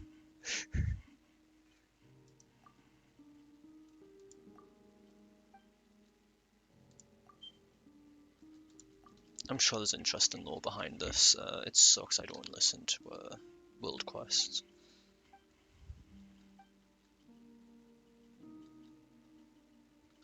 Oh, I can already see it's hell.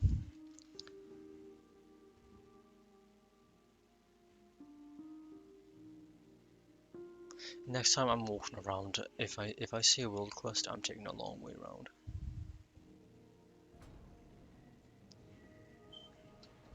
The fact I can't skip any of this.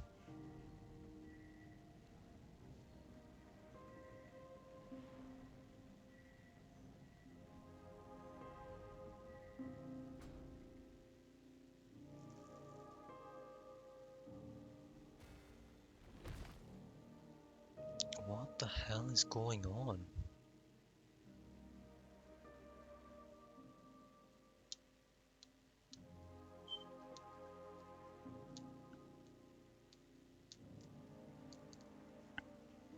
Oh, alright. Don't know who that is.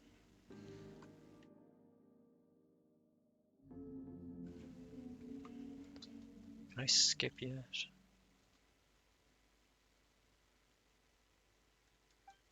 Oh, finally.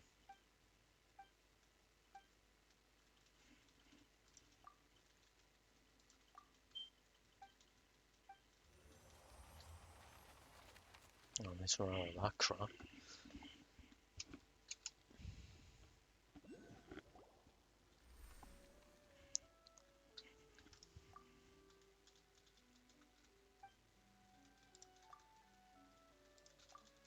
Does it involve the cat walking in the background, who doesn't seem to leave? Alright, time to add that onto the backlog. I've got so many world quests I started because I accidentally triggered them because it's proximity based. I can't get that teleport waypoint without progressing the story, can I? Actually.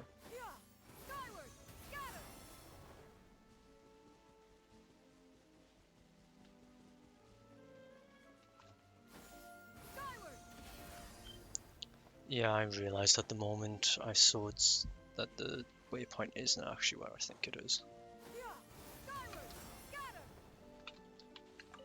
There we go.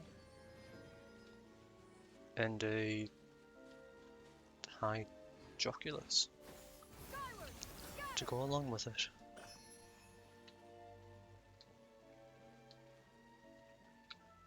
Well, that's 63 primos right there.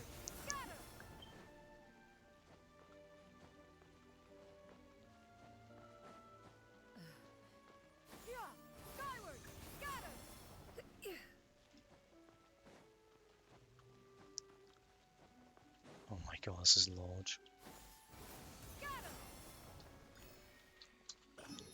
Okay, I don't want to ever do another. I don't want to ever come back to this island.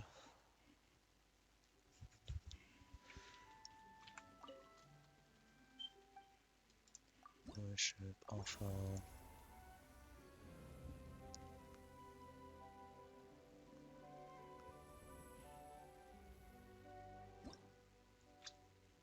Oh yeah, get another piece for Hydro MC. I really don't care, because that's probably the worst class.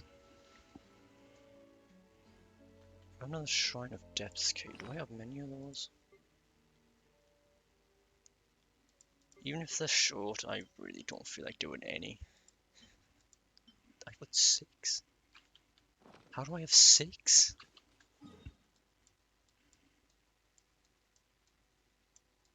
Wait, so I got all the waypoints in Leeway, and I still have 6 Shrine of Depths. How? How did I achieve that?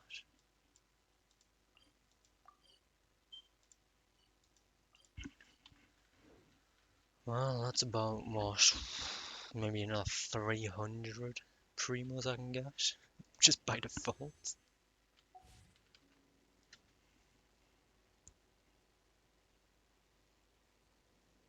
I don't know what to do now.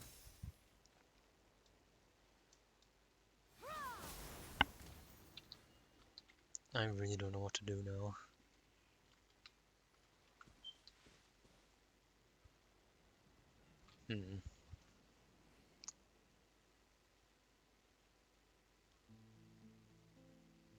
I really don't know anymore.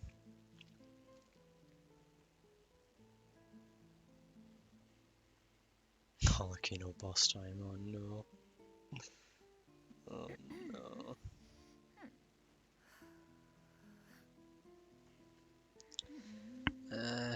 Should we?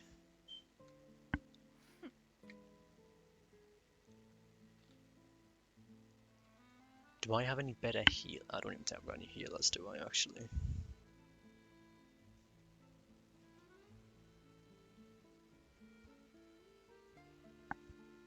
Yes, okay. Do I join you or you join? Wait, is the boss where it? The boss is over here then, right? Yes.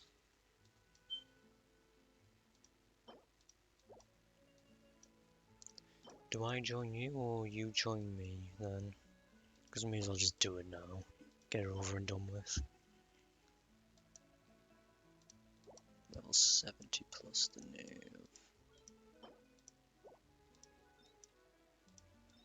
Right, so she probably starts off at level 60 here. Alright. I am gonna hide friend list because why not? In a few simple words. Oh, but There we are.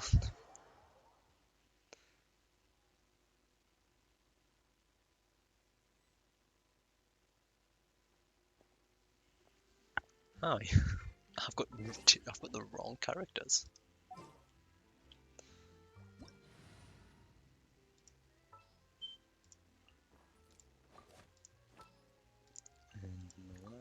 Because that's my only healer who's actually competent at healing.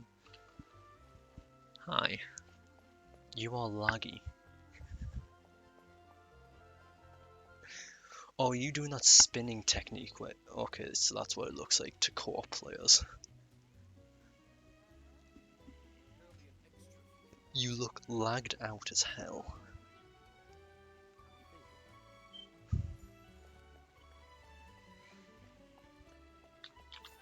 Yeah, I can't do that on I can't do that on keyboard.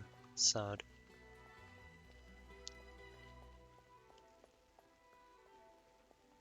It looks like you're just having trouble walking.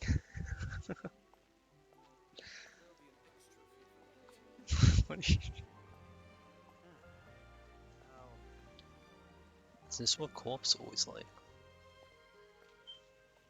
I wonder if this is what random co-op's like.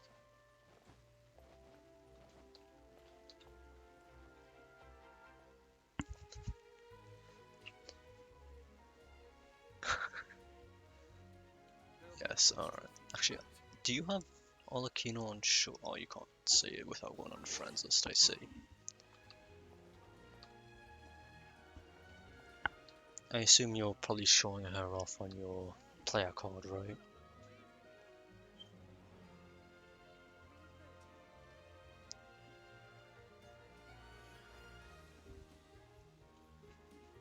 Like having her as a showcase character, like what I have. I've got most of the characters I own shown off.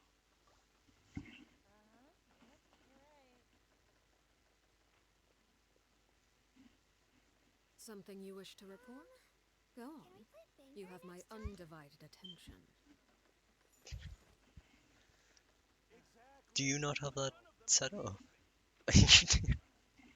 Did you even know it existed? Something tells me you didn't even know it existed, did you?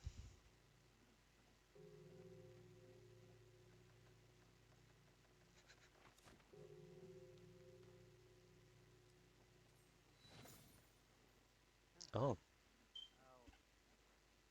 Actually, that plays by the trailer. I do love Spina di Rosula's look.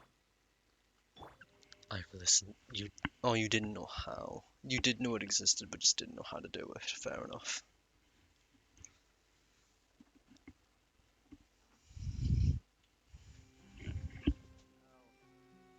Actually.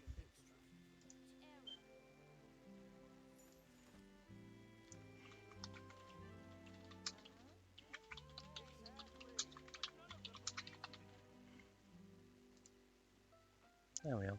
Now it's a bit more appropriate to what we're doing. But do you never get... Is that just a permanent one? Is that just a permanent idol?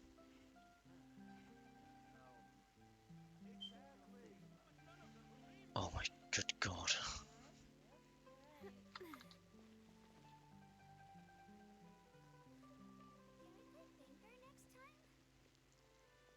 I really hate the NPCs around here because I've listened to them so much.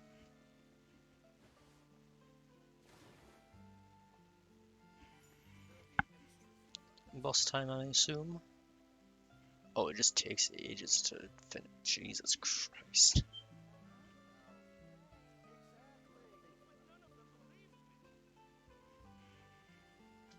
Fair enough, fair enough. I assume it's Arlecchino time. Actually, I'm curious about how much unlocked your map is. About the same as mine.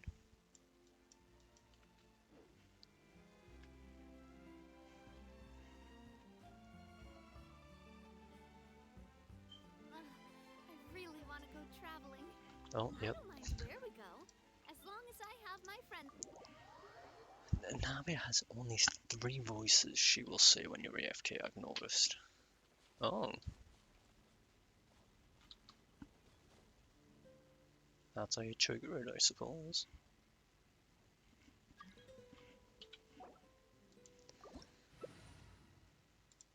Wait, I've just realised my DPS and healer are both claymores. This isn't gonna go well. The Knave. After clearing a bond of life characters in your party will unleash a Scarlet Night Tide the next time one of their charge attacks hit the Knave. How'd you get rid of bond of life? I can't remember. She's resistant, isn't she?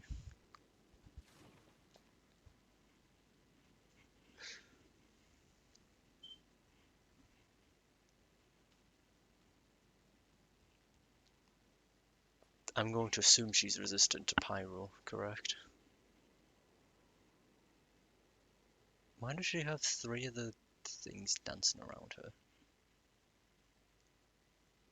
I mean, there's one way to find out, right? If she's resistant to pyro. What the hell happened there? Oh, it's the glitch effect that's shown in her trailer, I see.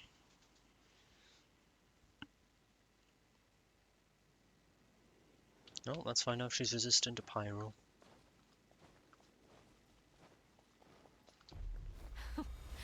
Afraid? Or do you not even have the courage to be afraid? With these rising flames!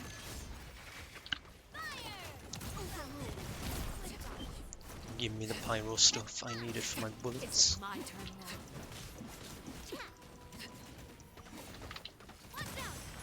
I am barely doing a scratch in her health, I've noticed. Now that's more like it. And that's even with several bullets. You need to heal them.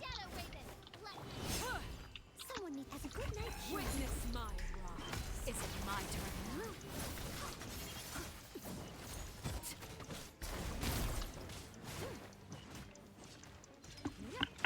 As you wish, main Furina. I keep forgetting this isn't my exploration team, so pressing 3 and 4 has no use. Running is of little use. Oh crap, it's this time. Have a taste of purgatory. She's gonna pop down.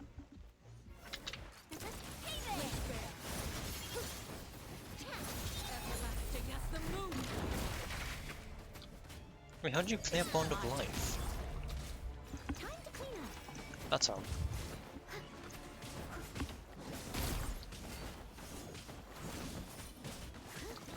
I'll catch up. With these rising flames. How do I have Electro?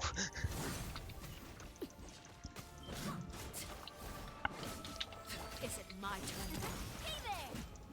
I have not hit a single crit today.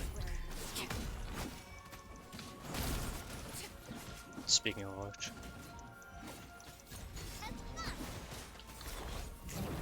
The countdown has begun.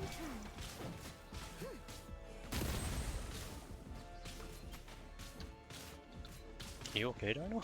You just stood there for a while. Not bad. You've proven to be a worthy opponent after all. Transfixed. Everlasting as the moon. It's so weird seeing 2 Arlecchinos half the time. I can't tell who I'm attacking.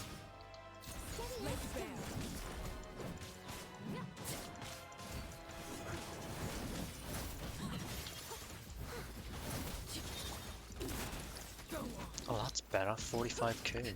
Oh, phase 2.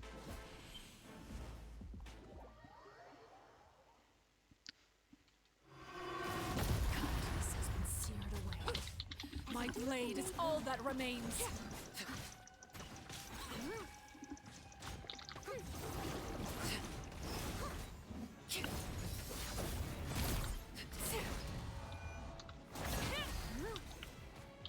Witness mine. Ow. I swear to God.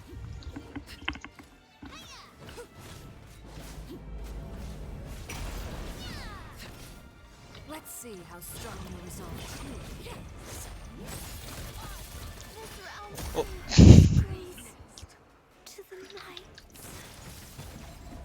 I just need to not get hit now. The sun and moon have set. Only ruin remains. Please remove me, thank you. Our hope has been extinguished.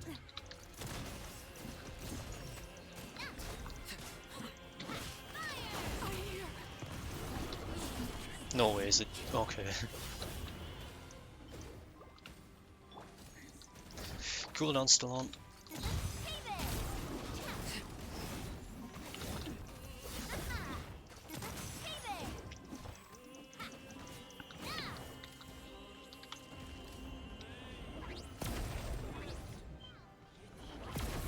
Oh. I didn't dodge in time because of the delay. Dino, I've got bad news. I've got... Come on.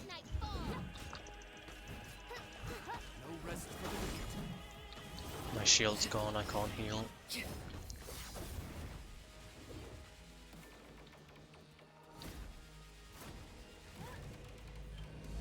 Oh no, it's bottom of life. I don't have my heal up. Your punishment made manifest. I'm dead. They still need one shot to send once again.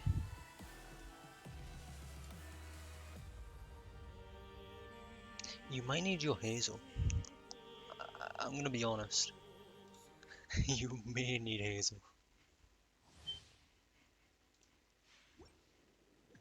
Oh, the health is not looking good.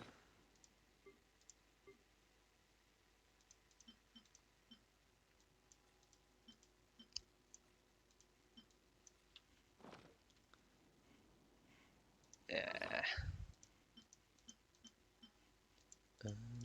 I don't really have food, man. Huh?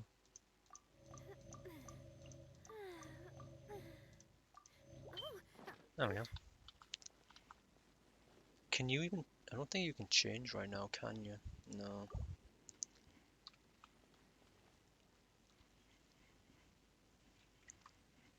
This boss is not as easy as I thought it would be.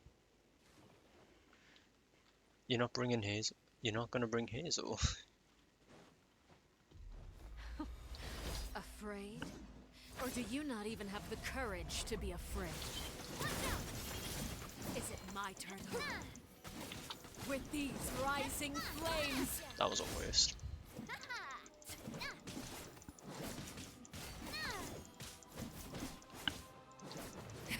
How amusing. You're irritating.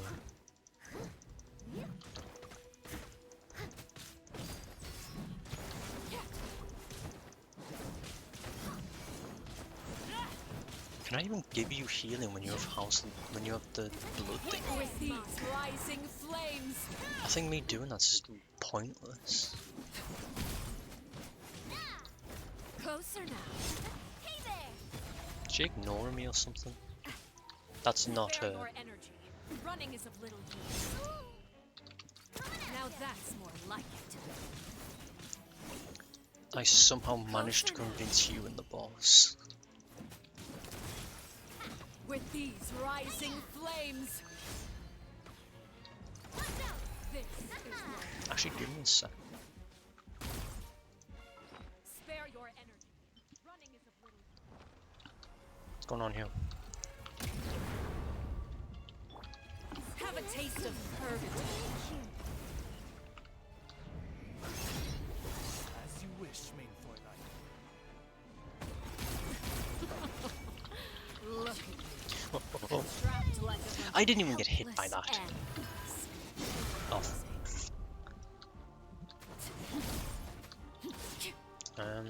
I need to wait for my shield to come back on.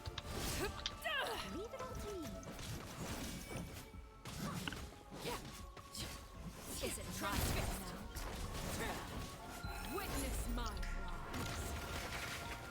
It is so weird seeing two of her in the same place. With these rising flames. How amusing. Okay.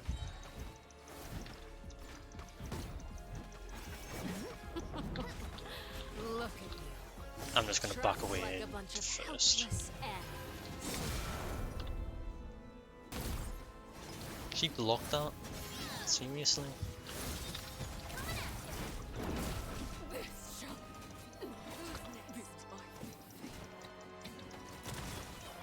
Is it my turn now?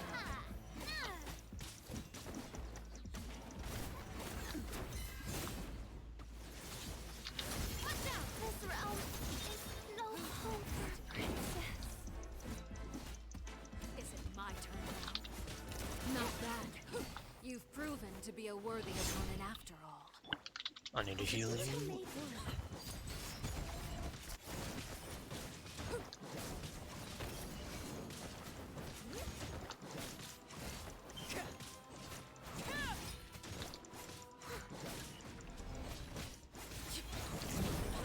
The countdown has begun. The hearth is like a fly tangled in a web. Spare your energy. Running is of little use. With these rising flames. I don't have... Uh-oh, this isn't good. This is very much not good. Oh.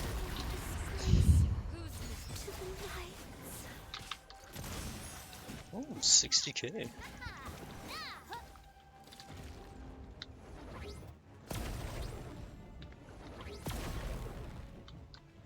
Alright, give me a second, I need to heal. Oh, I haven't even revived her yet.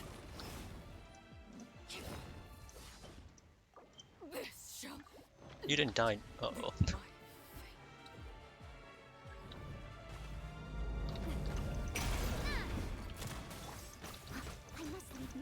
Your punishment made manifest. Crap.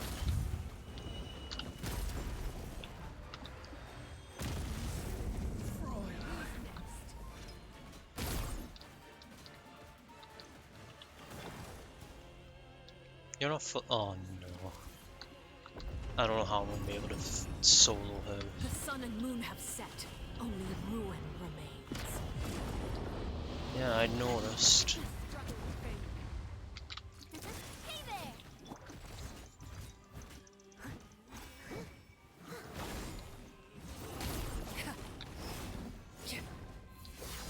I am so glad I built her with full defense. Holy crap.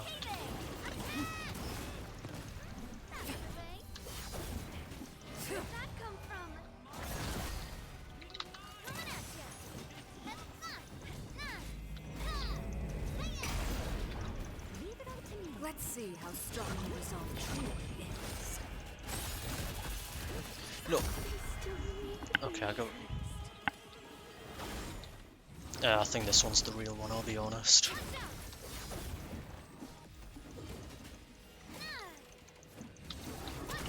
Sundown is only the beginning.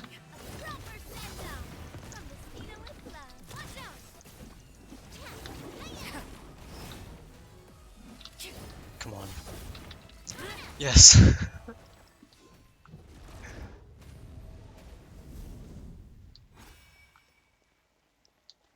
You know what? Let's see what I can't even. Oh, in judgment. Okay. And about what I expected.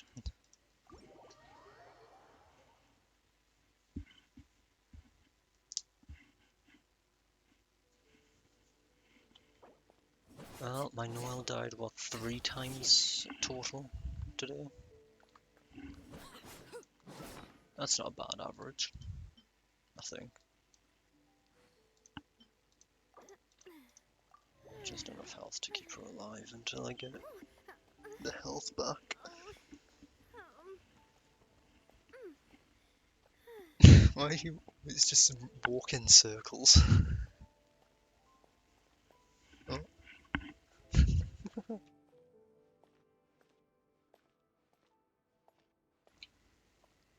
Frame drops, that's fun.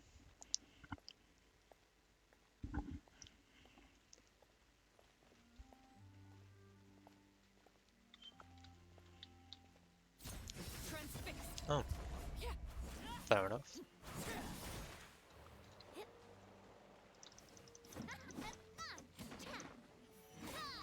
Wait, condensed crystal? What's that even for? Is condensed crystal even used for anything?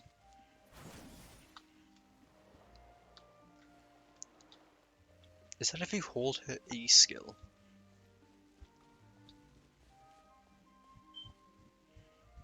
I imagine it is, right? Oh.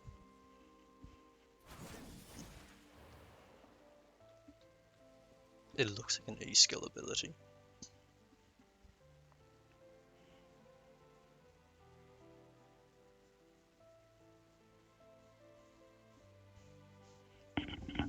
Unless it's like Mono, where if you just run, she goes underwater.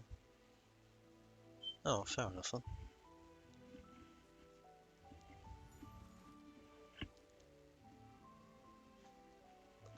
I am surprised they had a character that just glitches out when they do an idol.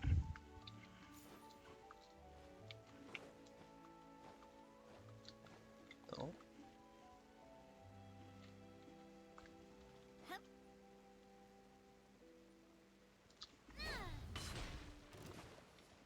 Wait, do you just never press... Oh. Wait, do I need him?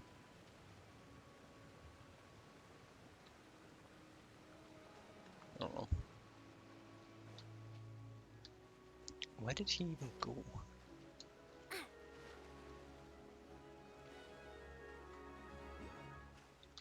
What?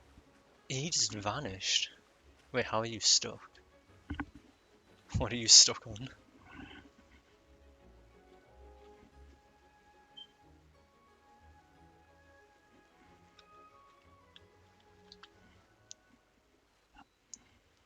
You're not stuck.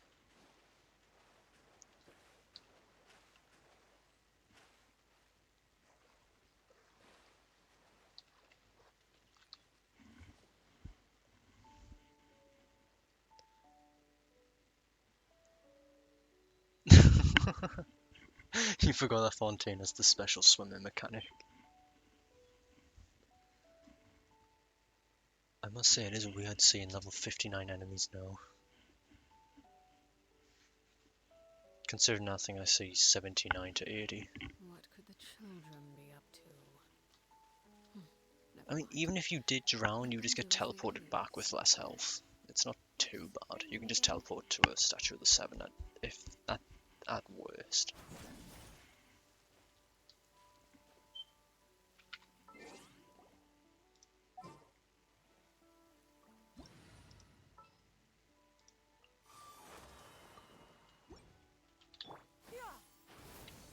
Oh, I didn't press E soon enough. There's a chest over there you still haven't gotten, by the way. In case you weren't aware.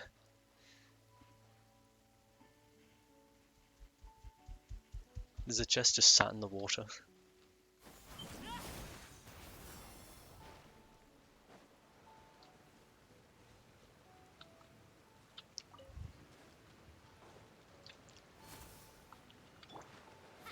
Oh, I assume the chest was gone from doing that.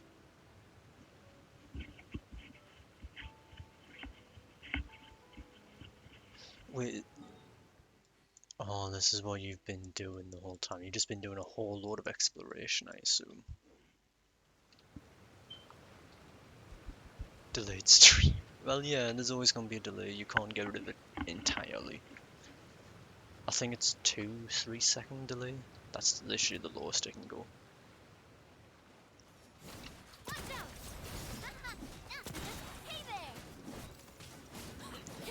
He ain't surviving.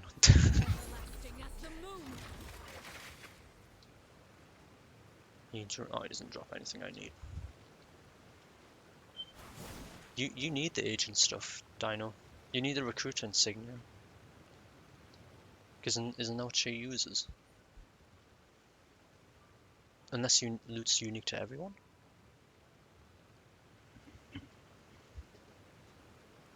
Because there's a recruiter insignia here if you need it.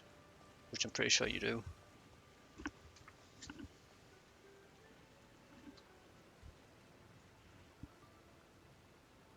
Is loot from enemies client side, not server side? Oh. I guess it's client side, not server side like I thought it was.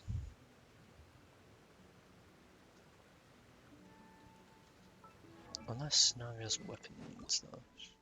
No, I need operatives constant.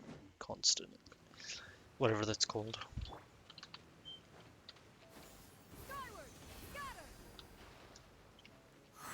That poor crab.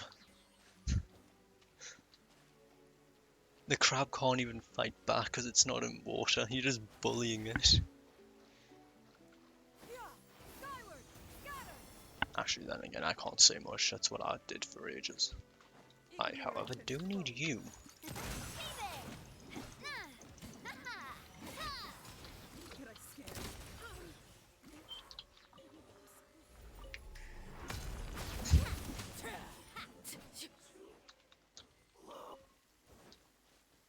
A nice little chest for you.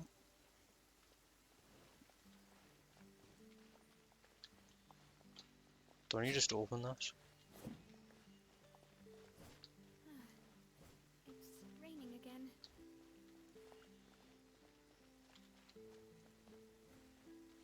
Oh. Please appreciate this. I know how.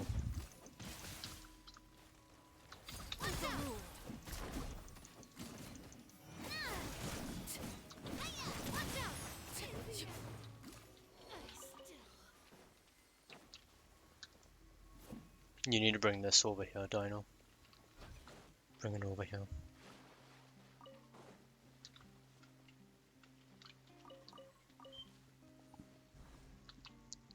There you go. Now it's unlocked. I can't interact with stuff though. Is it not unlocked? Oh. You need to hit it, that's why. I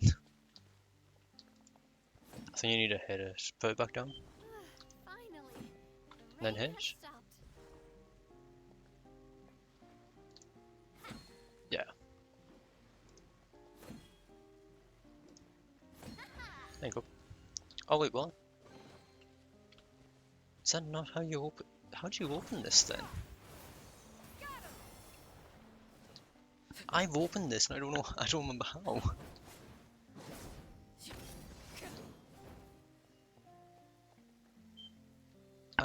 In this era of fair winds.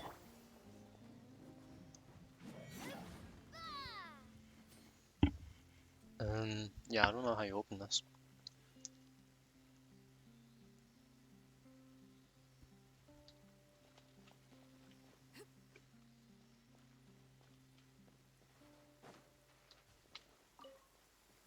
Is there an obvious way either?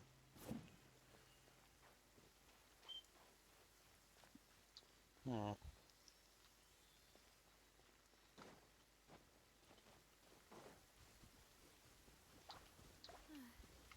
It's raining again. Also, don't forget this Hydroculus here.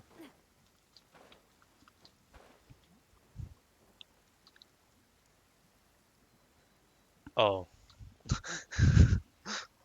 So you did need that, but I took you to the wrong place. I see.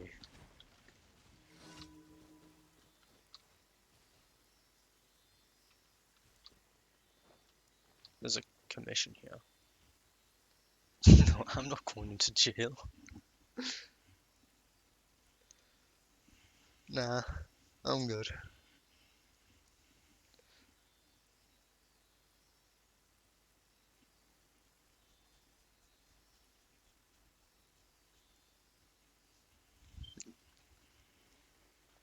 You're just gonna sit there and wait for me. Is that your plan? I can't even interact with it, that's the worst part. Only you can. Wait, can you close it? I don't think you can close it. I'm pretty sure you can't close this, so...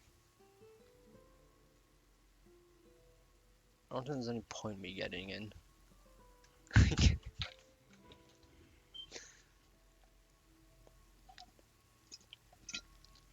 Does this guarantee me winning the 50-50 at least?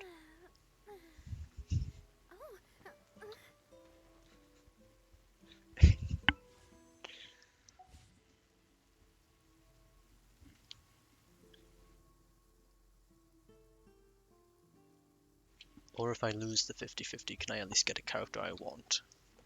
Is this how it works?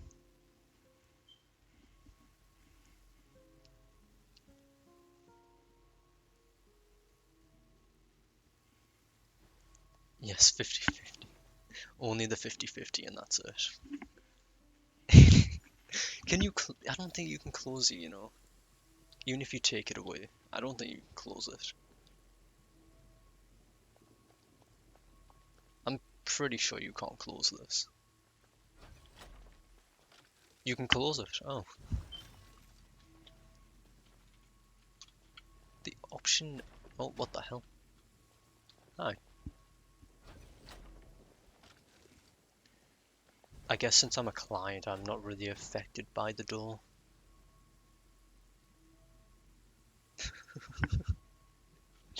Or does this door just not have physics? Time with the Furina has taught me that carrying an unreliable weapon is worse than not carrying one at all.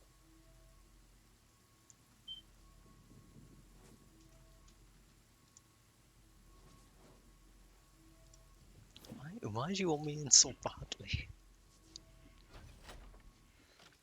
What? I'm in the door. I'm in the door. Hi.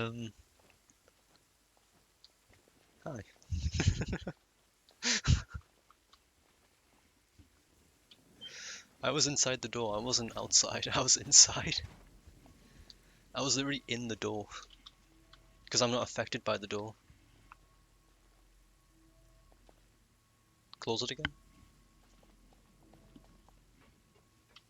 I can't take this away either, because only the host can interact with stuff. If I stand here, I'm pretty sure I can just walk out if I please. Oh, now it works.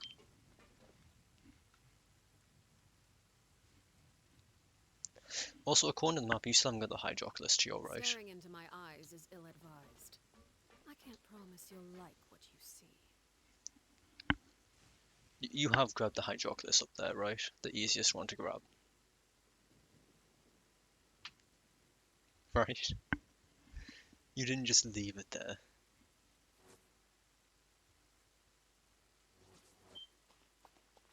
Sacrifice time. You're telling me you didn't grab that Hydroculus this whole time? Oh, yep, you didn't. Okay.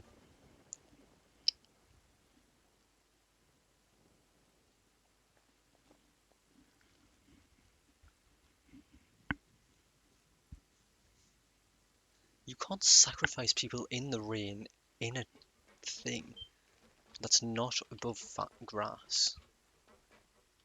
It just doesn't work like that, unfortunately. I'm the next pity. What, the weapon pity or the character pity?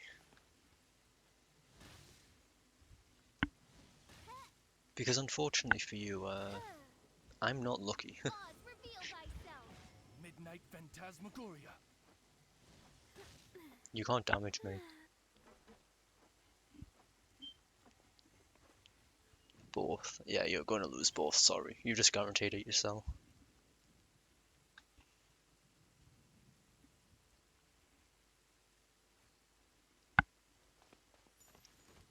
Yeah, no, you're not getting it you're not going to get it early. You're going to hit hard pity every single time. And lose the 50-50.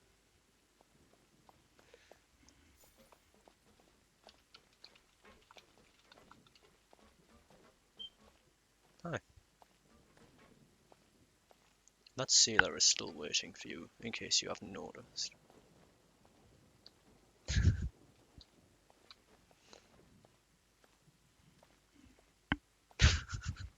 This is what we're doing.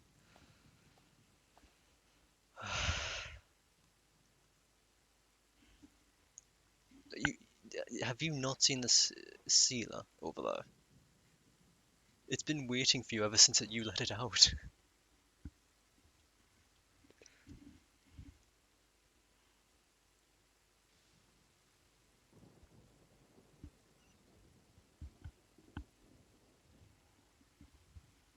I do love Spina di Rosula's logo.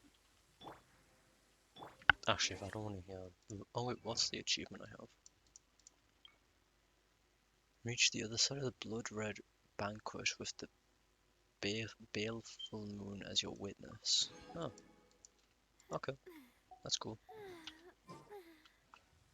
Sure. You're not gonna place it down, are you?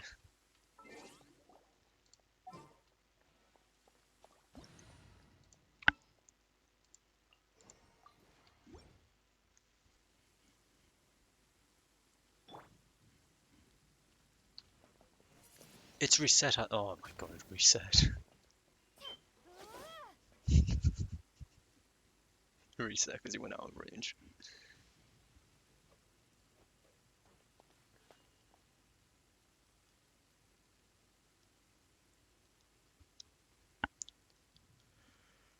Yeah, it's over there still. Hi.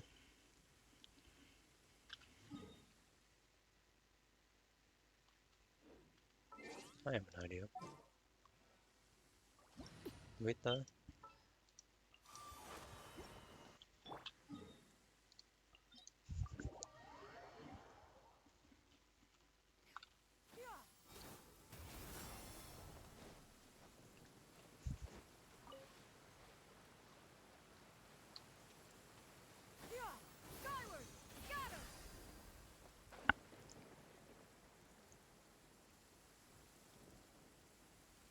I mean, did you forget that teleporting still exists?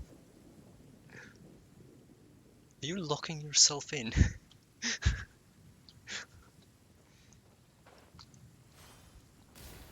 Hi.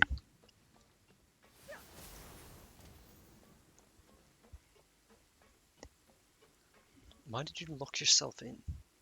I don't see the point.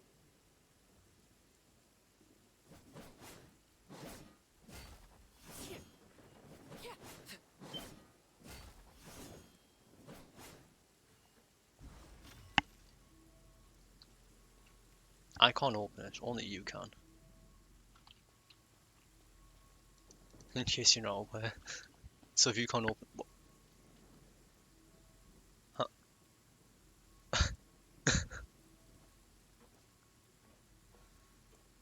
What?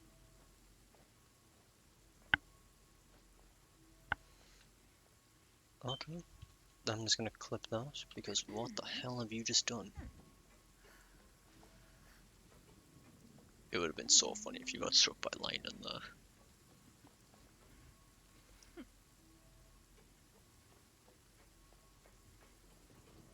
How did you even know you could do that?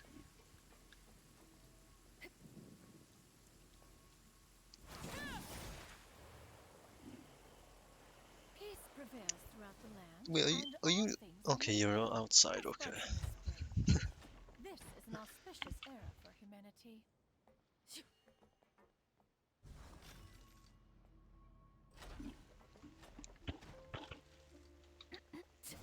How did you even know you could do that?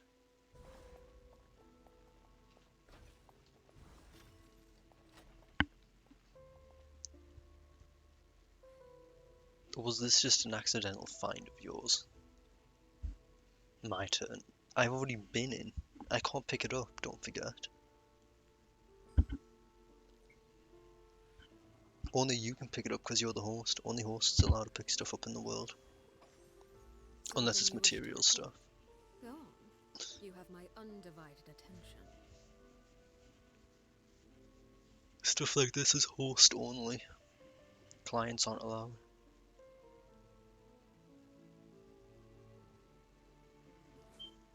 It doesn't matter yet. The secrets of the mechanical arts are too profound to Getting convey in Arlecchino a really few got to your head, simple huh? words. Oh, but why must the listener grow weary whenever I begin to divulge them?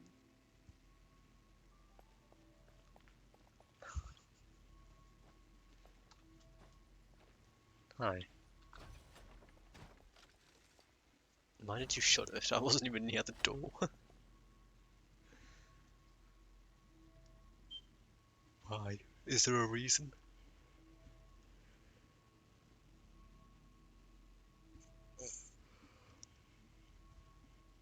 What could the children be up to? What's the reason? Never mind. Let them do as What's they that going to do? Do you plan on getting Linny?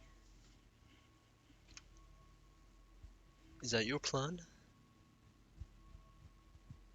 Actually, if you were to get Linny, you could have literally full House of the Hearth team. If you ever so wished. If you are presently unoccupied, perhaps we could stop a while at one's abode for some repose and conversation. Feed them. What is this cult? What is this cult you're running now? Staring into my eyes is ill-advised. I can't promise you'll like what you see. This feels like it's turned into a cult for some reason. I'm not gonna lie to you.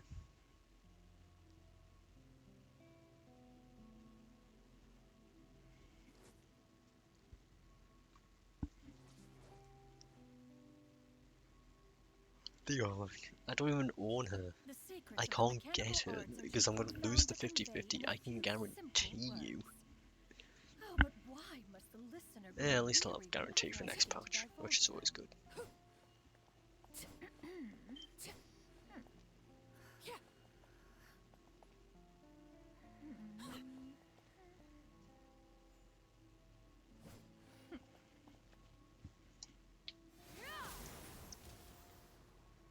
What? Oh.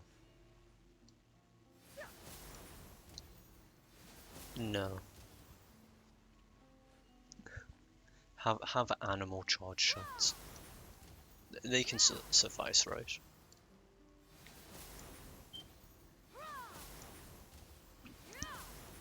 There you go. For the House of the Hearth. What is that going to do for me?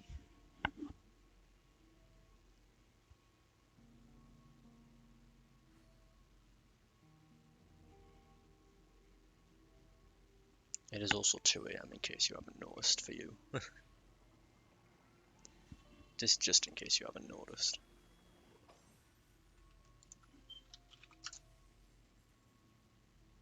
Oh my god, I've been streaming for 5 hours. My intention was 3.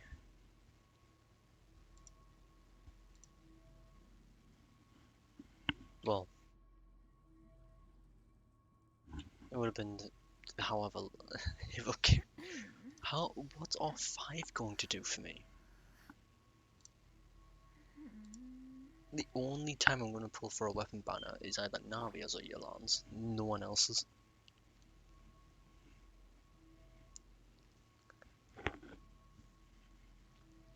Actually, do I even have any pity for this? I don't think I've ever wished on this. Never mind.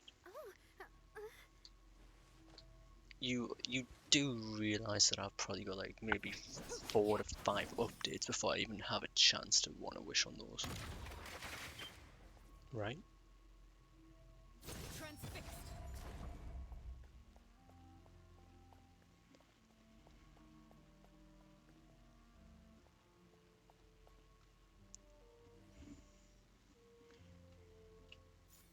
That luck, this is even, if I get luck, I am not a lucky person.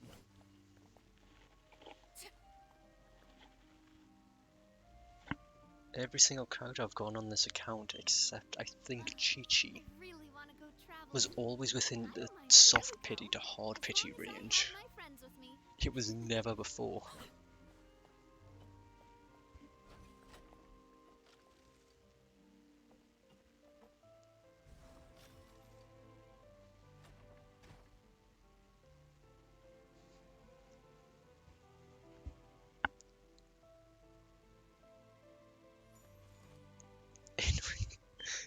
No, because then you're going to lock me in. Because you know how to glitch out. I can't, because I can't pick it up.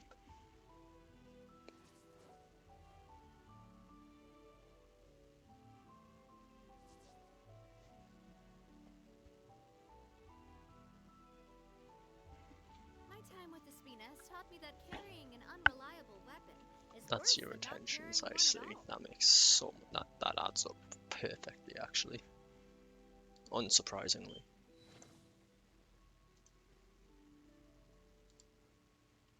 Also, I just want to point out we've been in this same area for the past half an hour. We haven't done anything else but sit here.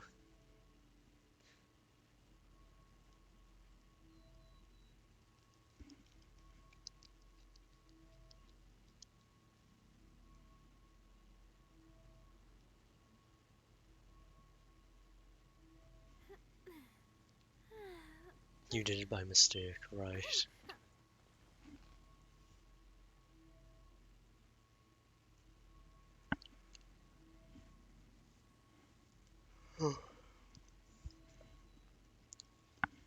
Do we do anything else? Because Do love Spina di Rosula's we've been here logo. for half an hour. Designed by my mother. Have you noticed how it's shaped like a heart?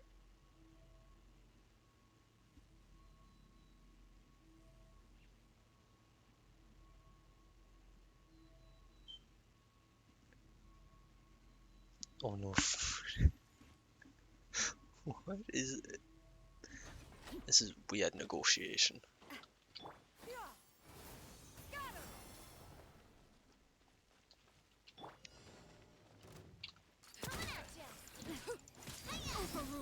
I'm not gonna lie, I think I'm a little over leveled for this.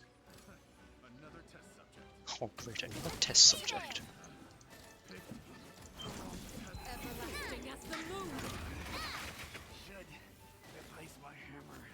Oh, he's alive?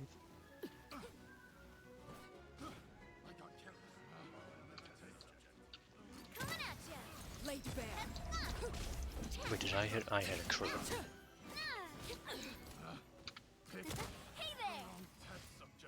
There you go. Free commission.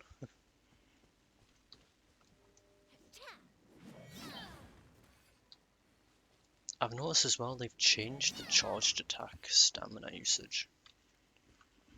It only applies, at least for claymores, after the second swing. Every other one, the first one never uses it now.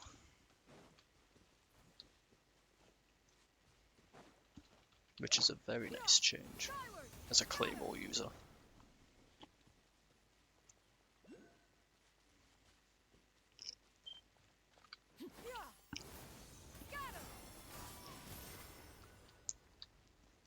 You don't do much exploration for Hydroculus, do you? Oh no, not these guys.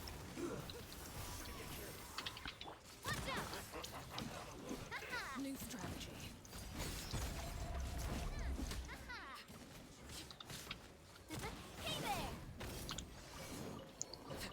Your character's gonna kill me.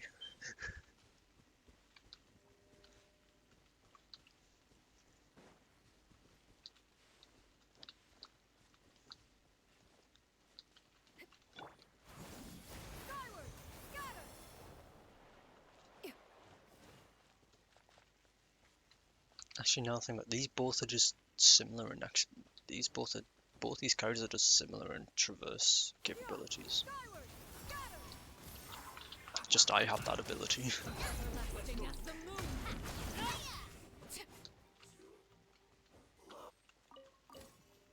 Yeah. Oh.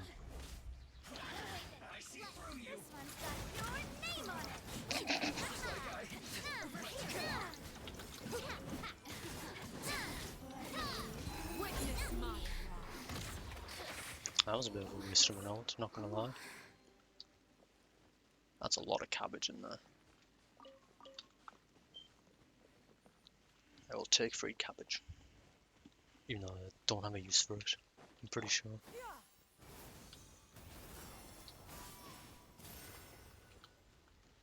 Where to now?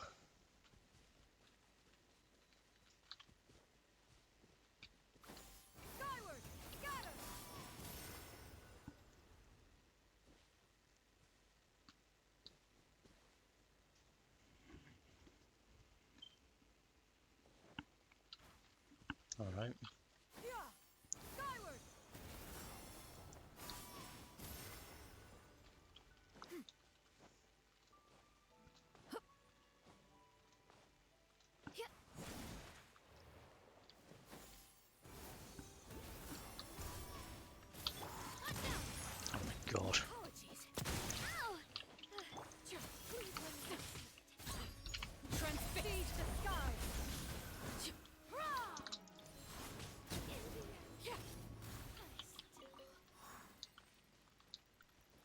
am I healing your...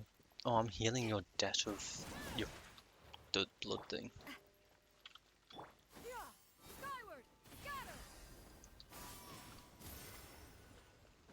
I didn't know I could heal that. I guess the boss implied one has to be healed by yourself. You can't heal other players, which kinda sucks.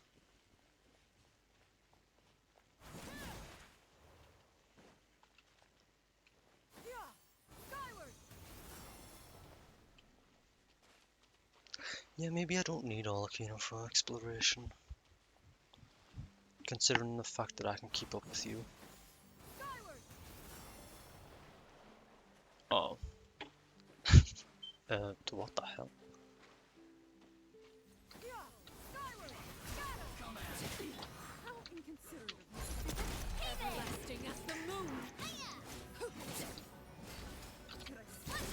I need these guys anyways. I need the things, I can't remember what they're called.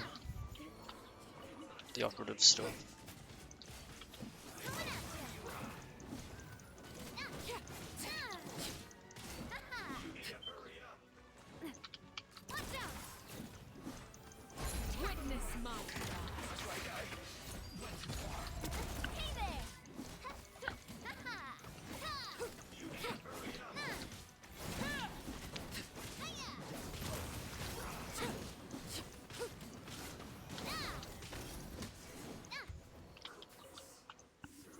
You know, at some point we need to really question if this is bullying or not.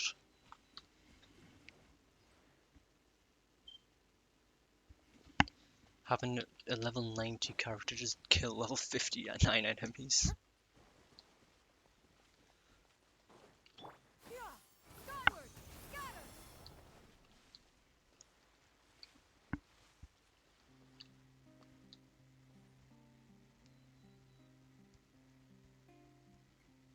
It is bullying, okay.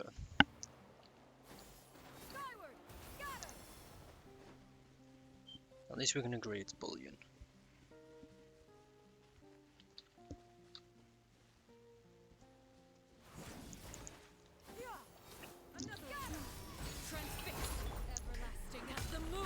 Where'd she go?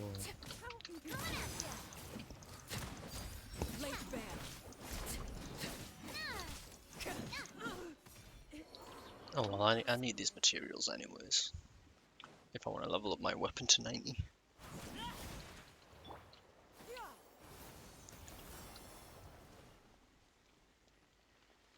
Why do you keep teleporting so far in front of me?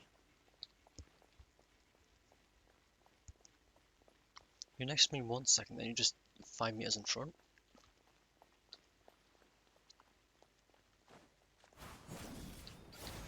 Do you just really bully that bird?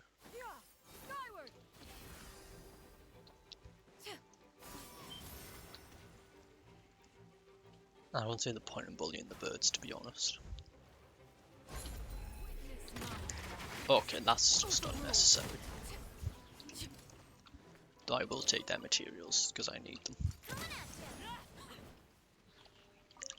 For talent reasons. Because I am still too lazy to go do my talent domain.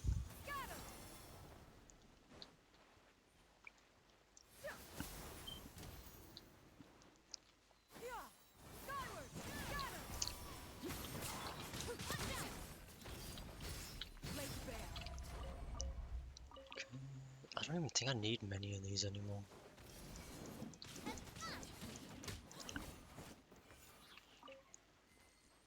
The crabs are harmless, they can't attack. I don't see the point in bullying them. At least with Hillachills they can attack.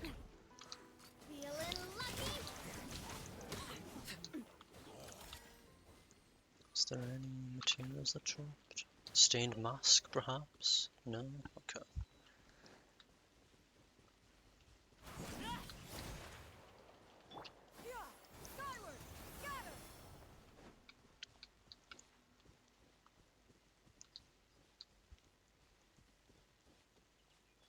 Oh, wait, there's a shrine here? Oh. Okay, I'll keep that in mind. Oh. Where are you off to?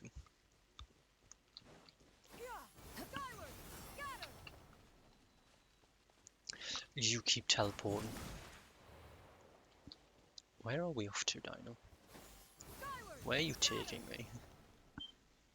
Why are you just stood on the side? Like that? Oh, I see.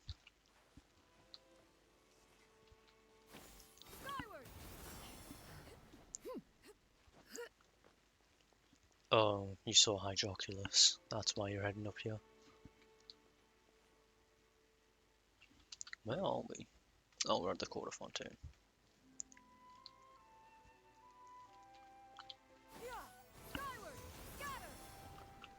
Oh.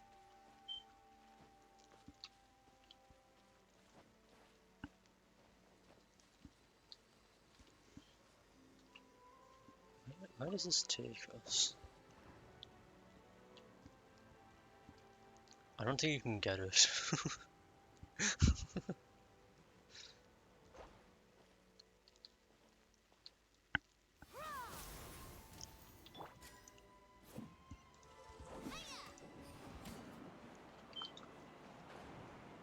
Oh, it's one of these. You need a bow character, by the way.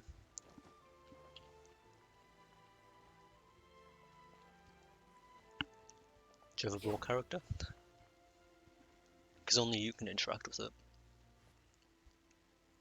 Oh. Where the hell did you go? Oh.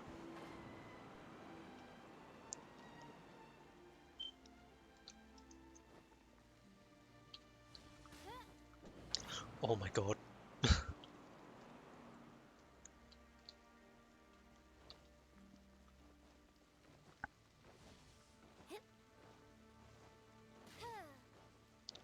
A little bit lower, I think. It's still in the same. Oh wait, no, it goes up. It's above the chest.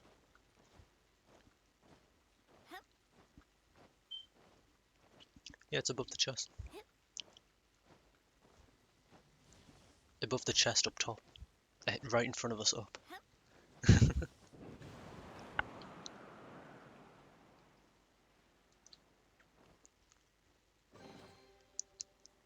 I wonder if I can just steal your chests and you don't get any of the rewards.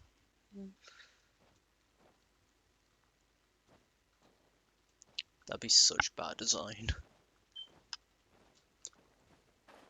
Also, you can go grab the Hydroculus now.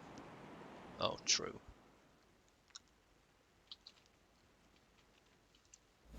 Oh. Okay. Don't do what I did.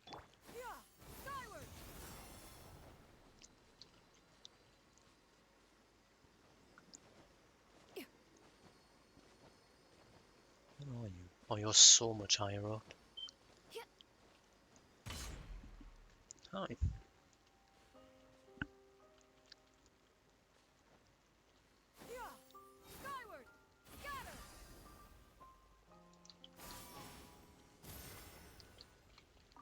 Oh, I can grab this though.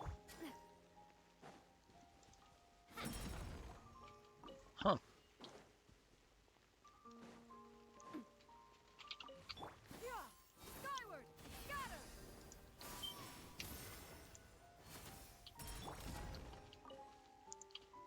There's 3 coins but down here if you need more.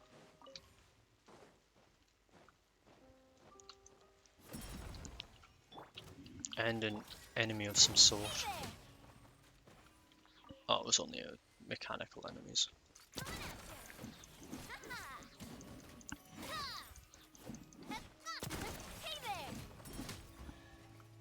And a chest.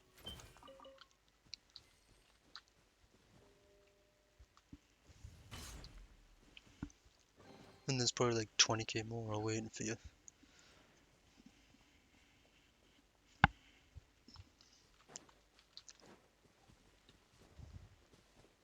Fair enough. Very understandable. Where to now? Oh, I fell down.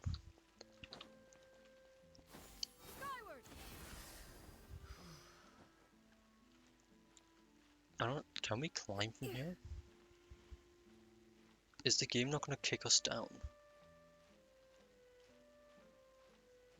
Oh no, it's not. Okay.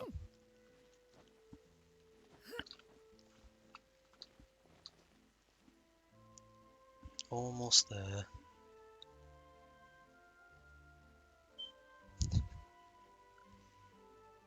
Do you not do the jump boost?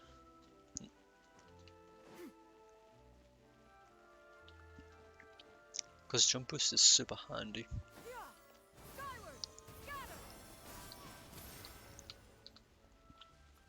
Where are we even going?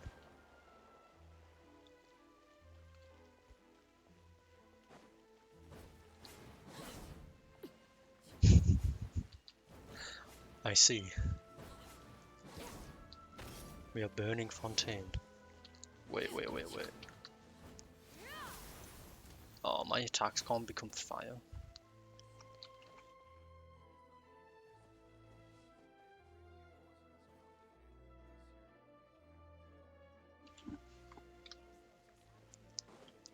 What was the point in doing that, by the way?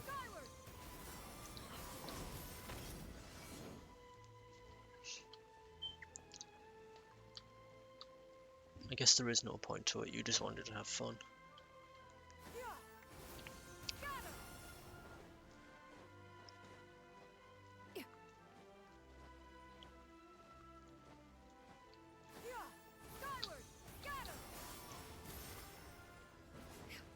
Actually, while we're here, I'm gonna heal.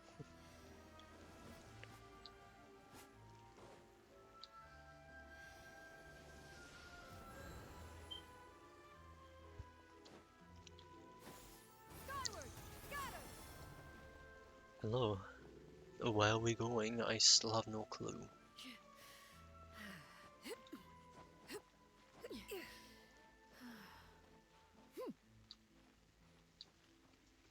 Why the hell is I still climbing there?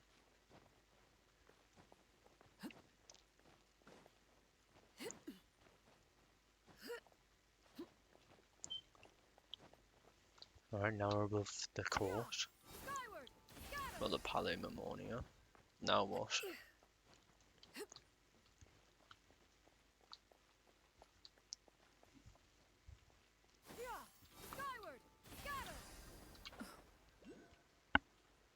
There's a Hydroculus that you haven't collected down there. I think it's in the... I can't tell.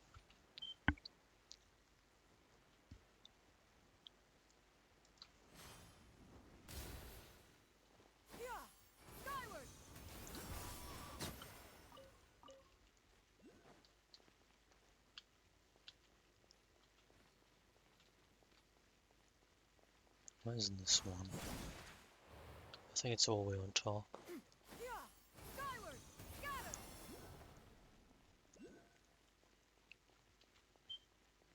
Damn, there's a lot of Hydroculus I can collect at any point.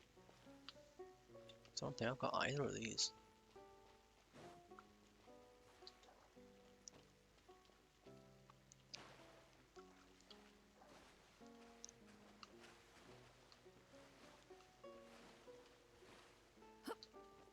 Actually, I might just go off for the night. It is 1:30. I am getting tired.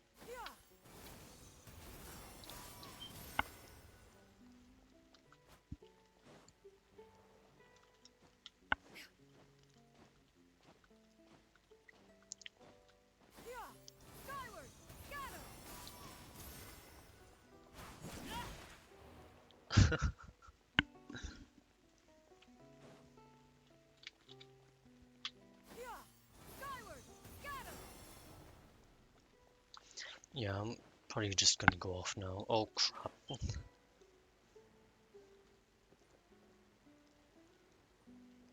I didn't mean to do this. Oh, it's my talent domain down there that I refuse to do.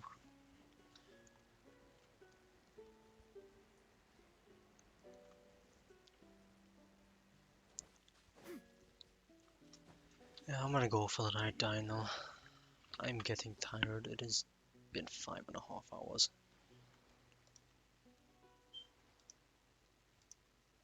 I think I've played enough for the day. Have a good night. What's that? Alright. Enjoy whatever you're doing.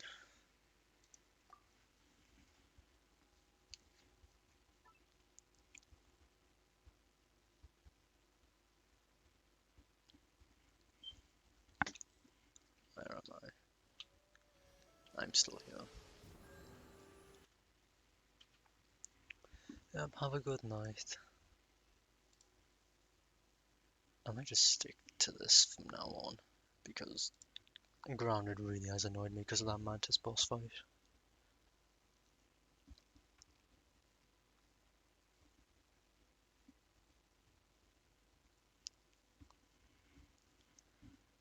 Yep, enjoy your sleep as well.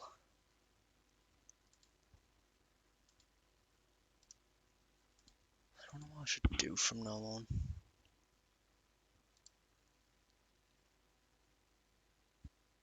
I probably should return to my Dying Light 2 at least.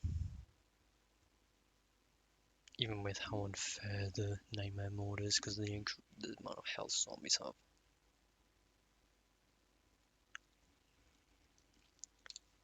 Yeah, it's either this or Genshin. Either this or Dying Light 2, sorry. I'll have to decide.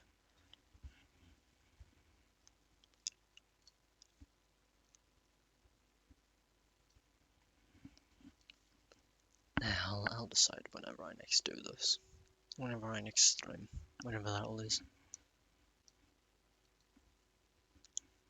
It's either going to be exploration, building characters, or just more character story quests and hangout events.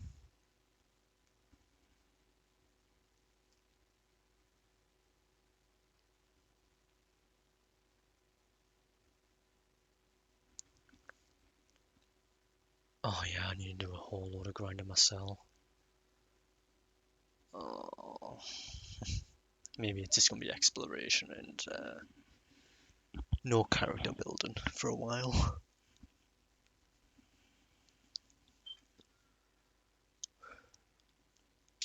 I know I'm not going to do world quests, they're boring as hell.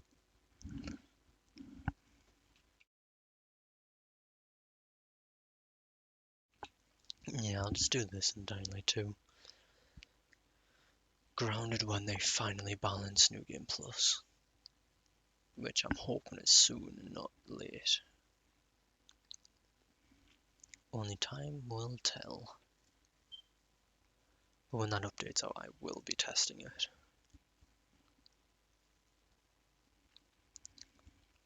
For now, I mean, you can probably just search on her subreddit. People will let you know there.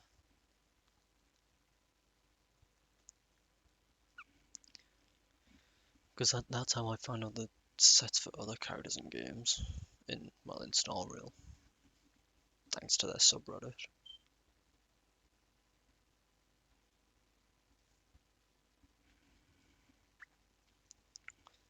Because somehow people already know by default what the character's going to use. But no. Genshin exploration and character quests for now. Dying Light 2 Nightmare at some point. Whenever that one is. Have a good night.